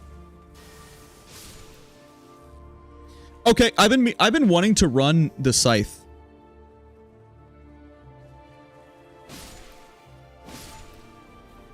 I'm gonna use this. Alone it's kind of boring. You think this game's boring by yourself? I actually think the solo runs are even more fun than multiplayer, but I don't know. Successive attacks negate damage. Sure, I need to pick that up for Recluse. Yeah, proof sorceries. Okay.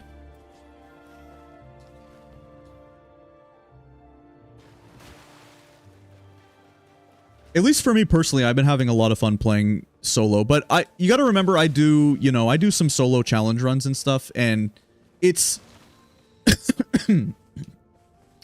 it's kind of like by implementing some level of restrictions for certain challenge runs, like that's where a lot of the fun comes from.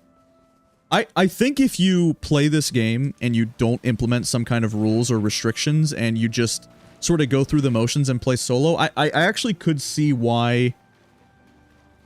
I could see why this could get a lot more boring, you know, pretty quickly in solo. But... okay, I want this... wow, I want all this. Okay, all of this is good. So, honestly, if you implement some level of restriction or challenge run, I do think that goes a long way in making the game a lot more fun. Ooh, there's Starfist in there. Wow. Okay. Anyway.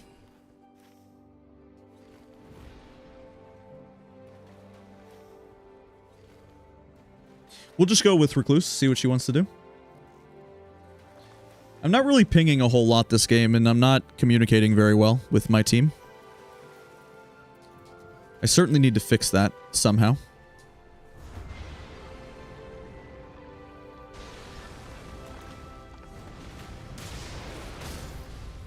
Nice. Get those really cool riposte animations with the scythe in this game.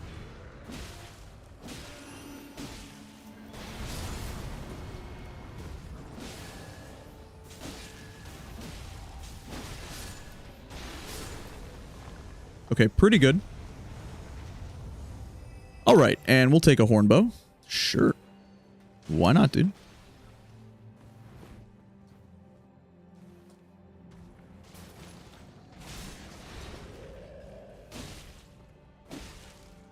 I think you guys, so speaking of solos, I think the next solo run that I do, by the way, that I stream you guys, I think you guys are really going to like it. I'm going to be doing some day one Shrouded City, Noclateo, using the Wilder skip to skip into the city. And I think you guys are going to think it's pretty cool. And not only that, we'll have to no-hit the boss. So what we're going to be doing is I'll be going into the city day one using this Wilder skip that you can do. And then the goal will be to route that and get a build strong enough to no-hit the final boss. Oh. Okay, she'll be able to pick me up though. Should be okay. We haven't seen our Wilder in a little bit. In a Wilder. She's hit me with nice. She's hit me with the arc. Even if I die, it's okay, by the way. Yeah, it looks like I'm going to. No worries. I will just come back. Nothing bad happens with us dying right there. As long as we, and I think with this build, as long as we end up finding, we're hopefully going to be able to find the Serpent Bow. Because poison is so good against the regular Gaping Jaw.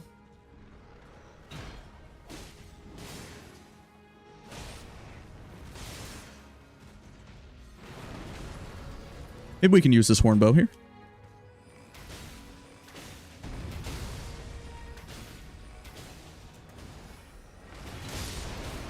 Nice. There we go. And there should be a bleed. Good. Yeah, no harm, no foul on that death, which is fine. Okay. And physical damage negation is always good.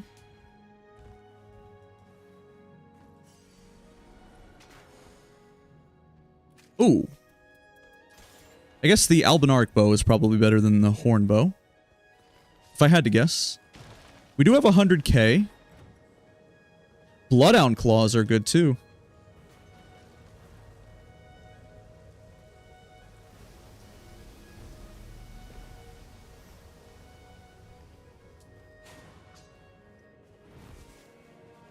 Serpent bow? Yeah, with barrage.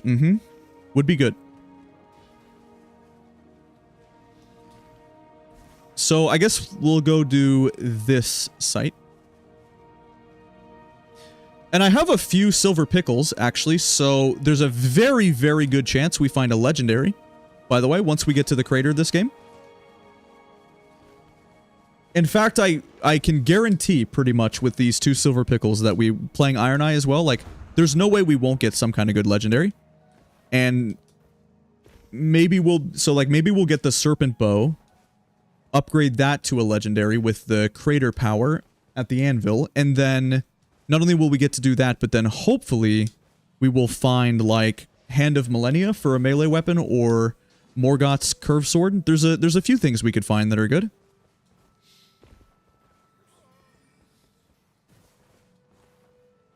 Not a great day one, but a lot of that has to just do with the fact that we kind of had a bad spawn, and it was trolls and not Crucible Knights or Banished Knights. Like, I would say a pretty big reason why this was a miserable day one is literally just because it was trolls. But that's okay. Wow, Golden Vow, but I can't really take it.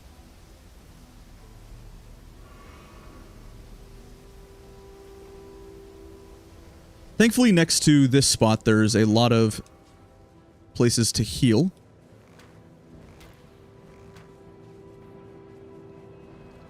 It is Freya. It'll be fine.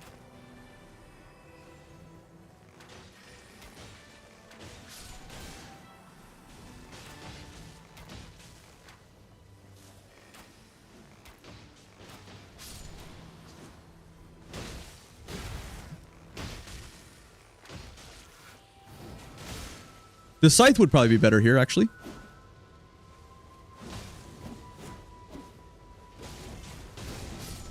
Nice. I think the scythe is going to be better against Freya herself as well, because of the bleed. Unfortunately, like, I don't really want to upgrade the scythe that much, because it doesn't have a good gear passive, and it doesn't have a good Ash of War. There was one that had Sword Dance on it, which would be okay. Definitely Sword Dance is better than Barbaric Roar.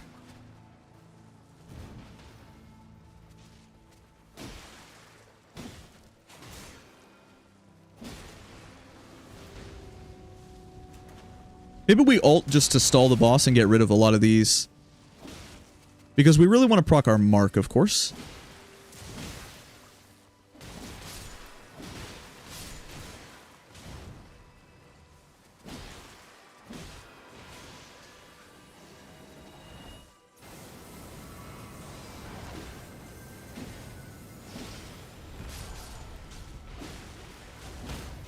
I was just watching the funny clip today from Harry Potter and the Half-Blood Prince when Hagrid and Slughorn and Harry, like Harry drinks the liquid luck and he talks about Aragog, the spider. Pretty funny, dude. That movie in particular, and, you know, generally the book too, is like, it's so interesting how Half-Blood Prince is just so... Like, I feel like, due to some of the different directors that directed Harry Potter, you know, it's like every movie has their own. Like, the first two were Chris Columbus, and they were probably my favorite. But then Prisoner of Azkaban is so interesting because it's just that it was like a Spanish director who is known for doing horror movies, and he definitely put, sort of with the Dementors and everything, sort of put a horror spin on it. It was pretty cool. All right, thanks, Luminous. See ya.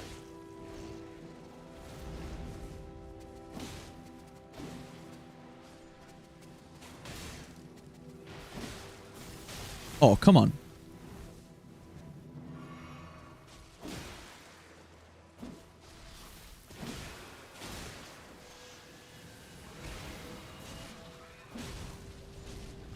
This is one of the longest Freyas I've ever had. Like, dang, this has taken a while.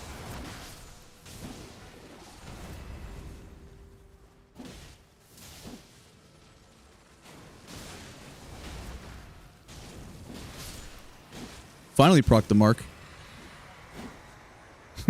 Very, very long Freya. Pretty funny, dude.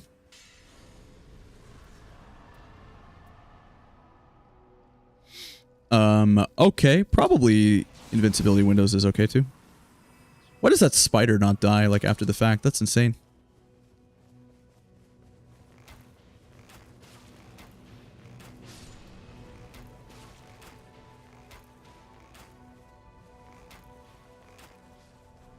Okay.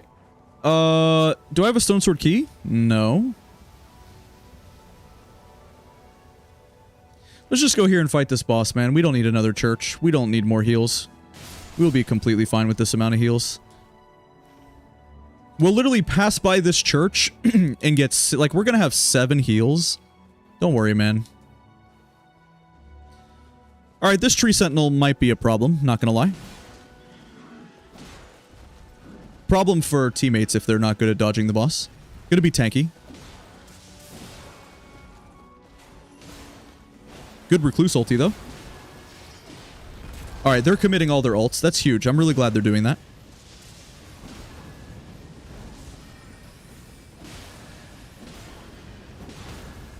Nice, dude.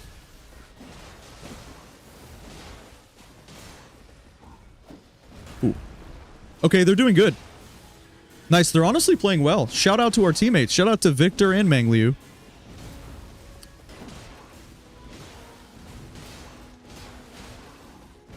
Oh, come on. Nice. They're playing well. Good. Got our silver pickle and gold pickle right here. Very big. Alright, we'll ult. Because that'll pick her up and just kill him. No reason to hold ult right there if she goes down. Big. Alright, so gold pickle is going to be good. And nice. Okay, a pulley bow. Sure. It's just a purple for us to use. No problem. Let's go here.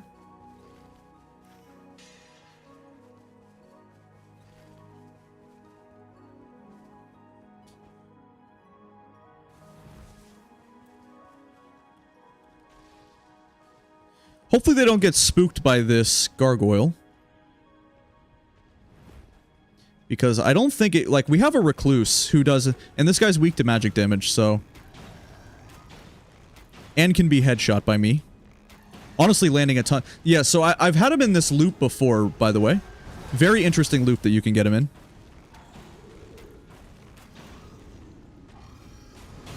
It's like just a perma headshot loop.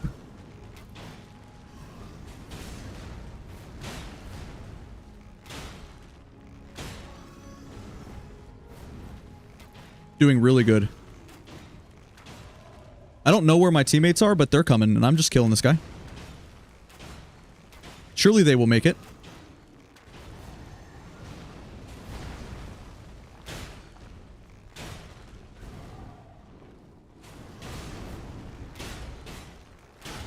Nice, here they are.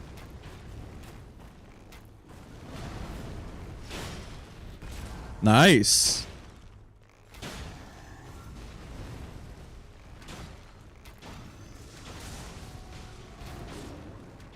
Oh, rip Victor.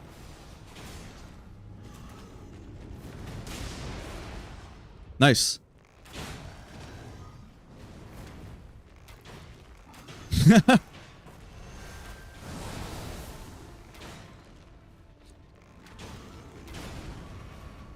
We really need our recluse. Nice. We just took no hits, though. Sweet. Here she is. Wow, they're all pretty bad. Dang, I can't just... Pretty much just the runes. Can't use it at all.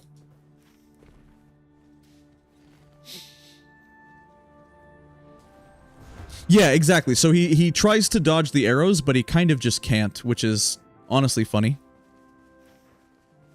Oh, they went up to the... Oh. Okay.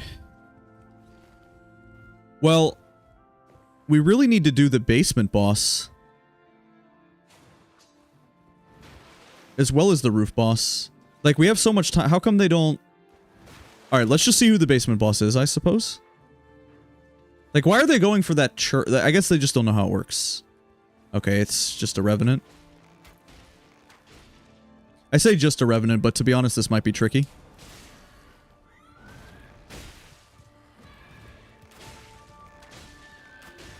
Only because I'm not perfect at the Revenant moveset, that's all. The only reason why I say it might be hard is because I'm not great with Revenant.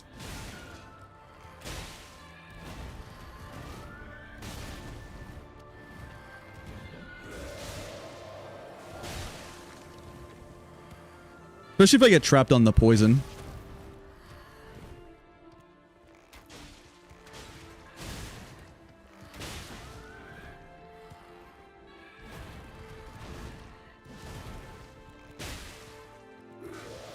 And in this small arena, it doesn't seem to do its spam combo for some reason. And the spam combo is the punish.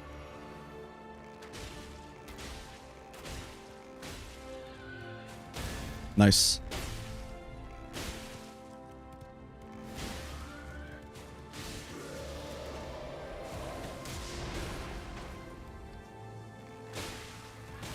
I think I finally have some teammates, though. They're coming, right? Yep. Okay, we did pretty good. I don't know what... They went for those heals for no reason, but we did very good in the meantime. Very good.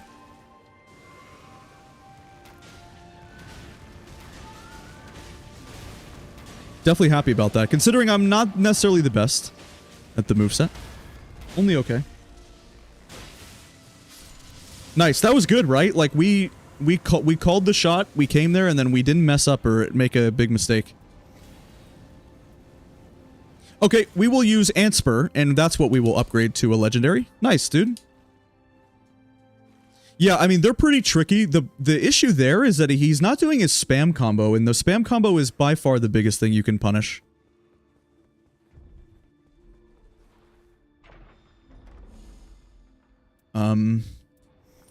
Okay.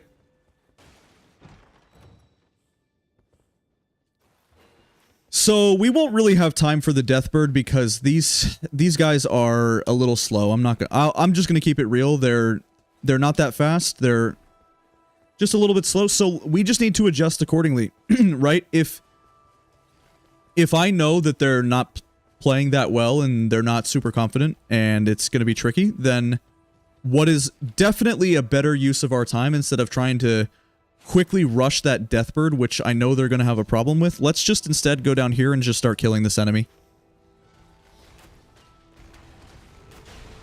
And hopefully, because it's like we prove some competence there where I ping to go to the castle and I go hit the, you know, the Revenant there and for like 15 minutes and don't die. It's like you would think that they would think that I'm making I know what calls are good to make because I'm not just dying every 2 seconds, right? It's like, of course they wouldn't want to listen to me if I kept making these dumb calls and then I keep dying over and over and over again for no good reason. So it certainly helps if you want, in multiplayer, if you want to go for something like this and you want to go for a big win streak. In order to get people to trust you, it's just... genuinely, it comes down to you playing well, I feel like. Because that's what's going to make them want to trust you.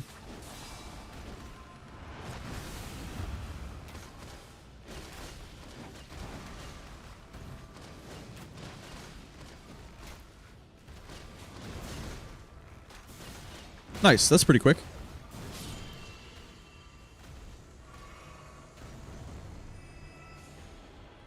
Nice, a black bow with improved item discovery. That's perfect, man. Let's go. There's a good chance of getting a legendary here. Very good chance. We're cooking with hot grease now, guys. Okay, so this is the first... So if you missed some of the streams where I was going for legendary weapons, I'm going to show you all the checks, okay? So you don't want to miss this item. If you're watching, paying attention, you can get legendaries from this item. Okay, many periodical glint blades is good. Sure, man. But I don't have time to pick it up.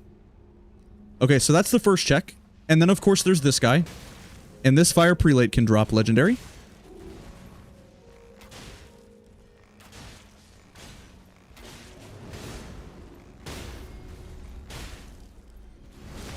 Okay. So as we pop the silver pickle, we're gonna walk away and fade away. Let's see. It looked like a blue, though. No, it's a purple. Okay, and then it's super important that I go hit this item while we pop the silver pickle, because this item can be a legendary, too. There it is. Yep. But it's not that good for me. America's Hammer. Not that... the boss isn't weak to hold. It's not good for anyone, actually, in our group. Even Recluse, I think. Dang. Sucks, but that's okay. Yeah, so you can see with item discovery gear and playing Iron Eye and knowing which bodies to check, man. Yeah, like just legendaries. Amazing. Sure. And we'll go check all these because all of these can be legendaries as well.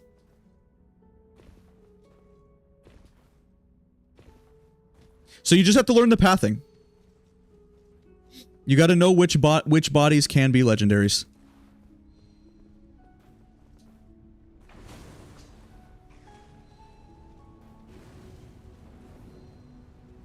Okay. No problem.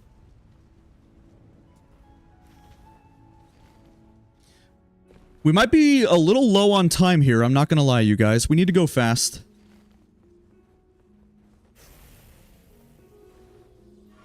Time is not on our side at the moment.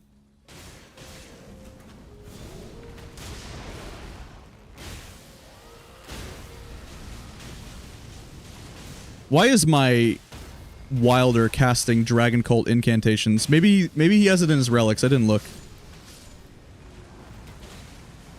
Yeah, we have no time. But there's a legendary. Hand of Millennia. There it is, right there. Very nice. Okay. Well, but... Actually, that's probably not better than Antspur. I'm not even gonna lie, man. I'm keeping it real. Is that even better? I don't think it is. Not against Gaping Jaw. At least I don't think so.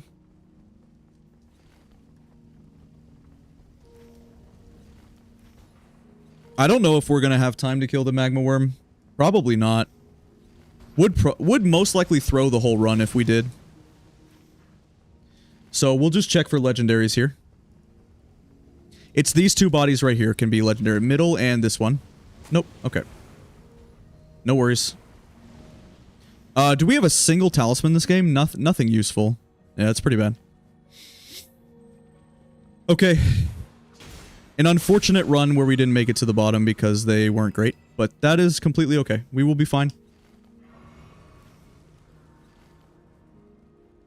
I'm also worried they don't know where to fall off, so I have to watch with them. Okay, they need to fall off with me here.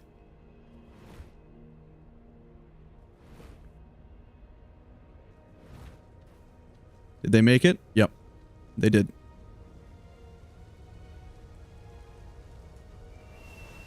Heal before you get on the bird, guys. Make sure you heal. Health pot, then get on the bird. I think Recluse did it right. Did Victor? I don't think Wilder screwed up. He should have healed.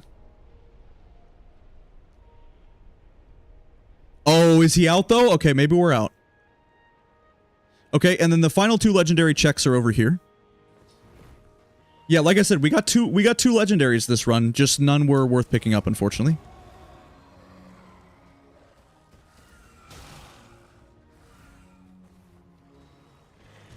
So those are all the things that could have been legendary.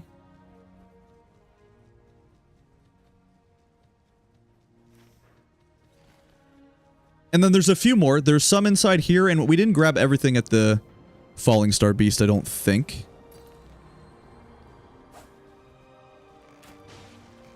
Probably good to save some potions here.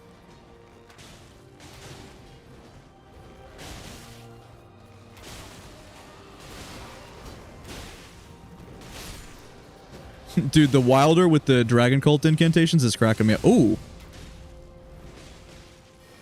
What's that he has? I actually don't know what that even is. What did he do right there? That's like... Is that like Fortisax's lightning something? That's... I actually don't know what that is.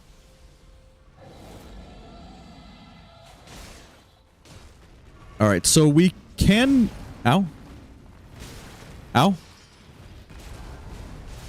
If I could speak without getting hit, we can thankfully rot this guy, which will go a long way because he's very tanky.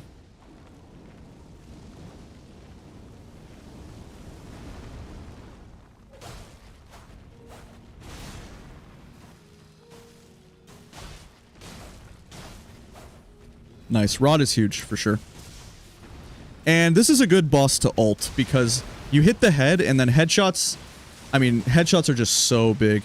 I swear this Ancient Dragon takes more damage from our bow for some reason. Like, I swear it's, like, weak to the pierce damage or something.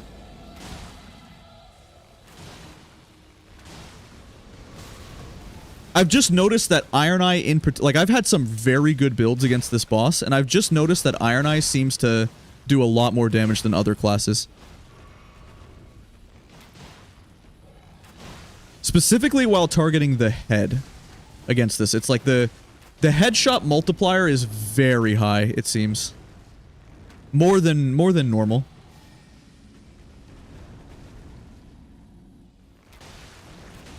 Like 211 damage right to the head, and we just R1. Not even R2s. That was like 385 or something like that.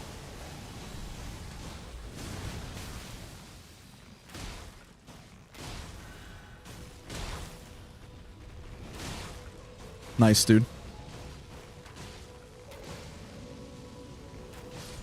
Very nice. Pretty clean.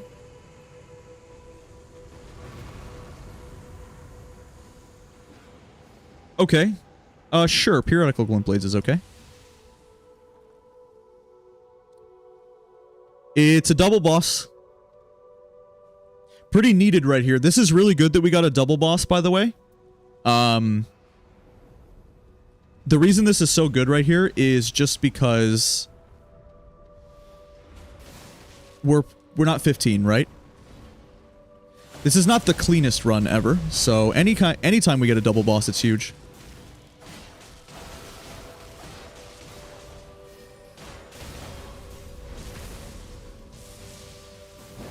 They should freeze from that as well, from him doing that.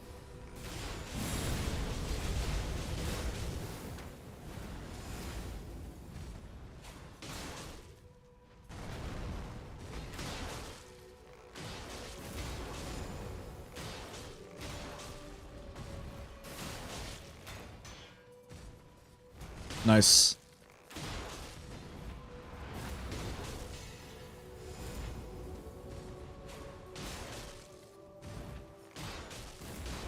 Ooh.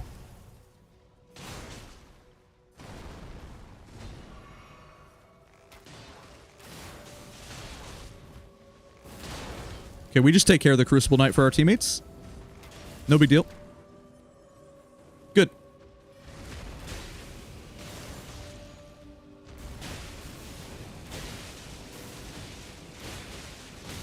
Oh, come on. Okay, nice. Good double boss. Sure. Seems okay to me. Yo, what's up, Full Cat? It's gonna be hard. It's gonna be it is certainly going to be a whole, you know, rest of the summer into the fall. I mean, this is gonna be a long grind, but hey, man. It's something worth grinding for, in my opinion.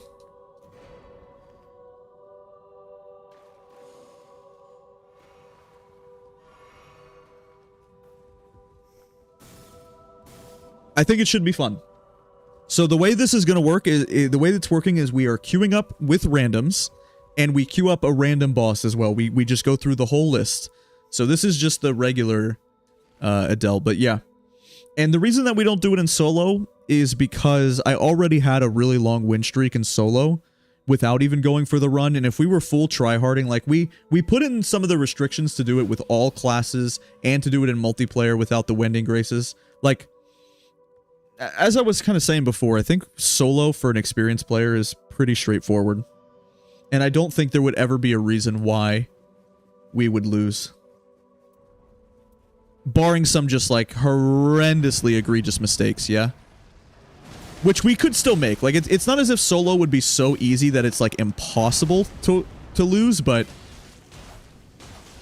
in the most, you know, regular way possible, solo is basically free for me at this point. Just because I'm so experienced.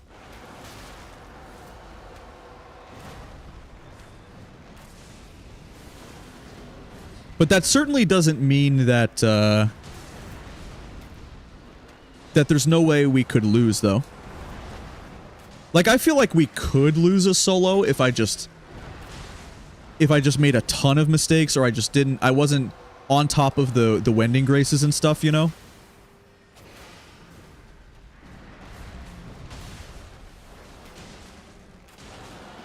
Would this be a world record? I don't know. I'm not too concerned about that kind of stuff. I have no idea whether or not it'd be a world record, but I know it's gonna be fun.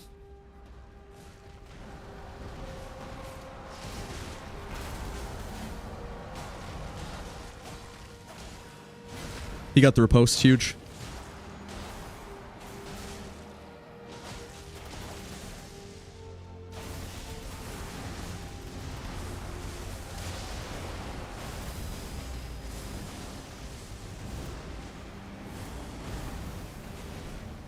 Nice boss, lagging my game. Thank you. Yep. Standard gaping jaw, dude. Just freeze the game.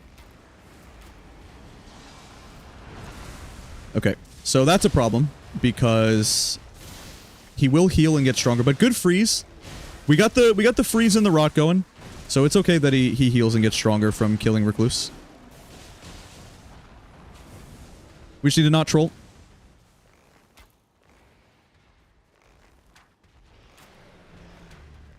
All right, we got her. Let's just heal to full.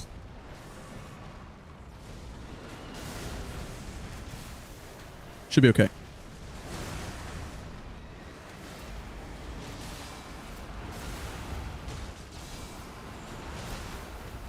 Did you grab someone? You did not. Good.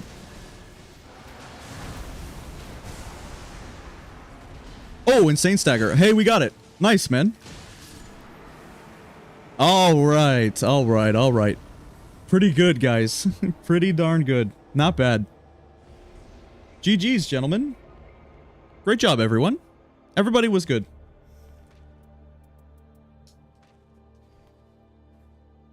Nice. Yeah, Victor was good. Nice, man. 75 kills.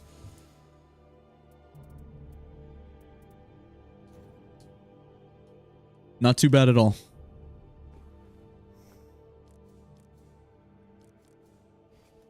Okay, I think that's gonna have to do it for me, you guys. I think...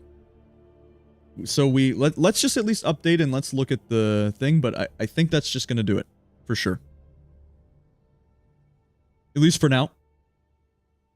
I appreciate all you guys watching and hanging out and stuff. I'm gonna stream at this time. This seems to be how YouTube wants me to stream at this time, because it actually recommends my stream, and there's a lot of you guys here that want to watch, which I appreciate so much, by the way. I love you guys so much, for sure. Thank you for tuning in and everything. It's very fun for me. You guys are so active in the chat. It's been great streaming on YouTube and everything. Like, the chat is just very straightforward and simple, and I really appreciate it for sure. Imagine looking to getting several random matches with Geno Scumnut. That'd be cool. Yeah, that'd be cool. Okay, thank you for watching, guys. I really appreciate you guys. Love you so much. Thanks for watching. I hope you guys enjoy this content. And we will pick up... It's going to be a long grind. It's going to be a very, very, very long grind for this. So I probably will continue this. And we, at minimum, want to try to get past our PB of 24. So we'll try to drop a nuke, do a 25. But thank you guys for watching, and I will see you next time.